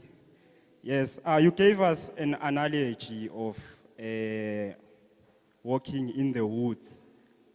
You understand? And from that analogy, what I picked up was that from your understanding, you do know, or you think that there are opportunities maybe to us, but we are not using those opportunities. We are in the woods, but we are not using the wood. You understand? And I would beg to differ, because based on today's presentations and the youth unemployment rate, your statement and your analogy does not, well, to me, make sense. You understand, sir? And the tracking from the three people who gave testimonial, I think it was with Tshepo 1 million, you understand? We always get these opportunities, right, for training and whatnot, but it's always the trainings that you would give to us, but then you leave us in a space with a vacuum, and then we go look for training elsewhere, look for training elsewhere. Yesterday, I emphasized that I think you need to be deliberate with your approach. You understand? GCRA, am I correct? Yes. You heard that woman, it doesn't matter her position, it doesn't matter her status. That woman knows the ground. She's working there. She knows Uguti, in this a community, there's a problem like this. I asked Mamizo Uguti, you need to bring a tablet into the community. If there's a job opportunity, send people out. Yesterday, in the other room, they asked how many people are aware of the Tshepo 1 million. And they said, 5 of them said, we know. And then she asked, how many in this room are aware? 10 of them said, we are aware of Tshepo 1 million. And there were like, I think 50 of us in that room. Now, it shows you that whoever is up there or whatever you are busy with up there, you don't know the people you are dealing with on the ground. So from Umama, from GCRA, I think she's a prime example of what a leader is, especially to me, is what a leader is, you understand? Because now, politicians now start acting like drug dealers, you understand? They have drug dealer behavior, you understand? You are selling us hope. That's an incentive to you guys. You sell us hope, you understand? We'll come again to a session like this, and we are still getting doped with hope. But no one can show us numbers that I actually took 10,000 students or 50,000 unemployed youth and placed them there. You understand? And another thing, I think the first presentation, it then highlighted social cohesion and was it social unrest, right? He spoke of that.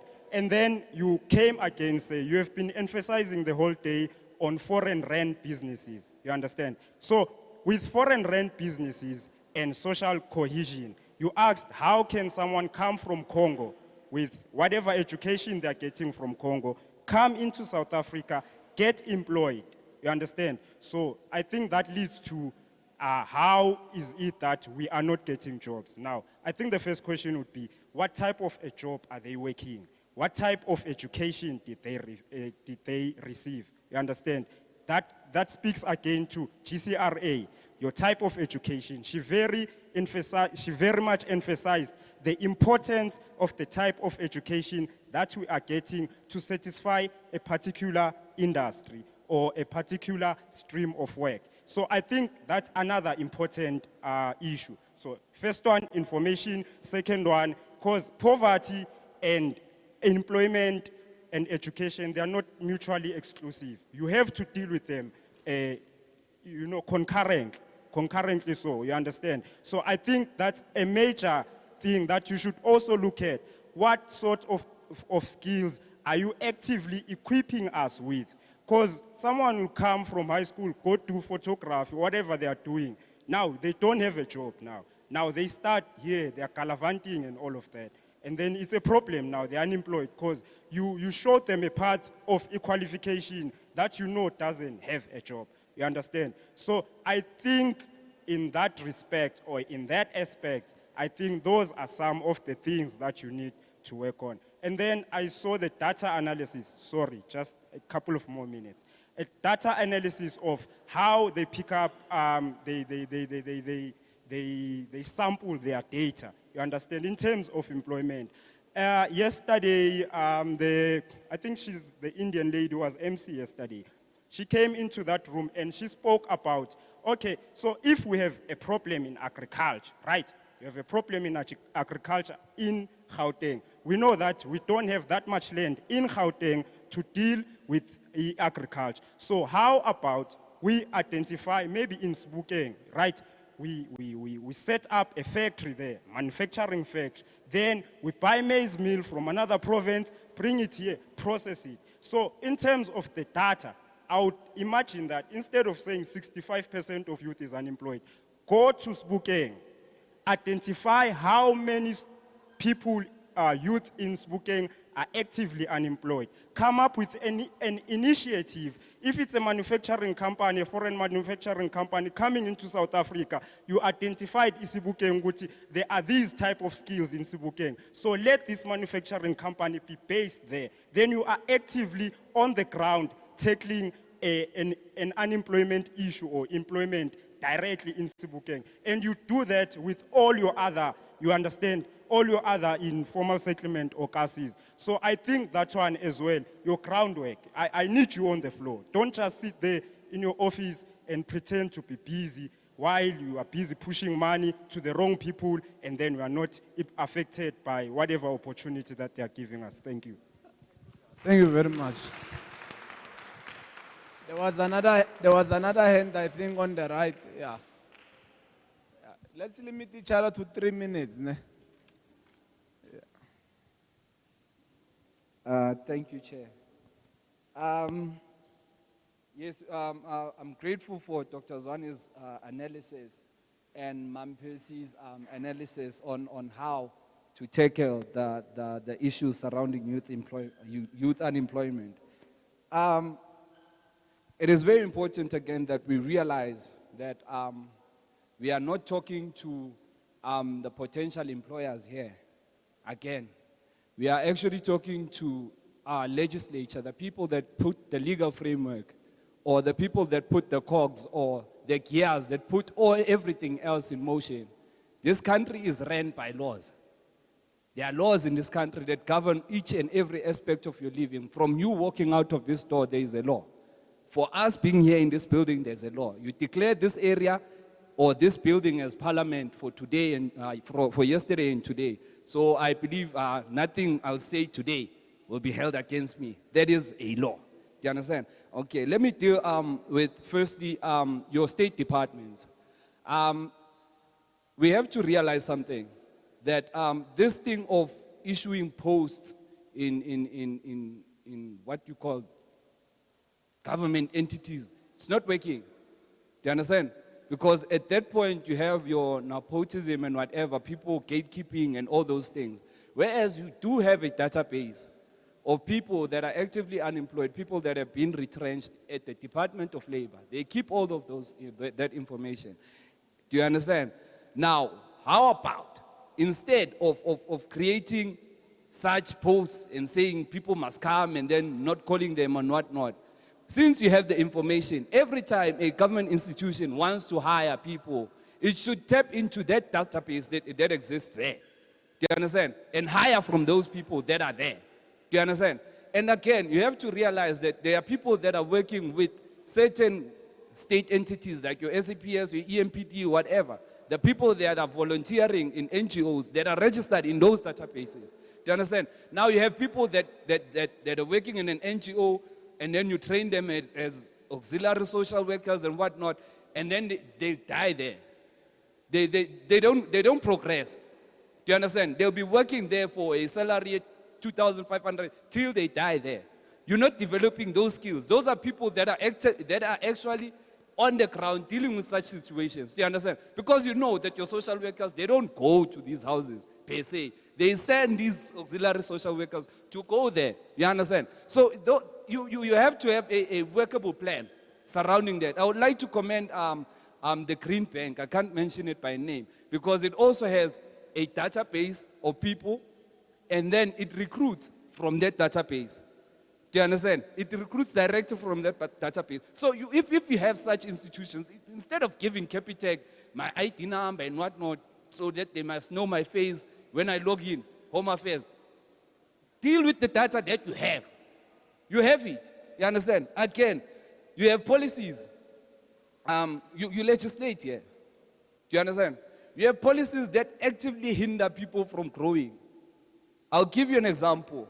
The Attorneys Act, which was enacted, I don't know, sometimes 2 years back or 2018, requires law students to go for practical vocational training or PLT, practical legal training. Do you understand? And then you find a law graduate having to go to a law firm, go beg for a job, get paid 2,000 a month, work like a slave. Do you understand? And then you have a bunch of angry lawyers in court. That thing does not work. It's not sustainable. Those people are being abused there. Angazi legal aid ihola malini, mara if you could understand what happens in private law firms, especially small law firms, your PEE law firms, people there, they are slaves. You can come out of varsity and then nothing is happening. Do you understand? Doing practical legal training or practical vocational training, that thing must be scrapped. First of all, if you want to be an advocate, you have to go there, do practical vocational training, and then come back. You're going to work as a slave there. Worst of all, advocates, you don't even pay them. You understand? They volunteer for 2 years of their lives. Do you understand? And then what are you expecting? You think people want to go into those professions? No matter the masters, you're not going to do it because you know what I'm going into. Do you understand? So once you remove those frameworks, even your engineers, you say they must go by and some practical, whatnot, then they have to go, what's that? A trade test. These are specific industries, né? And then you're saying, go on the ground, do this, you understand? And then come back, write an exam. For lawyers, write board exams. For engineers, go do the thing. But it doesn't make sense. If a sound person, a sound academic, and then you subject that person to such treatment, how is that person going to grow? Because, I mean, not everyone has the privilege of having a degree or whatever, do you understand? Or necessarily has the opportunity to do so. But then those that do have it, how do you treat them? What happens when they have to do those things? Again, I want to deal with the issue of NSFAS.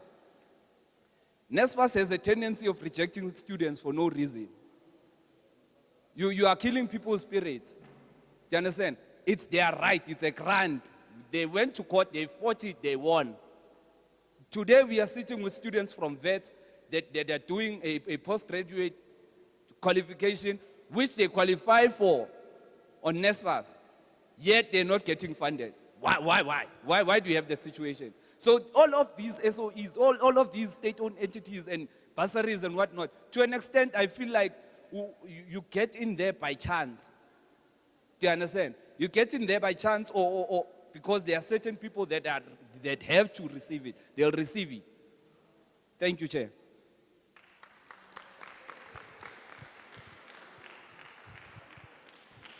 There's another hand. Okay, after, yeah, I've noted you. Sanmunan, Ninjan, Namnyapil. For those who don't hear isiZulu, I just greeted you. I said hello. Good to you. The cause of unemployment is basically based on the people who are employed do not want to retire. There are old ages who do not want to retire. That's why there's high unemployment for us youth, because our elders do not want to retire. If once they retire, space will be opened up and all of us might have a chance of getting positions and being employed. Am I making sense?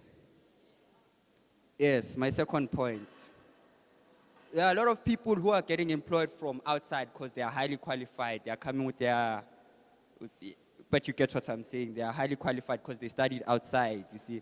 There are some people who studied from Harvard, so they can get a job here easily than us who study within the country. Am I lying, guys?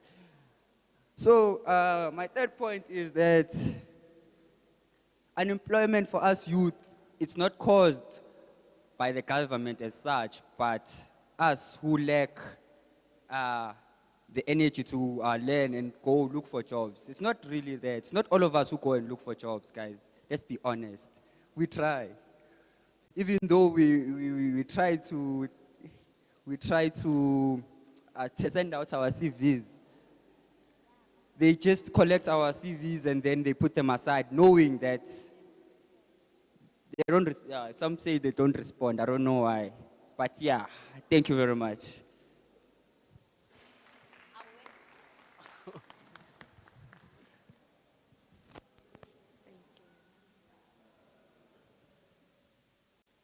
Sanmanani, Ninjan, Nyapila. For me, I think I wouldn't answer the question. I would basically say, why are people not creating more businesses, more companies? Why do we all just want to be employed, you know? And how are we going to get employed if there's no one creating businesses? So for me, if the government actually ensured abantwana abancane to be driven enough for them to actually want to create a business instead of wanting to be employed. How about we start with the young generation? Create programs that bring them together and have them talk about how innovative they want to be, how they want to change the world, how they want to travel the world. Why are we so centered about getting a paycheck every month? I'm not saying it's a bad thing. Obviously, people want to be employed. Everyone wants to be a provider at home. And Abanye basically needs to take care of their families. I totally understand that. And in that manner, I think if we are schooling, right, the government already has us all in the system, right? Let's say I'm from Wits University, right? The government can see that I just finished my qualification. How about don't we have abantu who are actually there and appoint labantwana laba who just graduated into facilities? Why do I have to go all the way to the internet and try to apply when I have a facility that I was groomed in? The same facility can actually make sure that I secure those opportunities.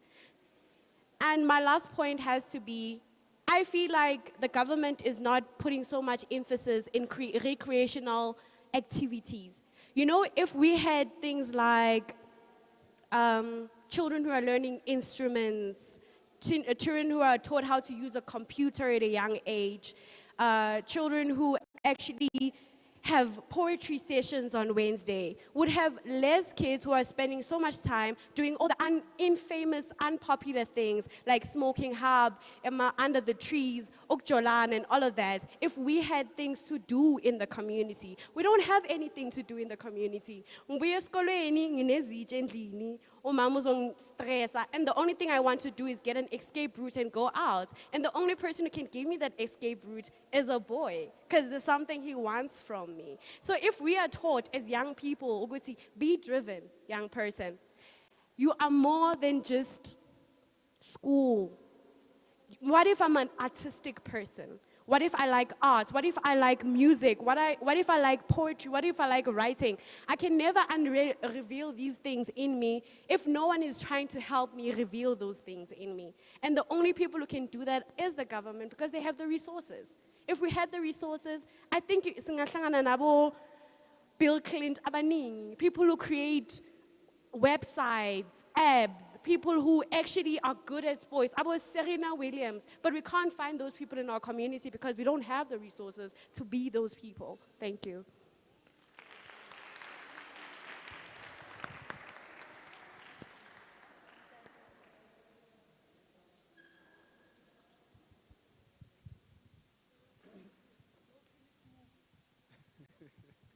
Sanibonani.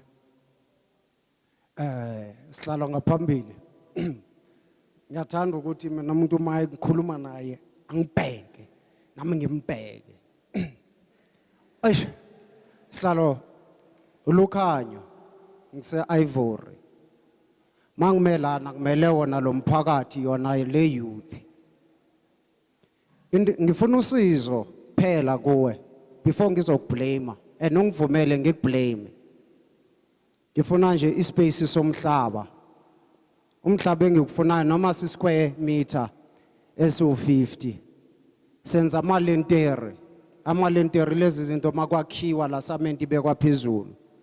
Sizawukhona ucreate amathuba omsebenzi, singakwazi ukuthi siqashe abantu abayi500 or 1000.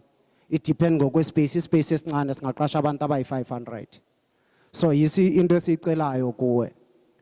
And then lapha sihlala khona sinama building kamasipala awu3 kuthiwa ngawe JPC, iJohannesburg Property Company. Siyasokola ukuthi singene kuwo lo ma building. Ngendaba yani iyawo lama leaders aphethe ekuhlaleni ayawa owner seyiphendukile manje yaba i residential area. bathola imali yerent thina sithola imali yerent sinazi izandla ziyakwazi ukusebenza kodwa sicela wena ukwazi ukusibona ngiyo kuphela nje into ebengifuna ukuyibhekisa kuwe eyesibini blame enginayo ukusukela izolo namhlanje angikwazi ukufunda ngento esikuyo la xa ndithi angikwazi ukufunda tata anandi engiphethe ngesandla ngiyahamba manje nzaya ku-community ngizothi ngifundeni ngizothi bekwenziwani asinama minutes asina agenda bengingathanda ukuthi masilana kubekho iagenda all the time manisibiza kubekho iagenda sifike siyotshela abanye abantu ngoba masilana sirepresent i-community angizukhuluma kakhulu ngicela nisize sithole umhlaba because la hlala khona si-close ne-rubber-rish i-rubber-rish surroundwe ngama-empty places awu-3 wonke lenzo ndaba bekuthiwa zezikamasipala masiya kumasipala uthi zeze private company since from 1995 until today azinamnikazi ngivelile eTV because bengizilwela sifuna ukuthatha la mhlaba sakhe izindlu kwathiwa siyindawo yethu ekamasipala ngubani umasipala ngoba indawo nendawo ye-community masinento yokwenza nayo singakwazi uyisebenzisa siyakwazi ukwenza i-gardening singakwazi uyisebenzisa sicela nje nisirecognize kuphela amen.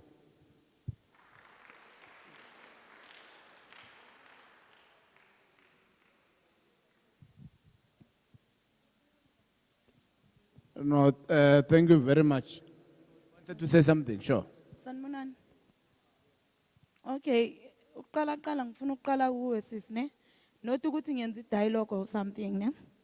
Siphila emhlabeni asiphili smooth. You understand? Sonke wonke umuntu uze emhlabeni ngepurpose. You understand? And then akhona mawuzothi why abantu ba concentrate ukufuneni imisebenzi than uqala ama business. First of all, to start a business, you need a skill. You understand? Secondly, you need money, funding. Uzoyithathapi if usaluthwa imali kusadliwa imali kusasene corruption. Singakayi ukuthi. So, wonke umuntu asiphume emizini efanayo. Abanye abantu banalento lokuthi mangaqeda umatric wami ngithole noma i-piece job nyana senyozise esikolweni ngibona ukuthi kwenzakalani ngoba nekhaya silambile. You understand? Omunye uye wa drop out esikolweni azange aqeda isikolo ukuthini anakekela umndeni wakhe. Sinama child headed house homes. Aphethe abantwana kuyahlushekwa. Not to say ukuthi asifuna into yokwenza. Apha ama sport recreation centers lapho khona umuntu azoyenza italent lakhe khona. You understand? So not to say ukuthi abantu bafuna imisebenzi bakhohlwa ukuthi kunento abangayenza. Imali, if it's South Africa, silapha sikhona because of corruption. If it wasn't for corruption, ngabe sikhuluma something else. So ke if bangaqala bathi balungisa corruption le esihamba phezukwayo yonke into izophokophela iye phambili.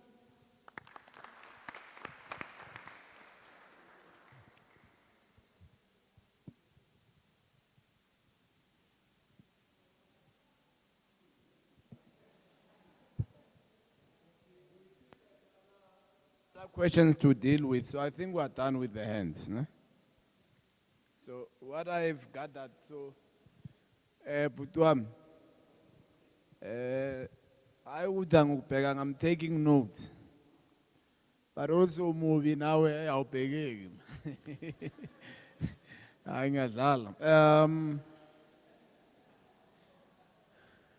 So we're asking you, why do you think there's so much unemployment in our province, in our country? These are your responses. Firstly, there are those who believe that the curriculum does not prepare you for the job market, right? Secondly, there are those who believe that the secular learning you get from school does not necessarily give you the requisite skills for the job market. There were those who were more honest enough and said that it's also because of yourselves are not actually going out there and grabbing the available opportunities or sourcing them out. There are those who believe that there is no upward mobility, and they gave an example of of social workers vis-a-vis the auxiliary nurses. Am I capturing you, ne? And there's also an assertion that even when you go to school to get all these skills, there are still other requirements such as trade test, and I'll respond to some of them. Why must you still write the trade test when you are studying to become an artisan or for you to be a diplomandi? There are those who believe that NFSAS is not funding people for particular courses and skills. Right? Am I capturing you correctly? And there are those who believe that the old people are not retiring.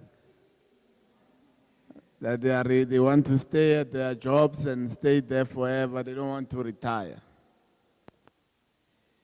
And there are those who make a point that the biggest drivers of any economy in the world are the small businesses, SMMEs, and that not everyone can become an employee, others must employ others. Am I getting you correctly?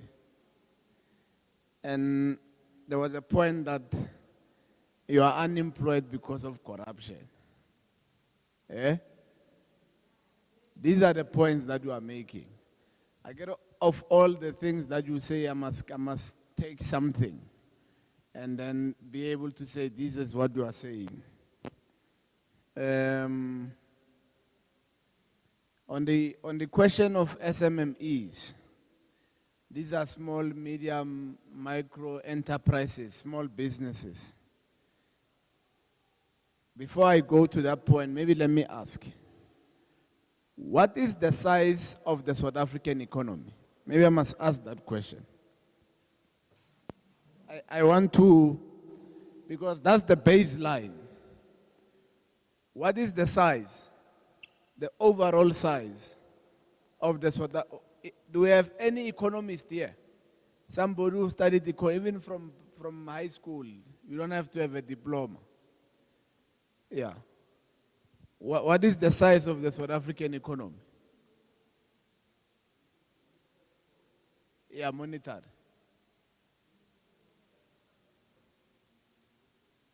Yeah.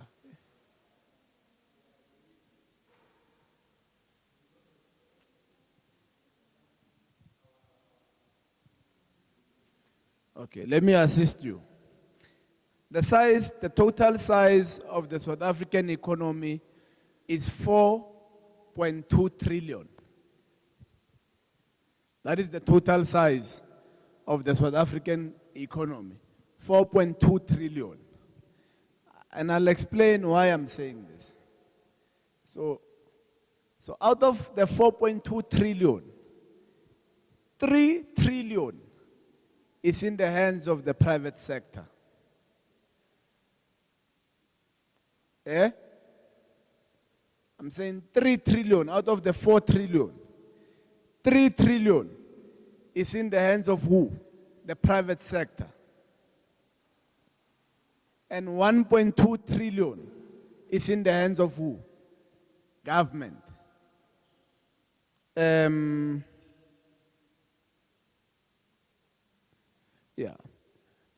It's in the hands of government, right? Through taxing the private sector. So that's the South African economy. So before we have any discussion, that must always be your baseline. So what does that tell you? Naturally, the private sector must be the biggest employer. Naturally. So if anyone has to have a chance at working, it must be the private sector who must be driving that employment, right? But now, because we have created a situation that we will not be able to handle for long, government is trying to be the biggest employer. It doesn't happen anywhere in the world. Where government is trying to be the one that employs, it's not possible. I'm saying 1.2 trillion is in the hands of the state, which is government. 3 trillion is in the hands of the private sector. And then I will tell you where this money goes, the 3 trillion and the 1.2 trillion. So the 1.2 trillion of government, it builds roads, builds houses, it pays for the hospitals, it pays for doctors, nurses, it pays for teachers, schools, it pays for books, it gives people ARVs, it's now paying 350, it pays 17 million people, it gives them social grants. Do you think it can survive? The 1.2 trillion, it can't, right? Now let's discuss the 3 trillion. No, I will come back there. We are having, I get it, when you leave, one person said, what is it? My brother wants to. So I'm giving you knowledge. We are here to empower each other with knowledge. The scientists, they say, scientia is potentia. Knowledge is power. There's nothing as powerful as knowledge. So the 3 trillion which the private sector makes, either in the financial services sector, in what I spoke about called e-commerce, in manufacturing, in what. There was a commission which was done by President Thabo Mbeki a long time ago. It was a shocking commission. The findings were very scary. And I think you will help. The findings were that the private companies in South Africa have what we call a high liquidity ratio, meaning they were highly liquid, meaning for all the money they make from the mines and everything else, they don't take back the money back into the economy. They take it to offshore accounts. And they are listed in the London Stock Exchange and the markets outside South Africa. So that money is no longer is not circulating in the economy. Then there's a paper written by Thulas Ngesi, the national chairperson of the South African Communist Party. He says the private sector has engaged in what he terms a very powerful term. He calls it an investment strike. So they are saying, all this money that we are making, we are not putting it back to the economy. When Mandela was president, they said, no, we don't trust him. He was in prison for too long. They don't put money in the economy. Thabo Mbeki, who was an economist, no, we don't. Zuma, that one. They don't put money. Then they said they wanted somebody who's business-minded. Then Cyril came, it's worse. We must tell each other the truth. So your battle is with the private sector. That's the first thing. It's either we go and fight them out, or amongst yourself, you start having that entrepreneurial spirit that this man says we must have. And a lady, I think it's Busi, that we must then begin to be the drivers of small businesses. We need to drive business. I was telling you about, I want you to, instead of running away from Ugugeziziche and running for boys and to go and sweat Moloba Lady Pikir, go and Google e-commerce. Just go to Google and say e-commerce and see what you will find there. Because none of you is playing in that space. I'm saying it's a 2.5 billion economy. Imagine if, every time I request, because I eat a lot of takeaways. Every time I request, there's a foreigner coming, the person I can't pronounce their name, all right? Every time I request, maybe if I buy a bag or whatever, every time. Even when I visit my parents' house in the township in Atteridgeville, where I'm from, if I request, my food is not going to be delivered by a South African. My food is going to be delivered by a foreign. And you know why? They did what I was telling you in the analogy. They arrive in South Africa, they see an opportunity and they take it. And then you say, government, government. Don't look at government. Stop looking at government. You will think that old people are not retiring until you yourself are 60 and you are old. There's a guy who writes, his name is Antonio Gramsci. He says the trouble is that the old are refusing to die and the young are struggling to be born. Right? And he's figurative. He's saying that you need to, your ideas that you have must be ideas that are coming from organically, and you must have faith in the ideas that you have. So I'm saying to you, you must go and have faith. I noted the hands. You must go and have faith. You must go and have faith in your ideas. If you have an idea that you want to be the biggest supplier of lanterns, you must have faith in that idea. You must. You must.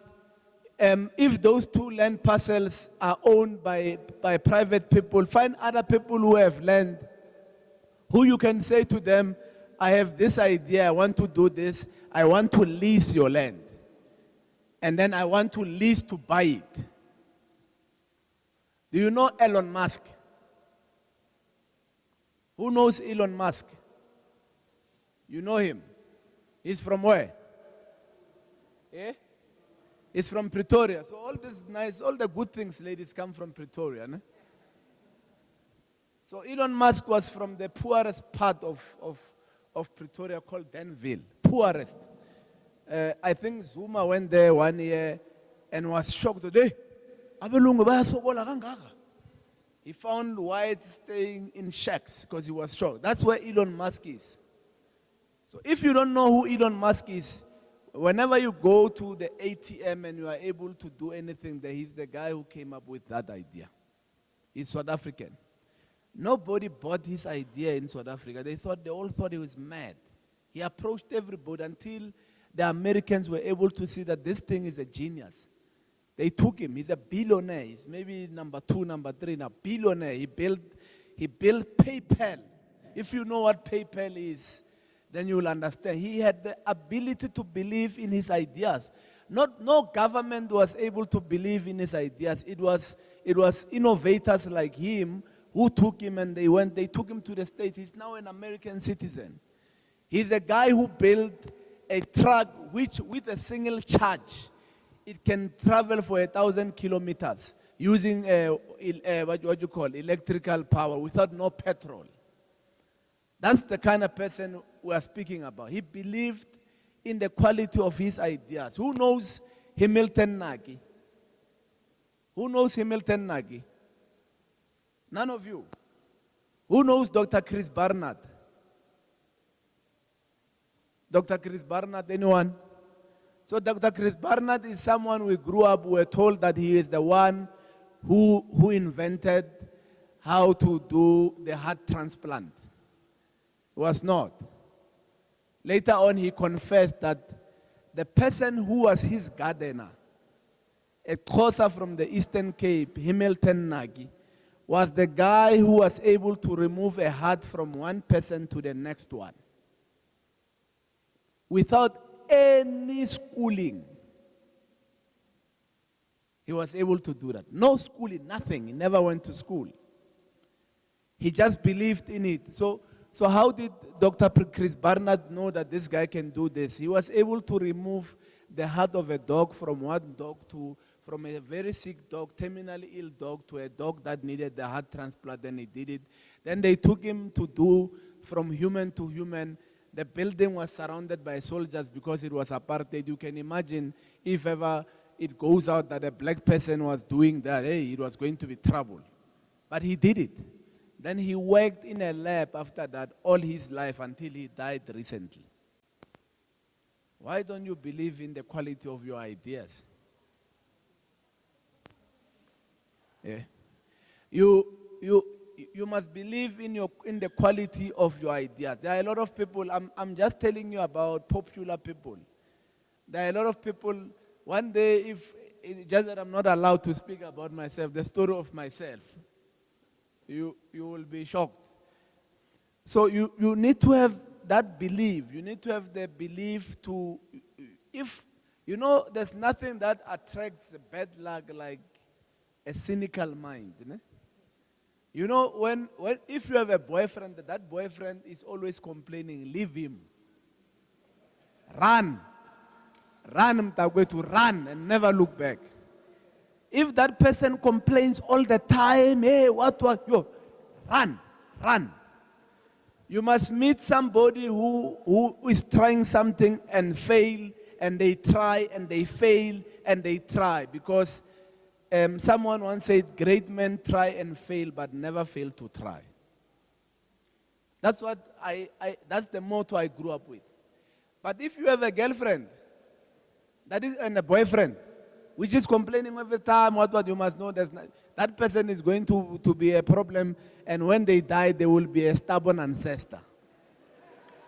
Very stubborn ancestor. So you are going to have a problem. Why are we speaking about trade tests? So every professional body has what we call, every profession has professional bodies, right? I studied computer science at the University of Illinois in the United States of America. And I belong to 2 professional bodies. So after I got my degree, actually, if you study IT, your degree is worthless. Worthless. What is most important? It's your MCSE, your Microsoft certified certificate. And anyone can go and do an MCSE. A requirement is not a degree or a diploma in computer science. Because why is an MCSE powerful than your degrees? Because an MCSE moves from theory into the real job situation. When I was in school, for instance, I spent 2 months in a graphic class, learning how to crop.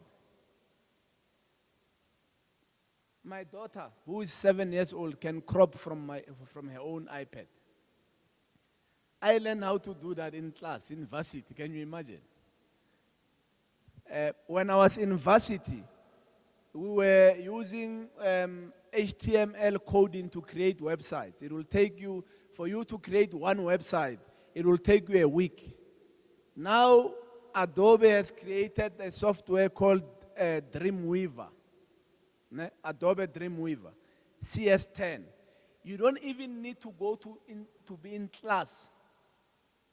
You can create 50 websites in a day because you don't even have to understand the programming behind what happens there. Do you get what I'm trying to say? Yeah.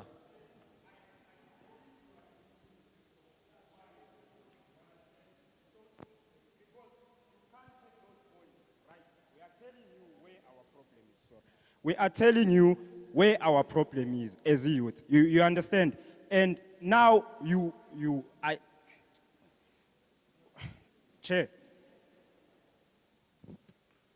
I understand what you're saying, and I would like to be Elon Musk. Maybe I have that idea, right? But I don't think it's okay for you. Me, I don't want to sit here anymore. Thank you for motivating me, you understand? But now, you are defeating the purpose of why we're here, because you are justifying everything that we said. Honestly, you are sitting with an unbelievable number of youth unemployment, and you are justifying them by telling us that we should be Elon Musk. You understand? I think all of these things should be memorized. He spoke of vocational work and whatnot. Why don't you chalk it down? Go see where the problem is. Go see where you can improve. Businesses, small businesses, shouldn't you go check? You are the one, you just said Elon Musk, no one believed in him. Why don't you go find somewhere in the private? We don't have Silicon Valley in South Africa. Silicon Valley is in America. So say, as much as I would like to sit with you and you motivate me, I think you are right now actively defeating the purpose of why we're here. No, thanks. I think you are making a correct point, and we are noting everything you are saying, by the way. We are not going to talk on top of what you are saying. The other thing that we will be doing, which is our responsibility, and how we want to assist you, because we have to assist you. But the first step towards assisting you is to be able to tell you that you must believe in your own ideas. For instance, somebody was saying, and that's why before we leave, everyone who needs help, we are going to assist them. If you say, no, there's no Silicon Valley, there are institutions of government which are not coming to you, which we must assist so that they are able to come to you. For instance, if anyone here is sitting with an entrepreneurial idea, there is Gauteng Enterprise Propeller, which must assist you, which is there for you to literally assist you. But if I may ask, you may find, and it's not your fault, it's not that you are dumb or you are not reading. If I may ask, how many of you know Gauteng Enterprise Propeller? You know it. Two people know about it, out of everybody, right? We have institutions that we have set and agencies that we have set up to be able to assist. If you, from the presentation that was given, for instance, the CEO of GCRA says, out of the people who are supposed to get these bursaries, only less than 10% applied. Why is that? It's because a bulk of those who qualify are not even aware that GCRA exists. Some of you learned of it and became aware of it today. That's what I'm trying to say. I'm not trying to say the Silicon Valley. There is what we call the Innovation Hub. How many of us know what the Innovation Hub is? Yes. These are knowledgeable guys that I'm dealing with. But if you look, it's only two people who know where the Innovation Hub is. There are people who sit, they create apps, they don't know where to take them, right? Because the Innovation Hub in Tshepo, it is not going to people. That's why one of the things that we are here, as you speak, we pick that up.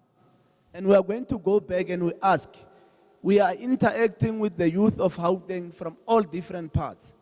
And out of the 100 youths we are speaking with, if we ask about Innovation Hub, only 2 people know about it. It means it's not going out to the people. If you ask about what you call it, JEP, the Gauteng Enterprise Propeller, only 3 people know about it. It's the biggest cause of concern, right? If you ask, I'm told yesterday I was not here, I was attending something else. If you ask about Tshepo 1 million, I'm told only less than 10% of you knew what Tshepo 1 million was. It's a big cause of concern. So that's what we are trying to say. That's why I noted everything that you said, which the ladies and the officials who are here, they are going to formulate resolutions and findings of this exercise. We are not wasting each other's time. Everything that you are doing, that's why there are people there recording. That's what we call hindsight. Everything you deposit to us is not for us. It's for us to go back. It's for us to go back and report back to the department. To go back and report back to the premier. This committee, it's oversight over the office of the premier. From here we meet with the premier and we say 1, 2, 3, 4, 5, 6. We are concerned. Your people are not aware of this sort of thing. So that's why we want you to be honest and to be open, and we encourage you to be frank. We are going to move to the second question.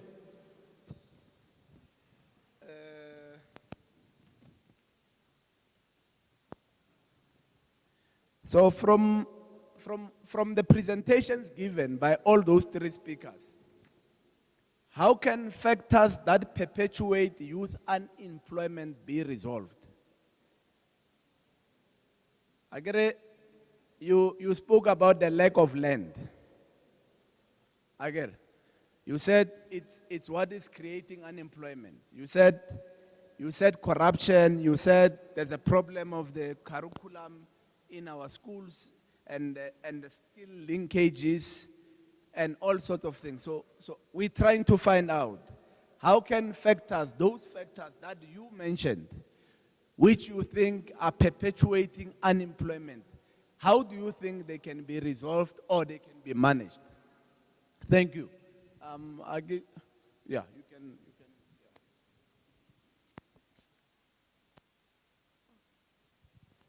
Okay, mina ngokubona kwami nebhuti, even yesterday sizikhulumile lezi zinto. Into engiyibona ukuthi ingazi resolve yonke lento ukuthi baye kuma existing organization asemakazi and aranwa youth ngoba if aranwa youth bayazazi ikhalazo zabanye abantwana, you understand? And ngengayenza ngayo example nye youth capital nange activate ukuthi thina abanye silapho esikhona ama opportunities amaningi siwathole through activate ne youth capital, especially when it comes to activate. Activate, I was listening to you now ukhuluma ngama trillions and stuff. Into engangiphathanga kahle ukuthi why most of the time ama politicians ahlezi athumela thina abantu basitshela ngama private sector, and that time ama private sector kuze sibe lapha esikhona bekungamelanga ukuthi ama private sector kube yiwo aphethe economy. I-economy iphethwa ama private sector because of the greedy yabantu ababekwe yithi. And nakhona enye into engihlukumezayo abantu njengani anifundisi i-youth ngama African leaders, usitshela ngabantu esingabazi thina, even though labo bantu labo, yes, most of the time into futhi enginotice ukuthi ama politician bathanda ukublame i-apartheid. Yes, i-apartheid ibe khona, yes abantu abamnyama they were disadvantaged, but okusalayo idlule 20 something years ago i-party ephethe yekumele yenze umehluko empilweni zabantu. We have people like Thomas Sankara. I didn't hear you talk about Thomas Sankara. Thomas Sankara, he was a president. Wachinja i-country within a year. Yonke into wayithi ukuthi asafuni izinto zangaphandle, we can create our own things. So thina la eSouth Africa bayafika bathenga ama-mine, bayafika even abo Eskom nabo yini, we shouldn't have load shading because of i-government is no longer in charge of Eskom and stuff. Say nama private sector phakathi kwe-Eskom silapha esikhona ngokuthini abantu abasiphethe. I'm not blaming ukuthi siya complain or what, but yeah, as ama-citizen of the country, as abantu abaphila kule country, sineyidingo esingakhonini ukuthi siziyenze, esidinga labantu esibavotela ukuthi basize ukuthi sifeze lezo yidingo.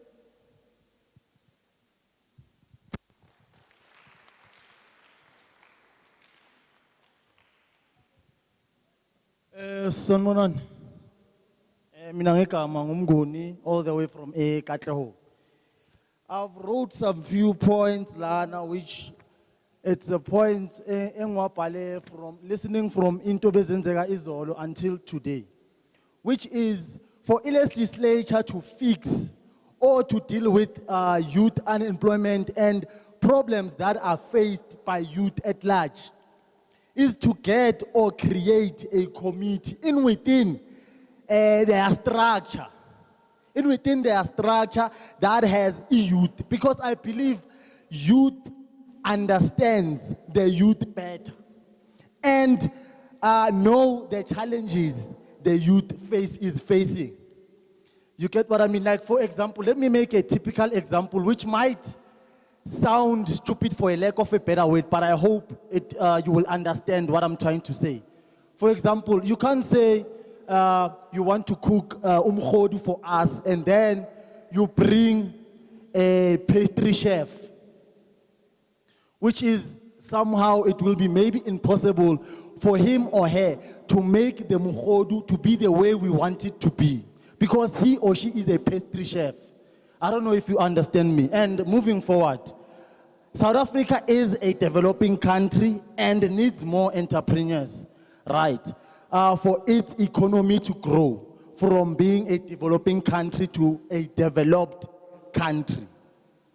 Therefore, people who are starting something of their own, especially the youth, which is companies, NPOs, etc., should receive the assistance they need, which mostly is financial assistance, registering their companies or entities which they fail to get such assistance because there are too many red tapes in that regard. You have mentioned two entities, or should I say organizations, which you said they are big, but only 2 or 3 people know about them, which is simply means there are too many red tapes. That's why most of us don't know about them. Which is the red tapes could be, they should just sit in their office and we should be the one who go search for them while we don't even know about them. So as you have already alluded, they should come to us so that we should know about them. That's what I just wanted to say. Thank you.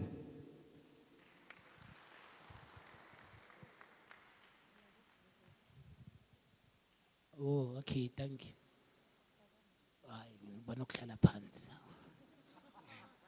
Okay, in terms of the solution that I'm thinking of, the legislature on its own, meaning the law, is not favorable to the South Africans. It favors the foreigners, if I can start there. You can't maybe usuge Zimbabwe and then on the first day already you can, it's so simple for you to open a business. But for me, a South African, it must take, I must go to SARS, I must go to all these processes for me to be legit. Meaning the law of this country is favoring the foreigners, if I can be honest. Again, please, this thing of education system, the education system of South Africa is killing the talented ones, if I can put it that way. Because my sister mentioned something about these kids playing netball and football. I mean, you can't start that thing at the township. You need to start that thing at school. Like your athletics must be part of the subject. Like in America, talent is one of the economic hub of it's making America run, like the Hollywood, the movies. This thing is holding the American economy. So I'm thinking of the talent. Maybe if it can be put on our education system, I understand. So that's why our foreigners, not our foreigners exactly, but you guys, the one who are making laws, you are allowing foreigners to come and rule this country, Bafito.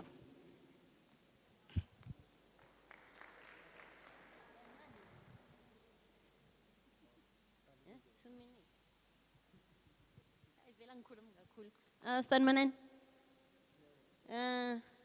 I'm not gonna answer your question, but I have a question.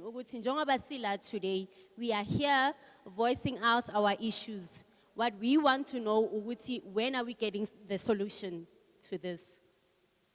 Thank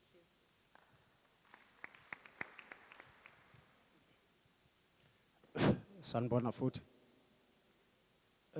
I-solution enginayo yile bengikhulumile na izolo ngisazayiphinda futhi. Thina siyi-youth sila masibe ngabantu bokuqala ukuthola i-information. I-legislature iyona yazi wonke ama-stakeholders mayiwabizele thina. Makuqashwa kumasipala ibe yiyo etshela thina because lapha emancwadini siyarejistara. Ngishilo naphambili ngesisikhathi besidiscuss ibill. But angakayizwi answer na today.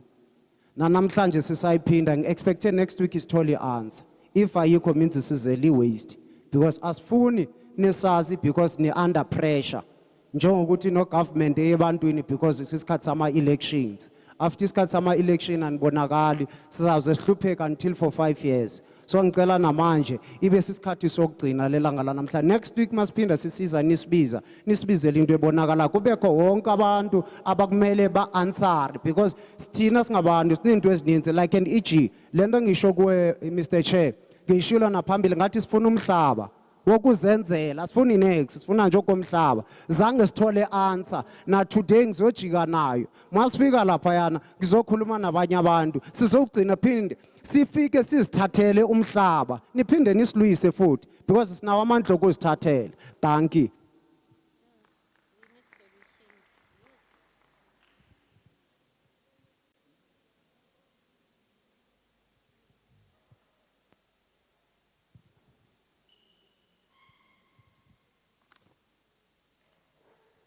Thank you, Chair. Again, I think my brothers have covered most of the things that I wanted to highlight to you. And then I also have because you seem knowledgeable yourself, talking about Elon Musk and what. I want to ask you, what policy did Zimbabwe implement 3 days ago? ZANU-PF implemented a policy. What is it? Then you tell us we must be entrepreneurs. When you move out of this country, when you go to Zimbabwe, Zimbabwe has declared that you, as a foreign national, cannot open a business in their country. And certain sectors are reserved for their people. You're sitting here, you legislate, you don't know. Do you understand? That's where I'm going, Chair. You don't know. And then you tell us we must be, entrepreneurs. I'm not an entrepreneur, I'm a lawyer, I'm not an entrepreneur. Me, I don't play that game. I don't play that game, I don't risk things that I can't afford. Do you understand? So once you sit there and you tell me, no, you must think big like Elon Musk, you must build rockets and whatnot. And then you yourself as South Africa, you cannot launch a rocket. Do you understand? Then you tell me I must launch rockets now. Do you understand what you're saying to me? I must think big, I must dream. I can't do that right now. Right now I'm facing a situation here and I'm telling you that your policies are hindering me. I can't move forward. I'm stuck between a rock and a hard place and you guys are standing in front of me. You're telling me about, no, you have to go through oversight. There are committees that are overseeing qualifications and whatnot. Okay, fine. They are there. What has Illegal Practice Council done? Do you understand? They just issue a certificate, you've been admitted because you've done community service for 2 years. Then you can practice. Well, if you can't do community service, what must happen? Do you understand? Do they teach you? You must go to law school. Law school for 6 months and then you do articles for 1 year. Doing what? You think right now as a graduate, I can't write the particulars of claim. Do you understand?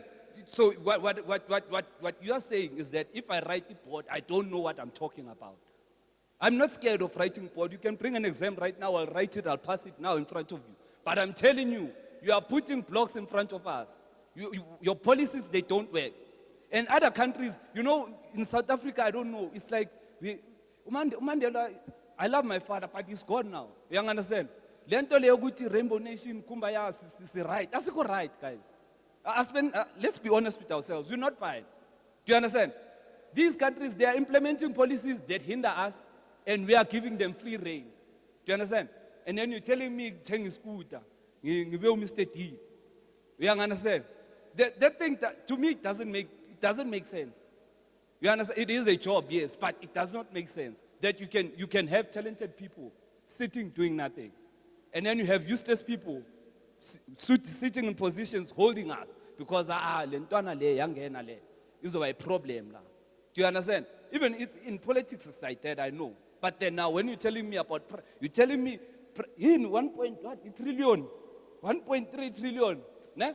Yet you can put 14 million in a bank account of a person and not notice that you did that.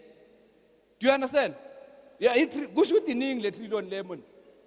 In English, it's a lot. Do you understand? If you can do that and not notice that you did it, it's a lot, man. Do you understand? Others, they are stealing. I don't know who they bought beds for 20 beds, 20 hospital beds, 52 million. And then you don't notice. They must come and tell you again. Or because you are the ones that have power and you must be fetched.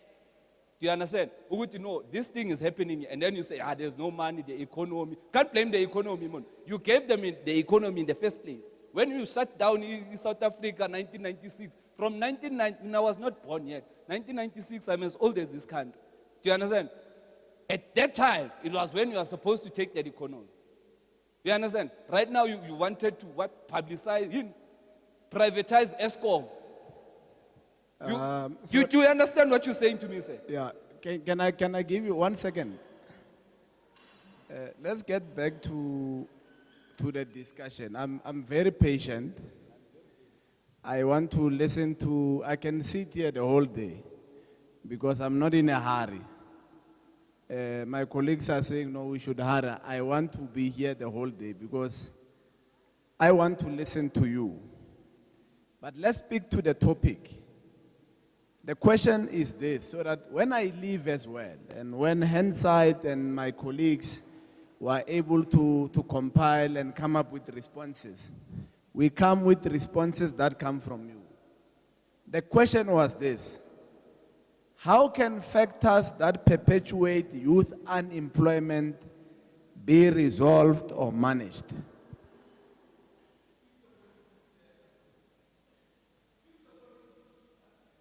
Yeah. No.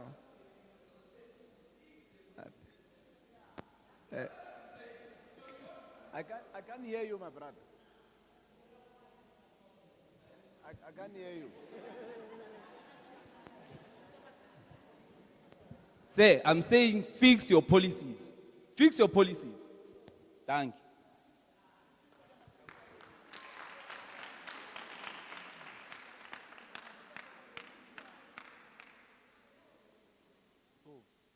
Sanbonani, I fully agree with you, but Nati, as youth like this, we should hold ourselves accountable. Nati slowly, we should hold ourselves accountable. Ngani, I decided to go back to college at the age of 28. Being the matric certificate, and I could see the matric certificate and doing jack for me. So I decided to up my skills. I did a diploma in business management and I did a certificate in financial management, right? So that puts me in the doorway. If I want to start a business now, my dog, I'm qualified.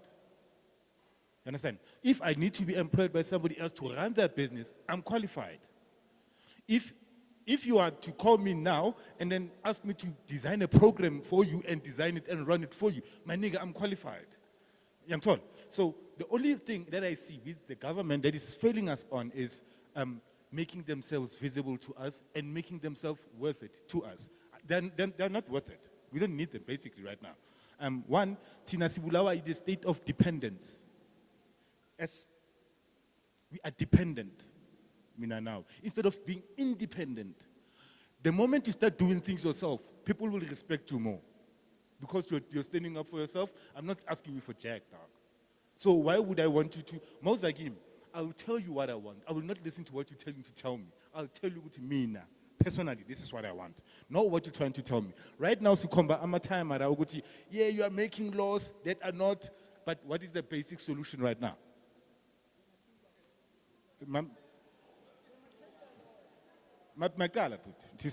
Okay. I want to get to the answer. Okay. We need to move away from the fallacy of one is for the whole and the whole is for one. No, that's wrong. We live in different economies and we live in different neighborhoods. You are from Katlehong, I'm from Ivory Park. You are from Tembisa, you are from Soweto, you are from everywhere. So we need to know, what is your area of staying needs? What are their needs? Not as I know what I need. What do you need? I'm not talking your blood, dog. I'm talking your next community. So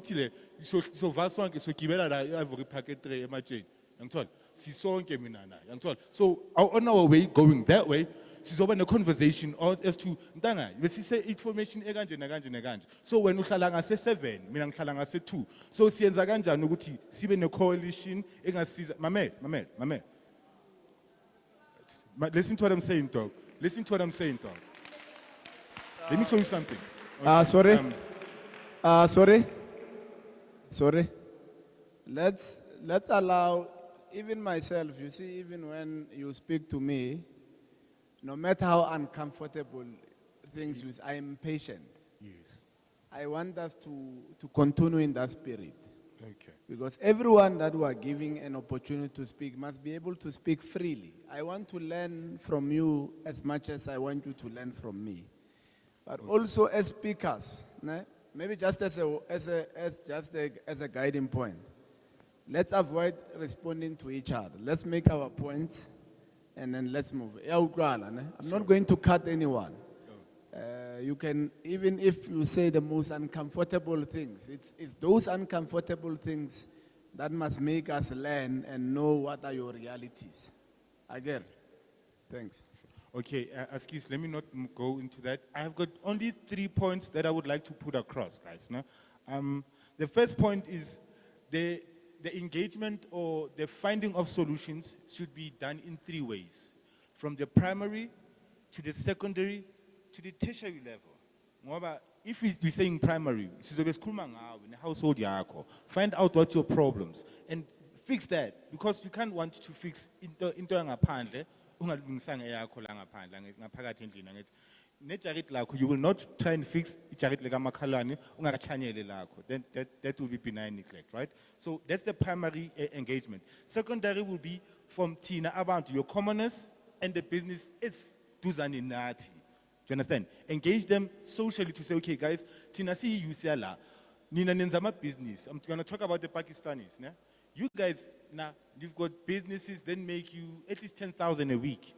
What is your contribution to the betterment of like us low shalaguyu? That's just engagement. And then secondary. And then tertiary engagement will be us knowing, Tina, as a household, I need 50 rands for my food for the day. And then Umukula Loyana is giving us 200 rand a month. Ne? That's just a contribution from him to our community.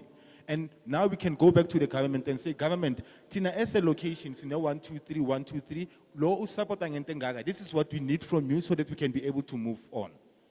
Right? So that's just the engagement. We need to engage in 3 different levels. Singathathi zonke izinto sisifake eplate in one and assume ukuthi ziyafana. Each is nehem as fani. Even though you can put them in the same plate, but they're not the same. Okay. The second point I want to emphasize on is political participation in the improvement of lives.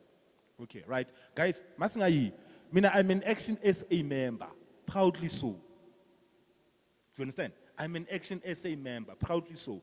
I don't care which affiliation you are in, but what we need to do right here, right now, is take that participation, your ANC, your EFF, your Natonton, and put it under the chair.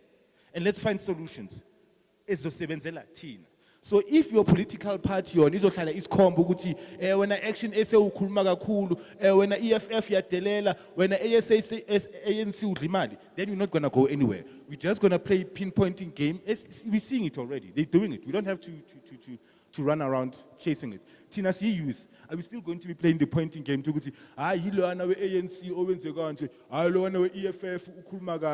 not going to help us, and it's not going to take my kids anywhere. I've got 2 handsome sons. I want to see them going somewhere. But then, rate is pilangayo of political misappropriation or whatever the terms are. I'm not. Whatever term you guys have in terms of how you move your political, what it's good and fair. But then, if you're going to be political about your life, then you're not going to go anywhere. Rather be logical and responsible about your life. Cool. And then the last point is monitoring and mentoring of developed SMMEs. Okay. My problem was that I earlier on, as the speakers were talking here, one, there's the disbandment of Tshepo 1 million. Reasons of why Tshepo million failed? Did you guys go back to him and find a breakdown? Or Babizan, continue Babizan, what's this?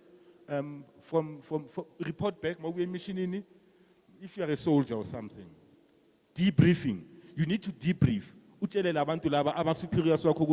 did 1, 2, and 3, and 4. Loyana utubule is civilian unintentionally based on 1, 2. That's debriefing. So Tina assays anything about Tshepo 1 million. So Damtlanje must figure Tshepo 1 million is disbanded. Okay. Ama reasons we don't even know. Okay. My question is, how can it have been approached differently? It's Tshepo million. Even the implementation, how could it have been implemented differently? But right now, it's just a matter of, I noticed it was not implemented properly, it was not monitored properly, it was not even executed properly. The program of action was not there. Okay, problems that affected the change or the progress at Tshepo 1 million.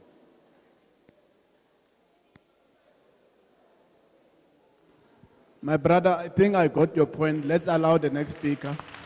Yeah.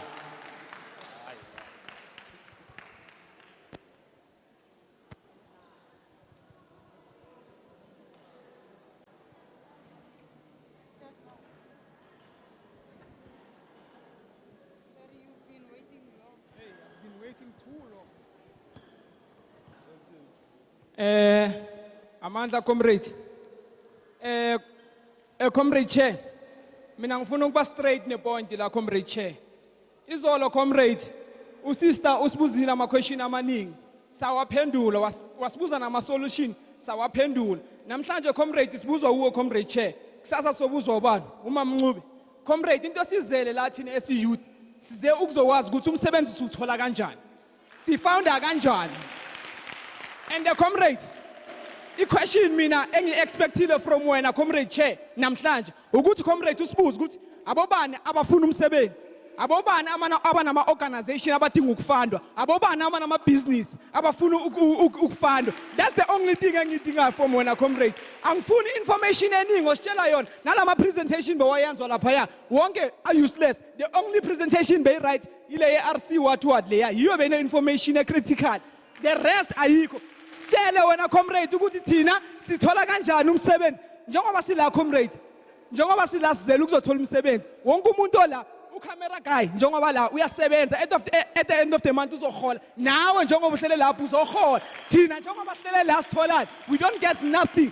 So thina into sidingayo ungasibuzi ukuthi solution yini. You already know the solution. Ushelile wathi ikuda lezo ikuda lezo bokhuluma ngazo yizo solution. Thenga ikuda wena usibuza ukuthi abana abafuna ukudrive. Si drive sisebenze finish and club. Ungasisilena le isikhathi iFriday namhlanje comrade amandla.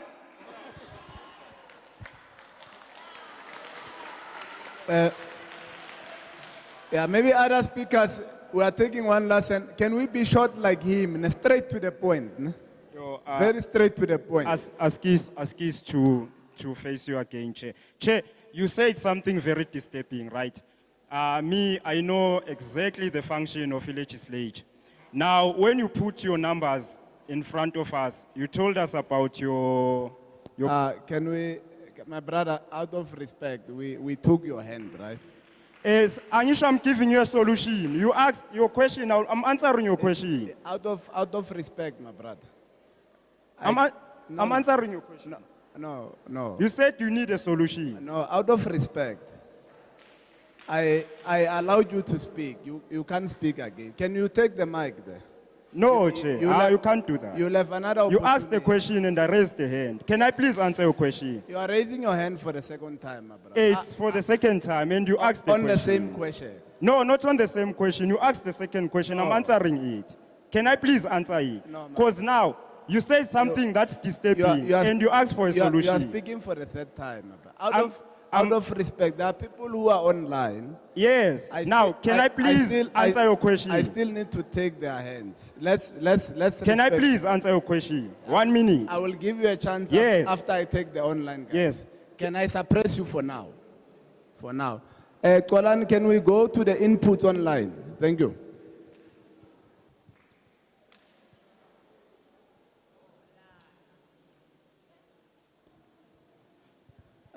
Can we go to Bishop Adams? He's connecting via Microsoft Teams. Hello? Bishop Adams, I don't know if ever you... We're going on Microsoft Teams.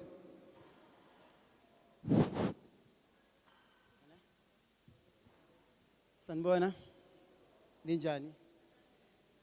Mina ngazi ngale system ye government wethi poor yonke. To be honest, they said don't reach us, we reach you. They only reach us. They only reach us. When they come door to door, they need their vote, our vote. We are here for work. Yeah. Okay. Can I, after this? Yes.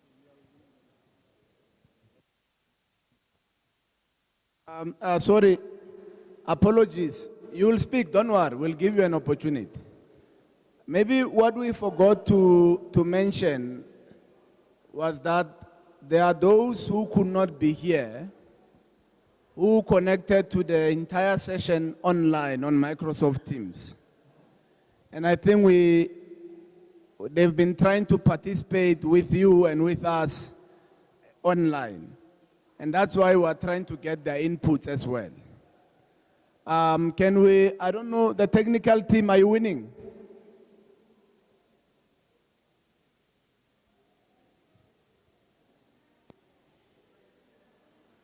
Technical team.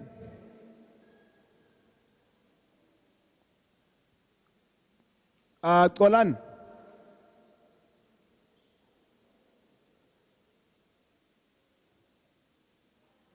Okay, we are listening. You can come in.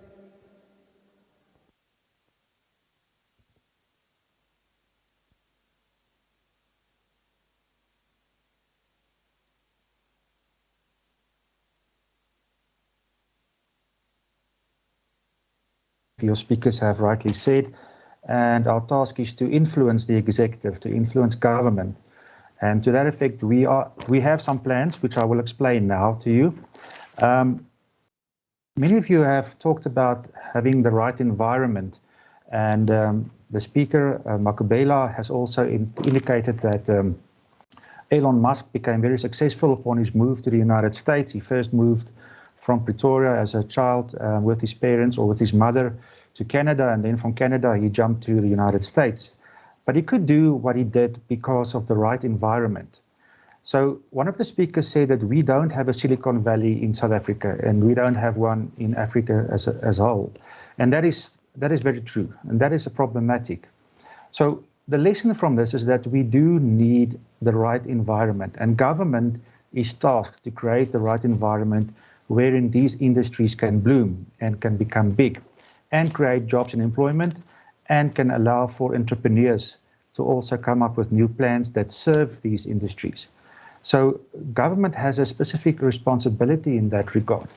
And many of you have also noted that government is not applying the right policies. We believe that policies that, or at least I believe that the policies that have been implemented up to now have been not too successful. They should be more successful in the future once we start changing them. So what this committee has done is to ask the chair of the committee, and he has agreed to that we implement, or that we devise and implement our own economic plan. And that economic plan will then be submitted to the Premier Makura and the executive for consideration, because we do need to make some serious changes to make sure that we create opportunities for the economy to grow on the one hand, on the other hand for jobs to be created, and also furthermore down the line for entrepreneurs to become part of the system and to serve the larger industries, because entrepreneurs normally serve larger industries and then also will be able to serve the community at large. So that is our plan going forward. But in the interim, I think government can also look at providing data to communities, especially young people. I think the speaker has also indicated that data is very important. It's become a commodity, and you can't take part in the fourth industrial revolution. You can't take part in the modern economy of the world if you don't have data. If you're continuously offline, it does create problems, and it also creates educational problems. So we need to look at that to make sure that data prices are lowered in the market on the one hand, but also that the government assists communities, especially the poor communities, to have access to data so that young people can have access to the internet, because many new industries are created through the internet, and young people are very imaginative and they can come up with new ideas that nobody thought of before that can actually generate money and create more jobs. So that opportunity needs to be created, and it's very important. And then also what is very important is that we need to ensure that education is good. if you have a good education, if you know mathematics and you know science and you know how to write properly, then with those tools, you can actually start accessing the market to a degree on your own.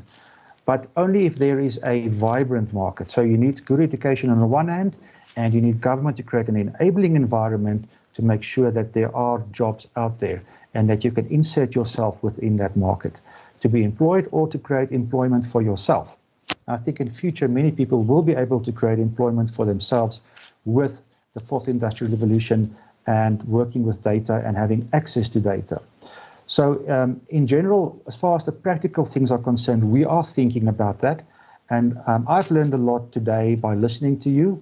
And I'm going to take that back to the committee, and we will devise a plan which we will submit to the Premier to make sure that the youth in Gauteng are empowered, that they have access to the education that they deserve and they need, and also that you also have the opportunities in the future to link up with industries that will be investing in Gauteng so that you can create jobs for yourself or are employed in those industries. Thank you very much.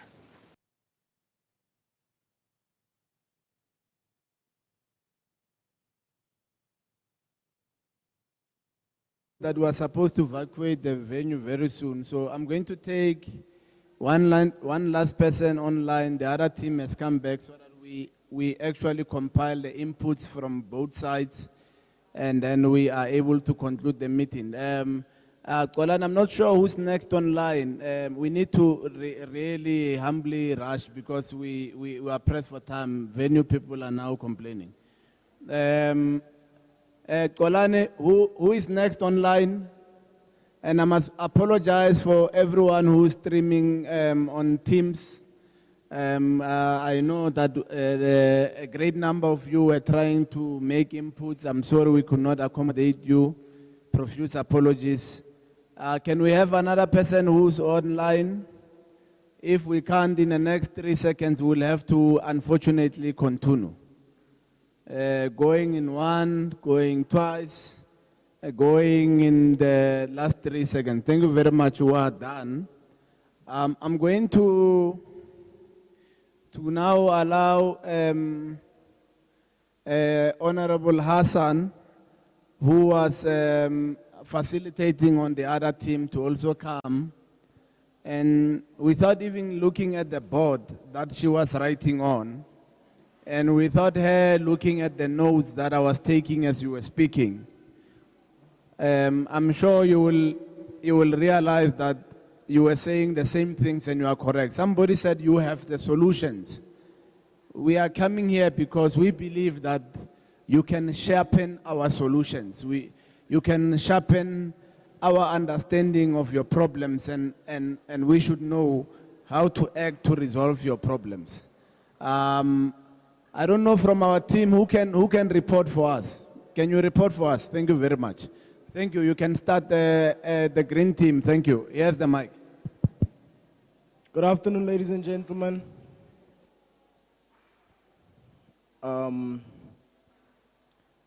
Okay, we were in the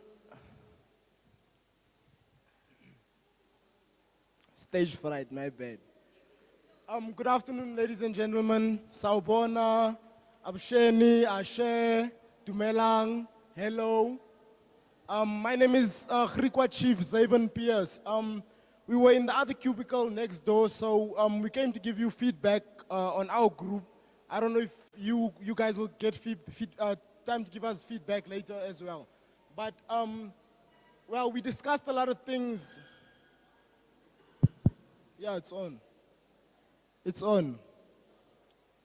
I'm floppy, man. I'm busy, so yeah, so we discussed a lot of things in the other room, and one of them were that government should stop moonwalking on youth, per se. And I'm going to give it over to you now.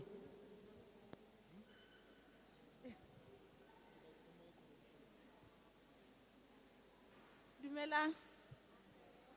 Le kae? Re teng. How why ka ra le sa le happy? Dumelang. Le kae? Rona. Oh, ba ba sa ntsebeng ke nna dithegong kuna, ne?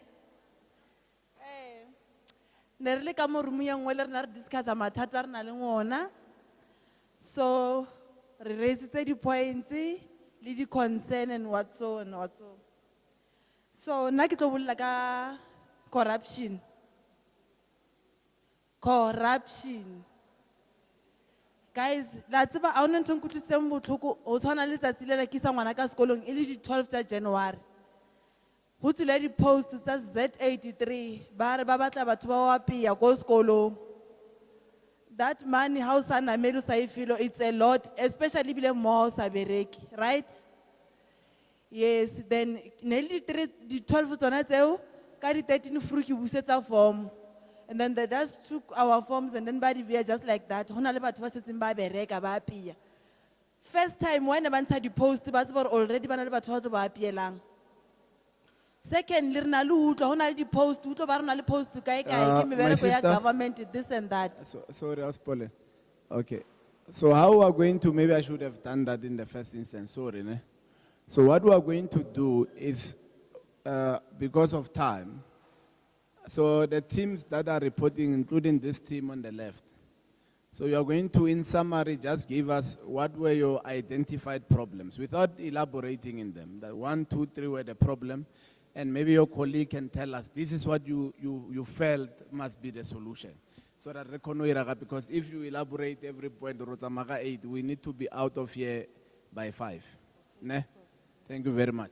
So as I was saying, guys, ke tlo zama ho phakisa ne, ba re ke summarize.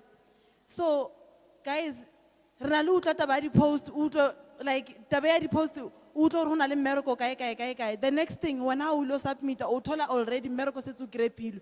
Because batho ba tsebana ka bo bona, batho ba kena ka bo bona, ha e sa bereka ntho la hore re batla mebereko ra apply all those things. Because already, even if o ka apply wa dirang, there is more people ba ba tsamaelang pele, ba bitsa batho ba ka bo bona. So ne re kgopela hore government le bona batho ba legislature ba re thuse ka ho fokotsa taba ya corruption. Re kgone ho thola mebereko ka tsela e proper ka ho fela ha rona. Ke a leboha. Lefuna ndikhulume or ndibuwe ere ke bolele he ka bona re he ke bolela English a le ntse tlhong ne so ere ke bolele sharp why didn't sang ne are sa beat around the bush ne ntwe ya corruption is a groot ding ne and then rena once re grab the government officials and then we have to hold them accountable for the corruption that they're busy with. Nepotism, putting in family members who don't even have the qualifications, such things.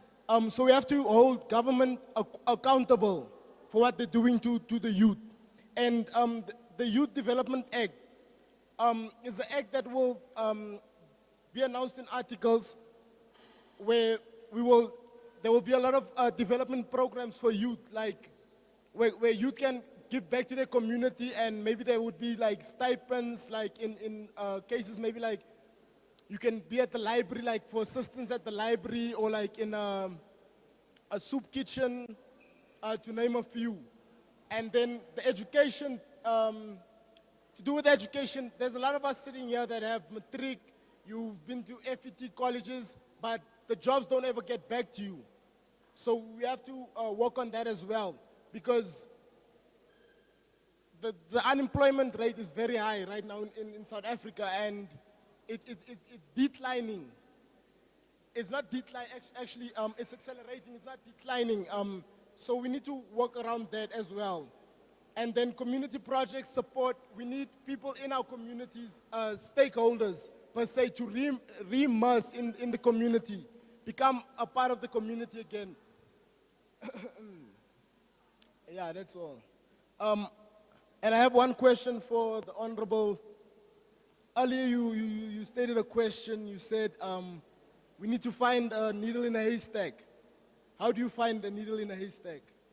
How do you find a needle in a haystack? How do you find a needle in, that's the question. No, we'll respond, Thanks. We'll respond. Can you respond like now, like? It should not be about me and I'm us. just asking a question. Yeah. Of course, it's a tedious process. You How do you find a needle in a haystack? You must separate the haystack. You and must then- separate the haystack. Yes. No, you use government as the magnet. Oh, okay. Okay. Can we get another group? It's your turn. Thank you very much. I did not get both your names properly. Can we give them a round of applause? Thank you very much. Thank you very much, sir.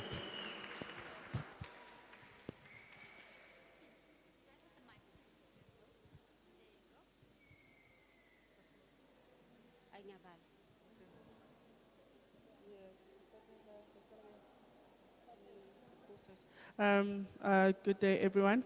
So we're going to start with the courses. My partners and I'm just going to go through what the courses and the solutions to the courses that we had. So the first challenge that we had was curriculum. The government or the educational system is the educational system, the curriculum is not equipping them for after school, the after school career. So whatever that they do, the course your accounting, whatever subjects it's not preparing them to either find a job or to start a business. The second one, there are no retirements. People, 18 to 35 people, we are expected to find jobs from 18 to 35. But people, as soon as they find jobs, when they reach 65, they do not retire. They stay there until they die. So where are we supposed to get employed when people are there until they die? Corruption, we are in this position because our elders have failed us. We are placed in systems where already our elders are leading us and they are failing us and they do not want to admit they are failing us. Oh, the last one from my side is NSFAS. NSFAS has, it's just not delivering to the people that actually want funding.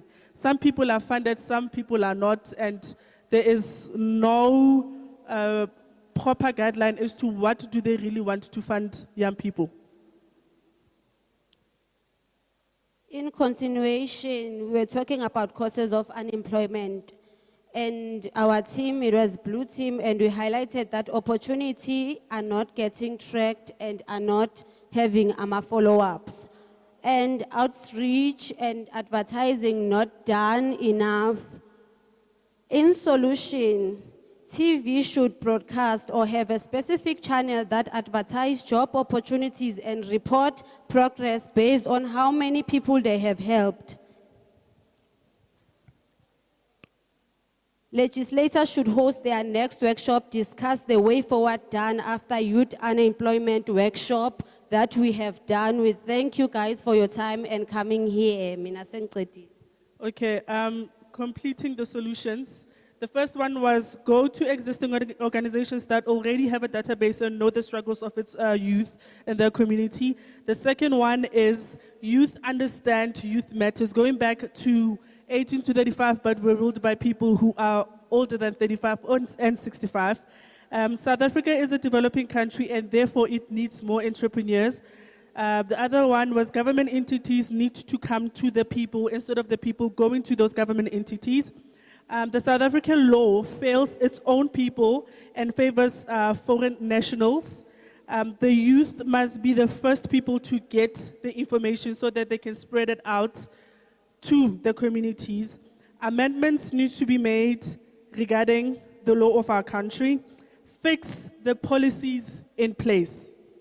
Young people need to be, the other one was saying young people need to hold themselves accountable. And the last one was monitoring of developing SMMEs. Thank you.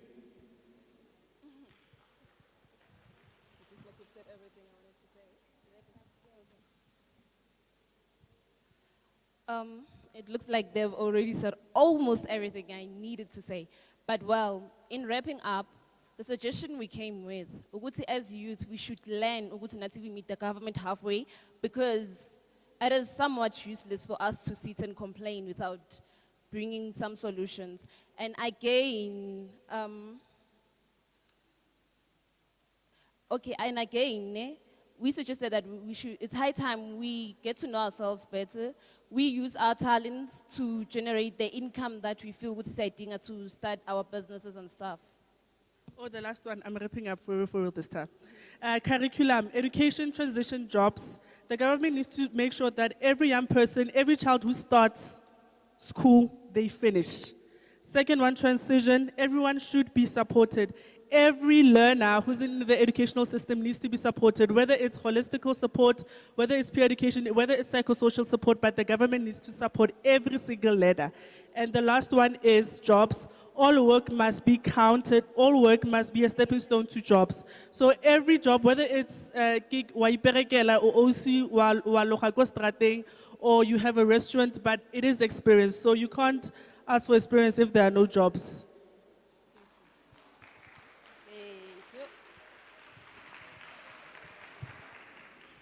Got it. Thank you, guys. So let's do one more round of applause for every young person who presented and everyone who contributed and spoke. We're almost done. Remember, a big thing that everybody has spoken about were these resolutions, right? How do we make sure it's not just a talk shop, not just a dialogue?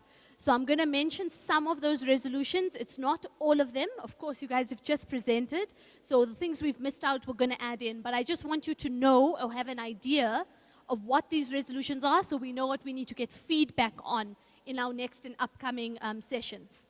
The first is there's a huge lack of transparency in government programs. We need governmental departments to ensure that there's more information to empower young people, that it's comprehensive, up-to-date, etc. We need more rigorous monitoring and evaluation. A lot of people said this yesterday, right, of our programs to ensure that there's a better rollout, to ensure that we actually have beneficiaries, etc. This one is around localizing services, right? So when we have different projects, we want the empowerment to come from our communities. We want to remove age restrictions on some of these youth empowerment elements, right? We've spoken a lot about these age restrictions being a hindrance. We need tailor-made solutions, right, for existing young people, not a blanket one-size-fits-all approach. We know we need a basic school education empowerment, driver's license, those investment skills, those very important, useful skills. Red tape. We need to remove a lot of the bureaucracies that make it difficult to open up businesses, entities, or even do service delivery or youth empowerment. Tshepo 1 million, the Office of the Premier must review the program to ensure maximum impact. Big one, there must be feedback from the workshop today. And all of those elements that I'm speaking about within a reasonable time frame. There's been a request for follow-up workshops in each region so we can get into the nitty-gritty of each area. Addressing the corruption that hinders opportunities for young people.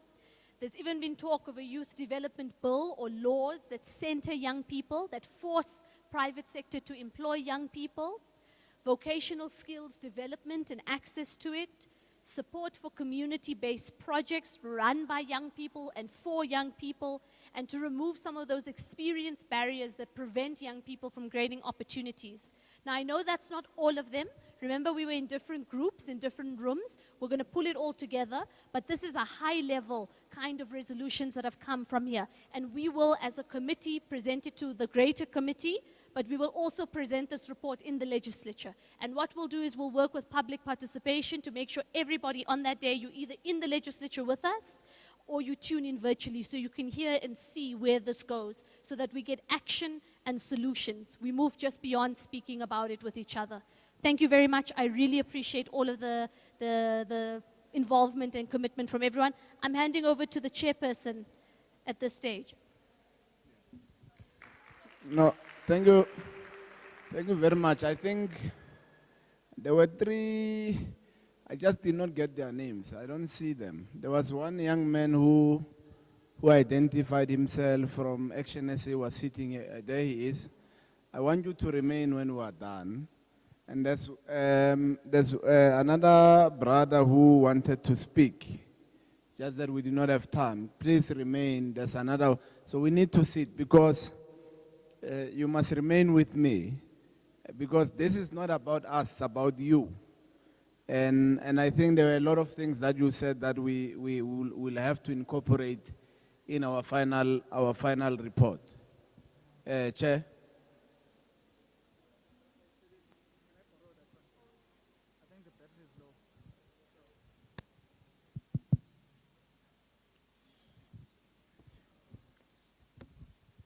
Thank you, Honorable Program Director, Honorable Makubela, honorable members of OCPOL, Honorable Mngube, Honorable Hassan, Honorable Msimang, Honorable Bloom, and Honorable Alberts who are attending virtually. I want to thank also the Office of the Premier for attending and other departments. And also thank members of the support staff for putting up such a wonderful and successful workshop. Thank you very much. Let's give them a round of applause.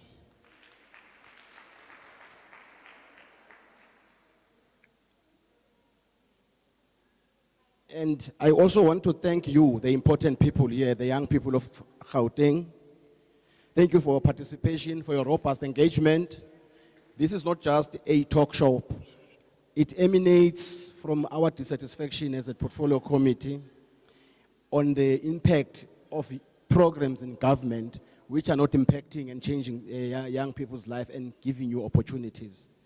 In day one, we had presentations on the scenarios of what are the problems, what are the possible solutions, and also today we also got those presentations. But the real robust discussions happened in the groups, and we appreciate that openness because we wanted that feedback. Therefore, the proposed resolution here, as Member Hassan has said, will be taken to the portfolio committee. We'll deliberate on them, engage the Office of the Premier, and take them to the House so that they become House resolutions, and therefore we track. But this should be the beginning of a conversation with you young people. It should not be the start. There is a proposal here that after this provincial workshop, the second step, we should go into each corridor or each municipality so that, because problems are not the same. So and also solution cannot be the same. With those few words, without wasting your time, I know it's a Friday and it's a month end. Thank you very much once more, Team OCPOL and Member Hassan for facilitating. It was good that it was young people running the show, and because it pain is why. So thank you very much once more. Thank you very much, ma'am. The meeting is adjourned.